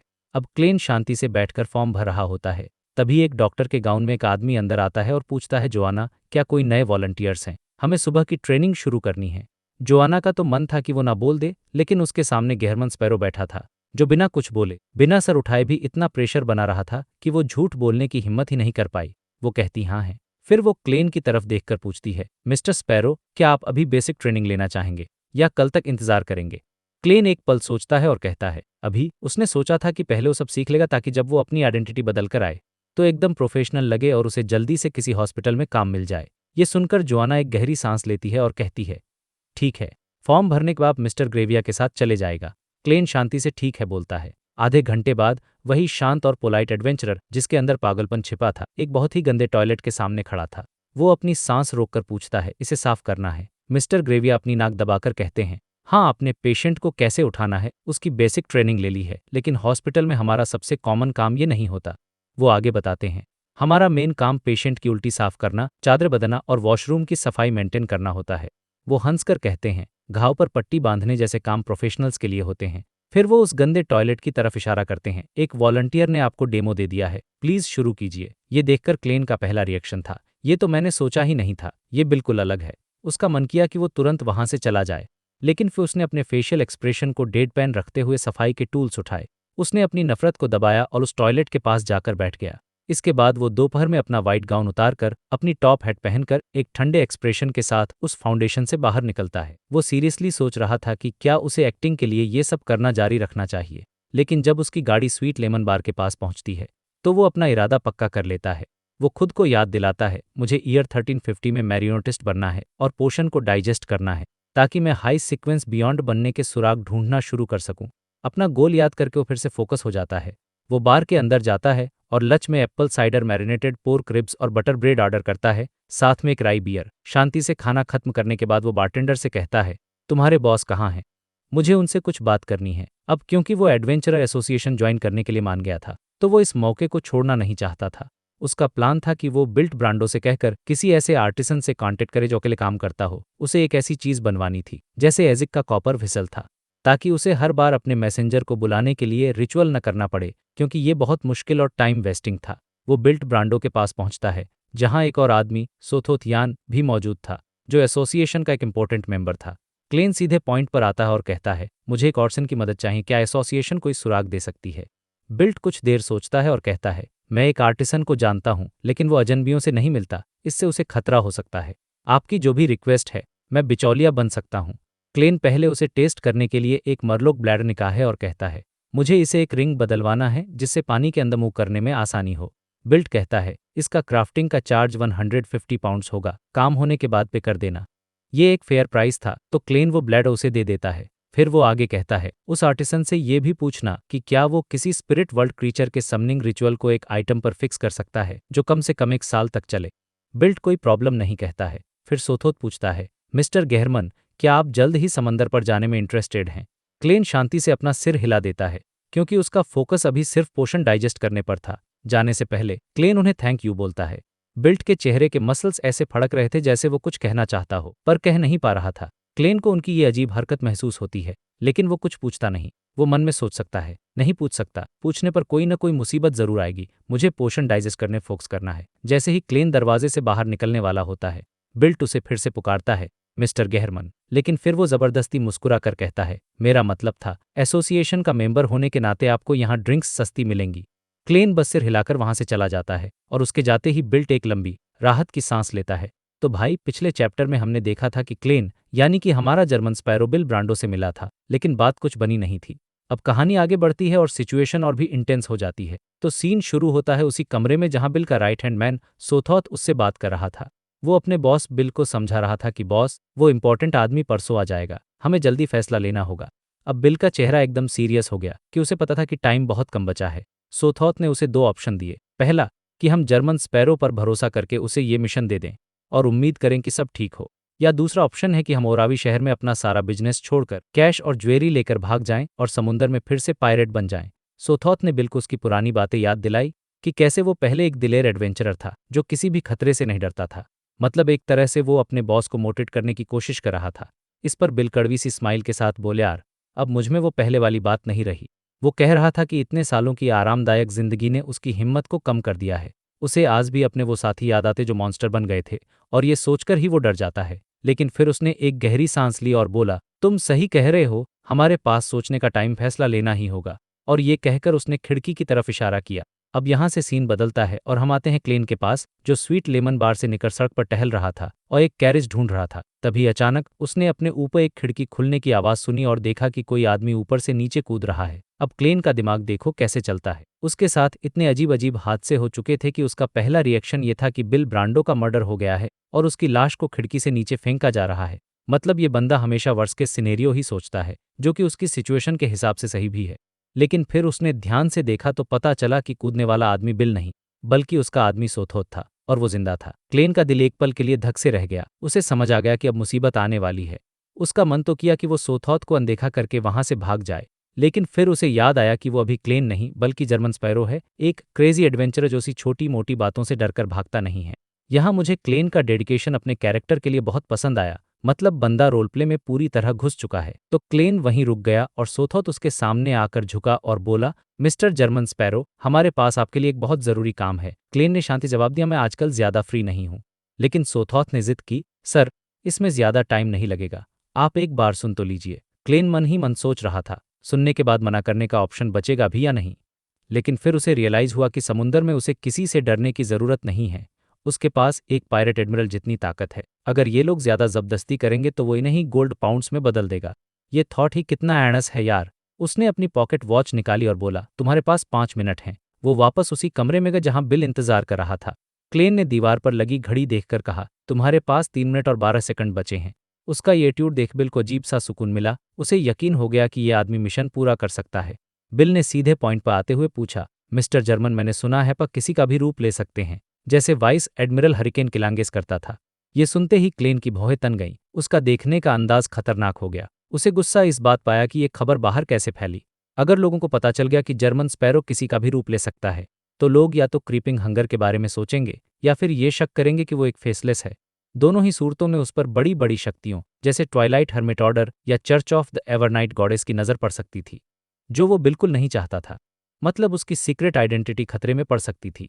बिल उसकी नज़रों का मतलब समझ गया और घबराकर बोला, ये खबर ब्लैक डेथ यानी ट्रेसी से मिली है। क्लेन ने मन ही मन सोचा, ट्रेसी मुझसे बदला लेने की कोशिश कर रही है, एक दिन मैं उसे जरूर हंट करूंगा। उसने बस सिर हिलाकर कहा, तुम इसे सच मान सकते हो। फिर बिल ने मिशन के बारे में बताया। उसने कहा, बहुत ही इंपॉर्टेंट आदमी के लिए एक स्टैंड इन यानी एक डुप्लीकेट ढूंढ रहे हैं। उसने समझाया कि उस आदमी को 3 से 5 दिनों के लिए एक सीक्रेट काम से कहीं जाना है और वो नहीं चाहता किसी को पता चले।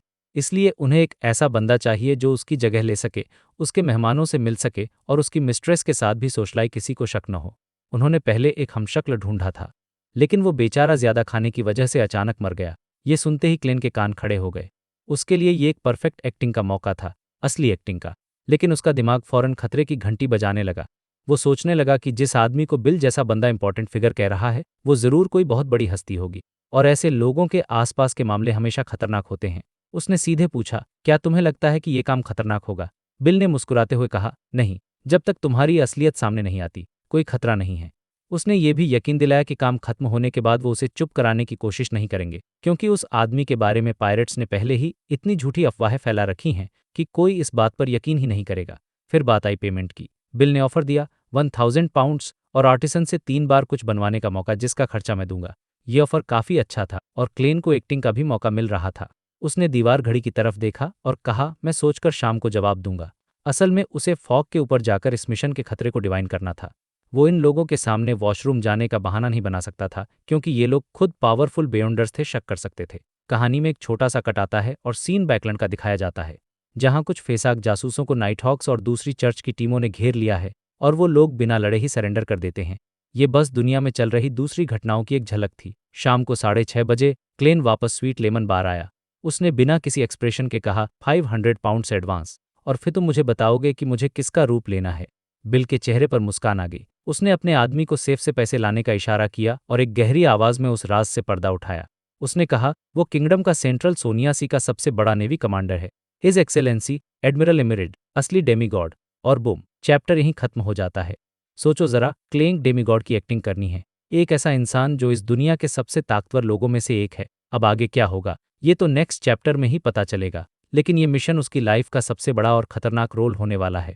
तो भाई चैप्टर 621 की शुरुआत होती है एक जबरदस्त खुलासे के साथ। हमारे क्लेन को यानी कि गेरमन स्पैरो को एक नया मिशन मिला था और उसे बताया जाता है कि उसे जिसे इम्पर्सोनेट करना है वो कोई छोटा मोटा आदमी नहीं बल्कि एडमिरल एमिरियस रिवेट है, जो एक सच्चा डेमीगॉड है। ये सुनते ही क्लेन के दिमाग में बस 3 शब्द आए, आई एम सॉरी बाय। मतलब भाई सोचो जरा, एक सीक्वेंस 5 वाले बियॉन्डर को सीधे एक सीक्वेंस 4 यानी डेमीगॉड बनने को कहा जा रहा है। ये तो सीधे सीधे सुसाइड मिशन पर भेजने जैसा था। मुझे लगा यहाँ क्लेन पक्का मना कर देगा, क्योंकि डेमीगॉड का ऑरा और पावर कॉपी करना ऑलमोस्ट इम्पॉसिबल होता है। लेकिन जो बंदा उसे मिशन दे रहा था, जिसका नाम बिल्ट था, वो जल्दी जल्दी एक्सप्लेन करने लगा। उसने कहा, रुको रुको, मिशन उतना मुश्किल नहीं है जितना सुनने में लग रहा है। उसने बताया कि मिशन के दौरान किसी को भी डेमीगॉड वाली पावर्स दिखाने की जरूरत नहीं पड़ेगी। सिचुएशन ये थी कि एडमिरल को कुछ दिनों के लिए ओरावी नेवल बेस के इंस्पेक्शन पर भेजा जा रहा है ताकि वो ब्याम शहर से दूर रहें। अब ब्याम में सी किंग, गवर्नर जनरल और उसके ज्यादातर जानने वाले लोग रहते हैं, तो वहां उसे कोई पहचान नहीं पाएगा। और तो और एडमिर अपनी फैमिली और अपनी सबसे करीबी मिस्ट्रेस से भी दूर रहेगा। ये सुनकर क्लेन को थोड़ी राहत मिली होगी कि चलो कम से कम डेमीगॉड्स का सामना तो नहीं करना पड़ेगा। बिल्ट ने आगे बताया कि ओरावी में सिर्फ 3 ही लोग हैं जो एडमिरल को करीब से जानते हैं और जिनसे क्लेन को डील करना होगा। पहला था उसका सेक्रेटरी लेफ्टिनेंट कर्नल लुआन, जो असल में M9 का एजेंट है और एडमिरल पर नजर रखने काम करता है। तो मतलब पहला ही बंदा एक स्पाई है जिसके सामने गलती करने कोई चांस ही नहीं था। ये तो बहुत रिस्की था। दूसरा टारगेट थी एडमिरल की लोकल मिस्ट्रेस सिंथिया नाम की एक खूबसूरत लेडी। और तीसरा था ओरावी का गवर्नर जनरल एस्टन रिवेल्ट, जो एडमिरल का सबसे छोटा भाई था। ये सुनकर मुझे लगा कि भाई ये 3 लोग तो सबसे ज्यादा खतरनाक हैं। एक स्पाई, एक मिस्ट्रेस और एक सगा भाई। ये तीनों तो छोटी से छोटी डिटेल भी नोटिस कर लेंगे। लेकिन क्लेन ने डिवाइनेशन किया था और उसे पता था कि मिशन ज्यादा खतरनाक नहीं है, तो वो मान गया। इसके बाद बिल्ट ने क्लेन को एडमिरल की सारी इन्फॉर्मेशन दी, उसकी फोटो, उसके बॉडी पर कोई खास निशान, उसके बोलने तरीका, उसके कॉमन शब्द और अलग अलग मामलों पर उसका रिएक्शन कैसा होता है, मतलब पूरी की पूरी प्रोफाइल ही दे दी। क्लेन ने फोटो देखी जिसमें एक स्ट्रिक्ट और पुराने ख्यालों वाला आदमी था जिसके काले बाल और नीली आंखें थीं। अब आया इस सीन का सबसे शॉकिंग पार्ट। बिल्ट कह रहा था कि मुझे यकीन है कि तुम ये सब 2 दिनों में याद कर लोगे। और तभी उसने देखा कि उसके सामने गेरमन स्पैरो नहीं बल्कि एडमिरल एमिरियस रिवेल्ट खड़ा है। मतलब एक पल में बिना किसी तैयारी के क्लेन ने खुद को पूरी तरह बदल लिया था। उसका और उसका एरोगेंस सब कुछ एकदम असली एडमिरल जैसा था। ये देखकर बिल तो होश ही उड़ गए। वो बोला, होली लॉर्ड ऑफ स्टॉर्म्स, ये तो कोई चमत्कार है। ये सीन दिखाता है कि एक फेसलेस की पावर कितनी जबरदस्त होती है। वो सिर्फ चेहरा नहीं बल्कि पूरी पर्सनैलिटी कॉपी कर सकता है। हालांकि बिल्ट ने बताया कि हाइट 3 सेंटीमीटर बढ़ानी होगी और पैर थोड़े और मोटे करने होंगे, लेकिन ये छोटी मोटी चीजें थीं। डील पक्की हो गई और बिल्टन को 500 पाउंड्स एडवांस में दे दिए। अब सीन शिफ्ट होता है बैकलैंड की तरफ, जहां हमारा दूसरा हीरो लियोनार्ड मिशेल एक्शन में है। वो एक रेड ग्लव का मेंबर है और एक पुराने घर की दीवार से टिककर खड़ा था। उसकी टीम एक केस की जांच कर रही थी और थोड़ी देर में उसका टीममेट थॉमस वापस आया। थॉमसन ने बताया कि उन्होंने सच का पता लगा लिया है। इस स्ट्रीट के नीचे 4th एपक की ट्यूडर डायनेस्टी के खंडहर हैं और उसका एंट्रेंस एक पुराने चैपल में है। ये सुनते ही लियोनार्ड के कान खड़े हो गए। वो साइड में गया और अपने अंदर छिपे ओल्ड मैन से बात करने लगा। उसने कहा, ओल्ड मैन, ये तो आपकी स्पेशलिटी है, यहाँ ट्यूडर फैमिली के खंडहर मिले हैं। उसके दिमाग में एक बूढ़ी आवाज़ गूंजी जिसने उसे पहले तो तमीज़ से बात करने को कहा और फिर एक बहुत बड़ा राज खोला। उस ओल्ड मैन यानी पैलेस ज़ोरोएस्त ने बताया कि बैकलैंड में सिर्फ एक ट्यूडर रूइन नहीं हो सकता और ये वाला शायद ट्यूडर ट्रूनसोएस्ट यूनाइटेड एम्पायर का है। ये नाम सुनकर लियोनार्ड हैरान रह गया, क्योंकि उसने इस एम्पायर के बारे में कभी सुना ही नहीं था। ओल्ड मैन ने हंसते हुए बताया कि सोलोमन एम्पायर के खत्म होने के बाद यही एम्पायर आया था और इसके 2 रूलर्स हुआ करते थे जिन्हें डबल काउंसिल कहा जाता था। उसने ये भी हिंट दिया कि इन खंडरों में शायद वही जगह है जहां एलिस्ता ट्यूडर ब्लड एम्परर बना था। ये इन्फॉर्मेशन इतनी बड़ी और इतनी खतरनाक थी कि मुझे लगा कि अब यहाँ एक ज़बरदस्त एक्सप्लोरेशन मिशन शुरू होगा। लेकिन तभी कहानी में एक ट्विस्ट आया। नाइट हॉक्स के आर्कबिशप सेंट एंथोनी ने एक चौंकाने वाला ऑर्डर दिया। उन्होंने कहा कि सारे रेड ग्लव्स इकट्ठा हो जाओ और बाकी सब लोग यहाँ से चले जाएं। उन्होंने ऑर्डर दिया कि आसपास के सभी निवासियों को हटा दिया जाए और उन्हें मुआवजा दिया जाए। और फिर उन्होंने कहा कि हम इन खंडहरों को पूरी तरह से नष्ट कर देंगे, इसमें कोई भी एंटर नहीं करेगा। ये सुनकर लियोनार्ड और मैं दोनों ही शॉक में थे। मतलब इतनी बड़ी हिस्टोरिकल साइट एक्सप्लोर करने के बजाय सीधा तबाह करने का ऑर्डर।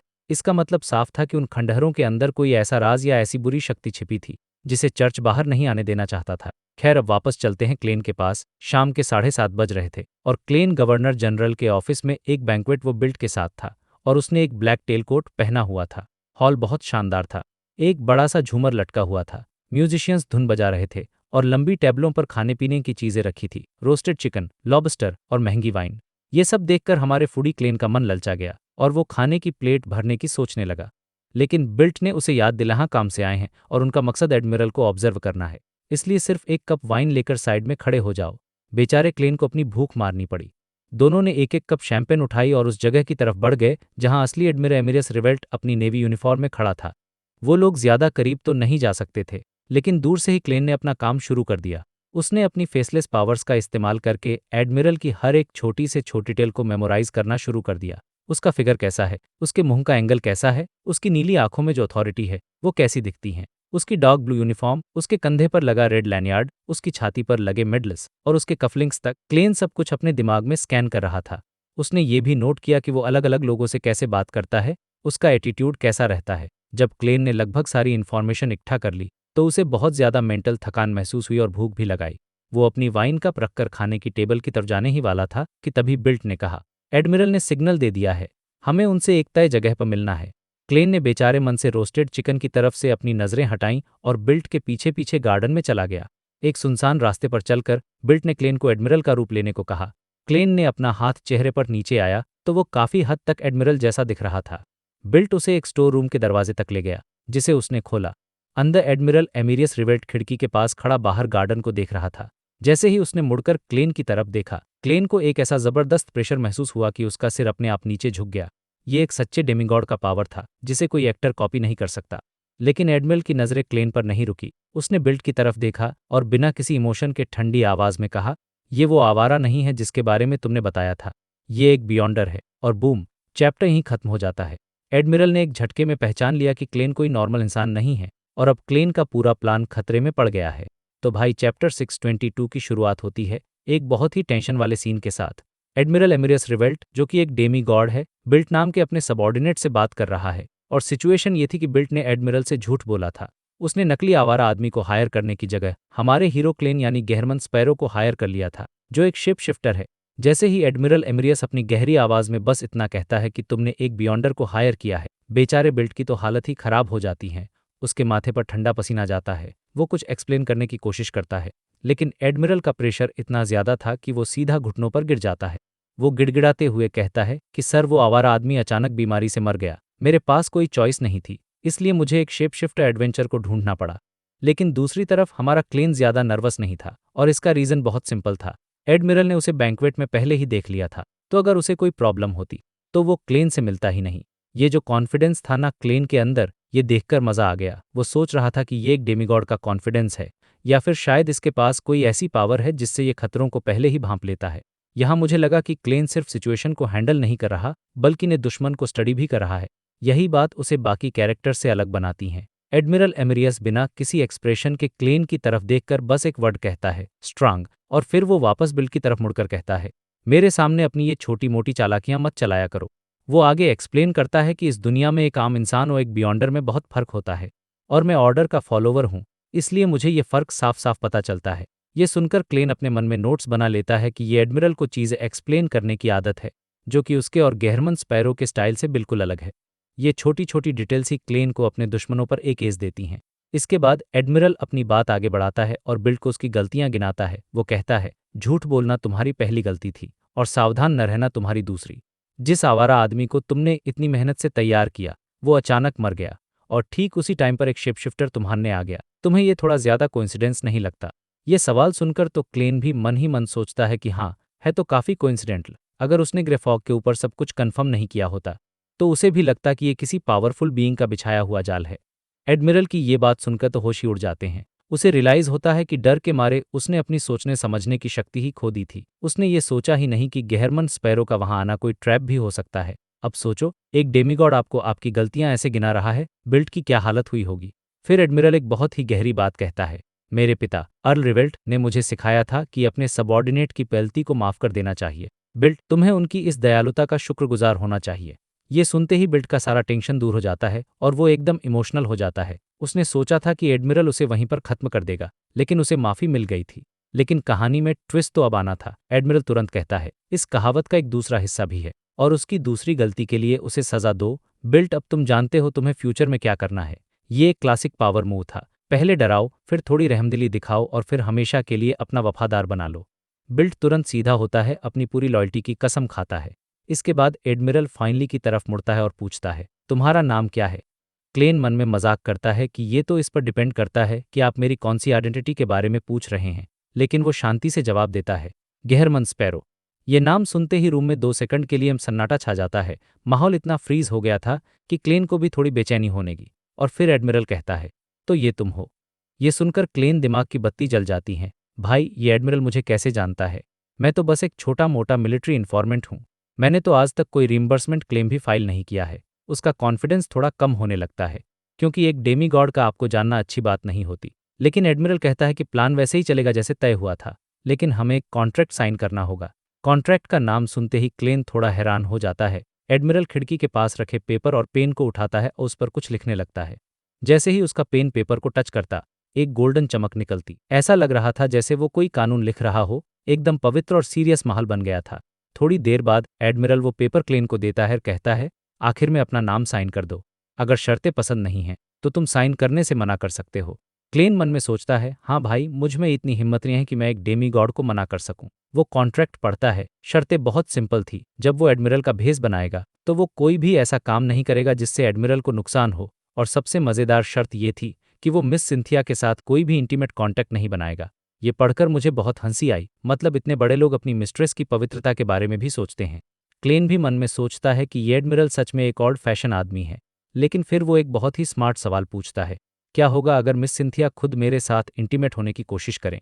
उसका मतलब था कि अगर मैं ज्यादा दूर भागूंगा तो उसे शक हो सकता है। इस पर एडमिरल बिना किसी एक्सप्रेशन के जवाब देता है, कोई बात नहीं। जब तक ये कॉन्ट्रैक्ट वैलिड है, तुम्हें उसे देखकर कोई डिजायर फील ही नहीं होगी, या तुम में वो एबिलिटी ही नहीं बचेगी। ये सुनकर क्लेन शॉक हो जाता है। मतलब ये कॉन्ट्रैक्ट इतना पावरफुल है कि ये आपकी फीलिंग्स और बॉडी को भी कंट्रोल कर सकता है। ये आर्बिटर पाथवे की पावर थी, जो रूल्स और ऑर्डर पर बेस्ड थी। क्लेन चुपचाप उस पर गेहरमन स्पैरो साइन कर देता है। साइन होते ही पेपर एक गोल्ड लाइट में बदल जाता है और हवा में गायब हो जाता है, जैसे वो दुनिया के नियमों का हिस्सा बन गया हो।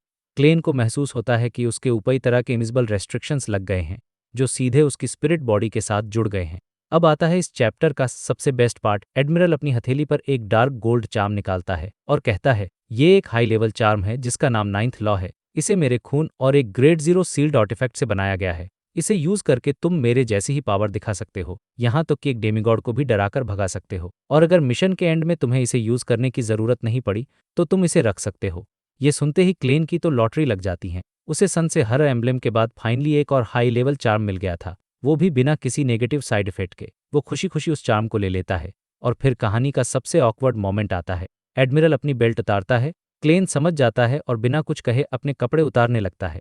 कुछ ही देर में वो एडमिरल की डॉग ब्लू यूनिफॉर्म पहन चुका था, जिस पर मेडल्स और स्टार्स लगे हुए थे। एडमिरल और बिल्ट एक सीक्रेट रास्ते से चले जाते हैं और चैप्टर के एंड में क्लेन खिड़की के शीशे में अपनी रिफ्लेक्शन को देखता है, एकदम कड़ नेवी एडमिरल के लुक में। वो अपने मन में कहता है, इस पल से मैं एक नेवी एडमिरल हूँ। और यहीं पर यह चैप्टर खत्म हो जाता है। एकदम गूज़बम्प्स देने वाला मोमेंट था। अब देखना यह है कि क्लेन इस नए और खतरनाक रोल को कैसे निभाता है। तो भाई, लॉर्ड ऑफ द मिस्ट्रीज के चैप्टर 623 फर्स्ट नाइट में आपका स्वागत है। ये चैप्टर बहुत ही कमाल का है क्योंकि हमारा हीरो क्लेन अब एक बहुत बड़े रोल में है। वो एडमिरल एमिरियस रिवेल्ट बनकर घूम रहा है, जो कि नेवी का एक बहुत बड़ा ऑफिसर है। तो सीन यह है कि क्लेन अपनी जेब में 9th लॉ चार्म को टच करता है और अपनी हाइट और अपीयरेंस को बिल्कुल एडमिरल जैसा बना लेता है। मतलब एकदम डिट्टो कॉपी, कोई पहचान ही नहीं सकता। वो एक सन्ड्री रूम से बाहर निकलता है और चुपचाप गवर्नर जनरल के आहैस की तरफ वापस चलने लगता है। अब सोचो, रास्ते में वेत और मेड्स उसे देखते हैं, लेकिन किसी की हिम्मत नहीं होती कि वो सीधे उसकी तरफ देखे। बस उसकी एडमिरल की यूनिफॉर्म देखकर ही सब साइड में हटकर सिर झुकाकर खड़े हो जाते। लेकिन खुद सोचता है कि यार, सेम हाइट का कोई भी बंदा ये कपड़े पहनकर बैंक्वेट हॉल में घुस सकता है। एक इंपॉर्टेंट आदमी की एक्टिंग करना एक नॉर्मल इंसान की एक्टिंग करने से कहीं ज़्यादा आसान है, क्योंकि कोई आप पर शक ही नहीं करता, सब पहले से ही डरे रहते हैं। तो क्लेन एकदम सोम्बर एटीट्यूड बनाए हुए सीधा आगे बढ़ता रहता है। थोड़ी देर में उसे खूबसूरत म्यूजिक सुनाई देने लगता है और गैस से जलती हुई एलिगेंट वॉल लैंप्स माहौल को रोशन कर रही थीं। और भाई, जैसे ही क्लेन ब्रेक रूम के पास पहुंचता है, कहानी में पहला टेस्ट आता है। एक दरवाजा खुलता है और एक मिडिज्ड आदमी बाहर निकलता है, जो शायद उसी का इंतजार कर रहा था। यह आदमी कोई और नहीं बल्कि एडमिरल एमिरियस का छोटा भाई एस्टन रिवेल्ट था। ये बंदा पहले नेवी में था और अब इस जगह का गवर्नर जनरल है। मतलब पावरफुल फैमिली है बॉस। एस्टन अपने भाई यानी क्लेन को देखकर पूछता है, क्या तुमने उस मैटर पर डिसाइड कर लिया? अब क्लेन के तो होश उड़ गए। कौन सा मैटर? उसे तो कुछ पता ही नहीं था। लेकिन थैंक गॉड से मिशन से पहले मिली इन्फॉर्मेशन याद आ जाती है, जिसमें लिखा था कि अगर एस्टन किसी मैटर के बारे में पूछे तो उसे बोलना कि जवाब और आवी से निकलते टाइम मिलेगा। एडमिरल एमिरियस ने पहले से ही सब सोच रखा था। क्लेन को बस अपनी एक्टिंग और टोन सही रखनी थी। वो एकदम लो एंड एरिस्टोक्रेट्स की तरह बात करने की कोशिश करता है। क्लेन शांति से सिर हिलाता है और एकदम कड़क आवाज में कहता है, कुछ दिन और रुको, ओरावी से निकलते समय तुम्हें जवाब मिल जाएगा। एस्टन को कोई शक नहीं होता। वो हंसकर कहता है, लगता है तुम किसी चीज का इंतजार कर रहे हो जो तुम्हें फैसला लेने की हिम्मत देगी। क्लेन के दिमाग की बत्ती जलती है। उसे लगता है कि ये उसी मैटर से जुड़ा है जिसके लिए एडमिरल को खुद यहां आना पड़ा। वो एक हाई लेवल ऑफिसर के टोन में कहता है, अपने अंदाजे अपने पास रखो। ये बोल क्लेन आगे बढ़ जाता है। भाई की एक्टिंग थी, मतलब फुल स्वैग। एस्टन बस अपने भाई की पीठ को देखता रह जाता है और उसका चेहरा धीरे धीरे ठंडा पड़ जाता है। अब क्लेन बैंक्वेट हॉल में एंटर करता है और खाने की टेबल की तरफ बढ़ने लगता है। रास्ते में जो भी उससे बात करने आता है वो बस सिर हिलाकर उनकी बातें सुनता है। उसे टॉपिक समझने की जरूरत ही नहीं थी। बस एक इम्पॉर्टेंट आदमी की तरह एक्ट करना था और लोग खुद ही अपनी बात खत्म कर देते थे। वो सोचता है कि बड़े आदमी का स्टेट्स एक्टिंग को कुछ मामलों में आसान बना देता है, लेकिन कुछ मामलों में मुश्किल भी। खैर, वो फाइनली खाने की टेबल तक पहुंचता है।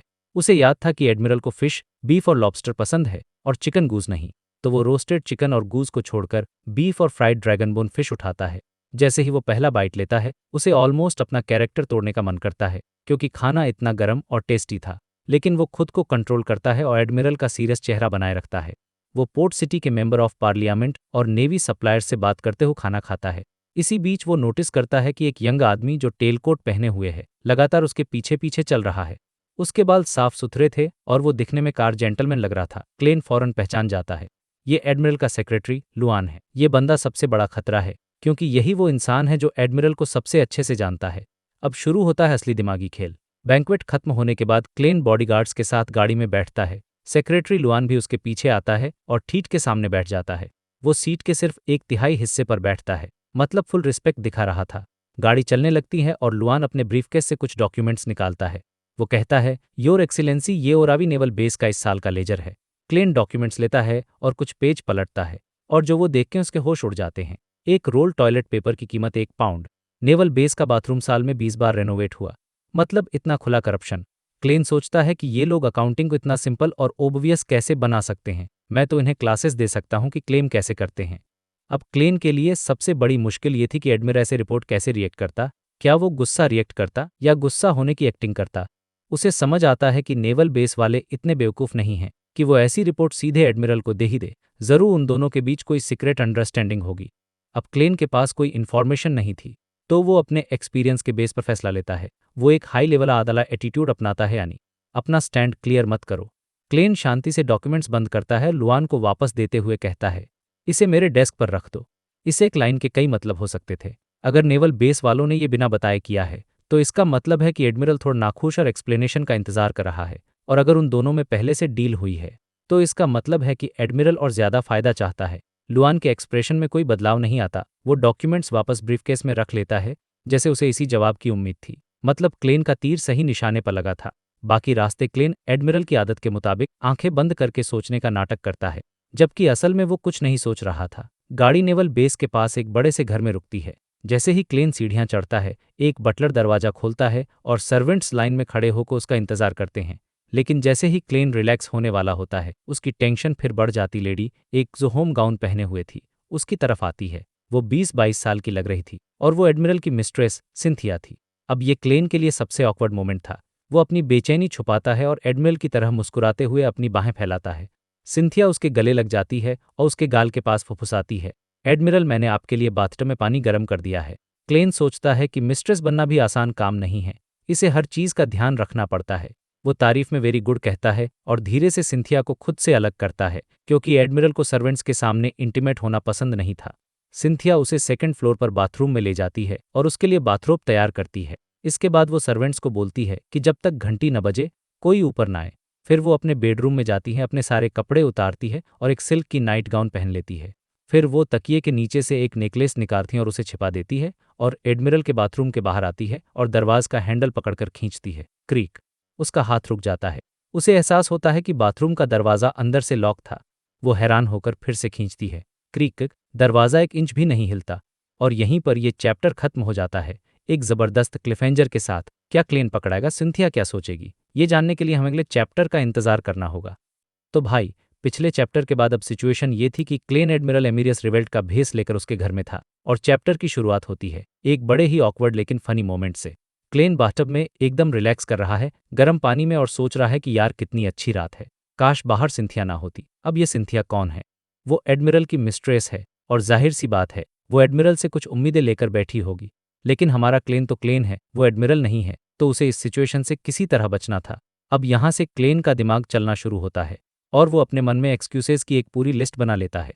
और भाई एक्सक्यूजेज भी क्या थे, मतलब सुनकर हंसी आ जाएगी। पहला कि मुझे बहुत काम है, दूसरा कि मेरी तबीयत ठीक नहीं है, तीसरा कि मैंने अपनी सेक्स करने की एबिलिटी खो दी है, और सबसे मज़ेदार वाला तो ये था कि उसे अचानक रियलाइज़ हुआ है कि उसका सेक्सुअल ओरिएंटेशन बदल गया है और अब उसे कर्ली बालों वाले बबून एक्सट्रीमली अट्रैक्टिव लगते हैं। मतलब सोचो कोई ये एक्सक्यूज़ कैसे दे सकता है।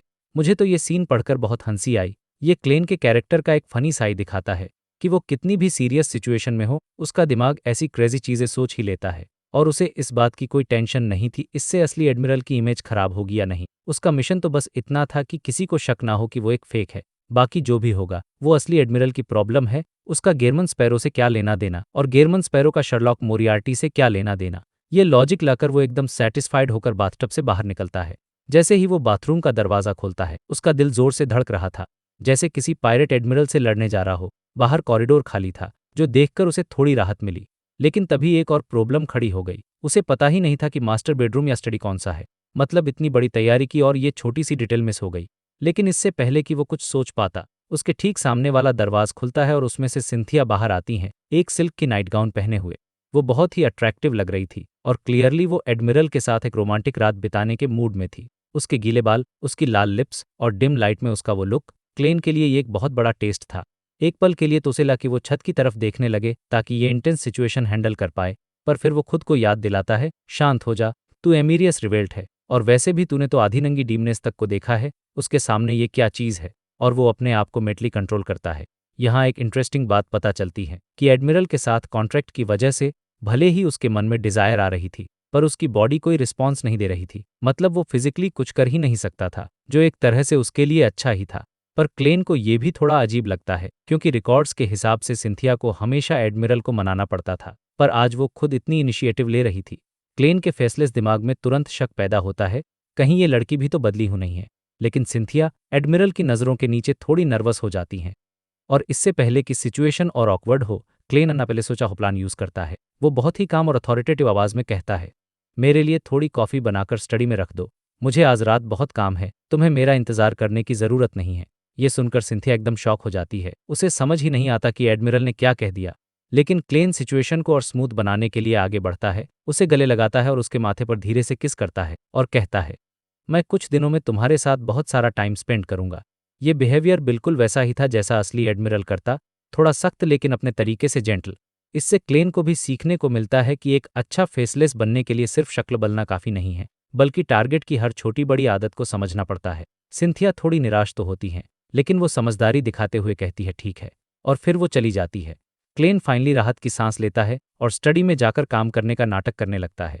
वो कुछ डॉक्यूमेंट्स पर एडमिरल के सिग्नेचर कॉपी करता है, जो वो एक क्लाउन और फेसलेस होने की वजह इफेक्टली कर सकता था, और जो चीज़ें उसे समझ नहीं आती उन पर लिख देता है इस मामले पर और स्टडी करो। अब यहाँ एक और छोटा सा ट्विस्ट आता है। दूसरी तरफ सिंथिया अपने कमरे में तकिए के नीचे से एक नेकलेस निकालती हैं जिसमें एक काले गैंडे के सींग जैसा आइटम लगा होता है, और वो चुपचाप प्रार्थना करती है, O great mother tree of desire, please मुझे और अट्रैक्टिव बनाओ ताकि एडमिरल एमीरियस मुझ पर और भी मोहित हो जाएं और मुझे एक बच्चा दे सकें।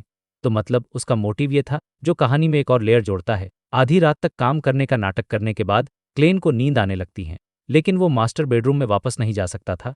इसलिए वो अपनी फेसलेस एबिलिटी का एक और कमाल का यूज़ करता है। वो अपनी असली आंखें बंद कर लेता है और अपनी स्किन से दो नकली आंखें बना लेता है जो खुली रहती हैं, ताकि ऐसा लगे कि वो अभी भी डॉक्यूमेंट्स पढ़ रहा है। ये सीन थोड़ा क्रीपी है, लेकिन दिखाता है कि फेसलेस कितनी पावरफुल और वर्सटाइल एबिलिटी है। और फिर जब वो आधी नींद में था, उसे अचानक महसूस होता है कि कोई ज़बरदस्ती उसके सपने में घुसने की कोशिश कर रहा है और उसे एक गहरी नींद में खींच रहा है। क्लेन तुरंत अलर्ट हो जाता है। उसे पता था कि ये कोई नॉर्मल ड्रीम इन्फिल्ट्रेशन नहीं है, क्योंकि वो जानता था कि वो सो रहा है और अपने शरीर को कंट्रोल कर सकता है, लेकिन फिर भी वो जाग नहीं पा रहा था। ये बहुत ही खतरनाक सिचुएशन थी। उसके सपने में एक धुंधली सी सफ़ेद गैस एक इंसान का शेप ले लेती है। क्लेन सपने में भी एडमिरल एमीरियस का रूप बनाए रखता है और साथ ही अपनी असली बॉडी से अपनी जेब में रखे 9th लॉ चार्म को छूता है ताकि ज़रूरत पड़ पर उसे यूज़ कर सके। वो धुंधला फिगर शांति से कहता है, एस्टन के मामले में दखल मत देना, ये एक वार्निंग है। एक डेमीगॉड को वार्निंग देना मतलब सामने वाला कोई बहुत ही पावरफुल था। क्लेन सोचता है कि ये एस्टन कौन है और ये लोग क्या करने की प्लानिंग कर रहे हैं, लेकिन वो घबराता नहीं है। वो नाइन्थ लॉ चार्म की डोमिनेटिंग पावर को महसूस करता है और उसी फीलिंग को कॉपी करते हुए अपनी गहरी आवाज में पूछता है, तुम कौन हो और तुम किसे रिप्रेजेंट करते हो? ये देखकर वो धुंधला फिगर थोड़ा हैरान होता है और हंसते हुए कहता है, जैसा कि लॉ वीवर एमिरियस से उम्मीद थी, तुम ऐसी सिचुएशन में भी होश में रहने में कामयाब रहे। इस पर क्लेन मन ही मन मजाक करता है, नहीं, तुम्हें कहना चाहिए जैसा कि लॉर्ड फूल से उम्मीद थी। वो फिगर आगे कहता है, तुम्हें ये जानने की जरूरत नहीं है कि मैं कौन हूं। एक डेमी गॉड होने के नाते तुम्हें पता होना चाहिए कि सब कुछ किस्मत में लिखा होता है और ये वक्त का तकाजा है। वक्त की किस्मत का विरोध मत करो, वरना तुम इतिहास का एक बलिदान बनकर रह जाओगे। किस्मत, वक्त का तकाजा, इतिहास का बलिदान। ये शब्द सुनते ही क्लेन के दिमाग में एक ही नाम आता है, ट्वाइलाइट हर्मिट ऑर्डर। क्लेन कुछ नहीं कहता क्योंकि उसे एडमिरल का कैरेक्टर बनाए रखना था। उसे चुप देखकर वो धुंधला फिगर भी और कुछ नहीं कहता और सफेद गैस में बदलकर गायब हो जाता है। और इसी के साथ ये चैप्टर खत्म हो जाता है, एक बहुत बड़े सस्पेंस के साथ कि अब आगे क्या होगा और क्लेन इस नई मुसीबत से कैसे निपटेगा।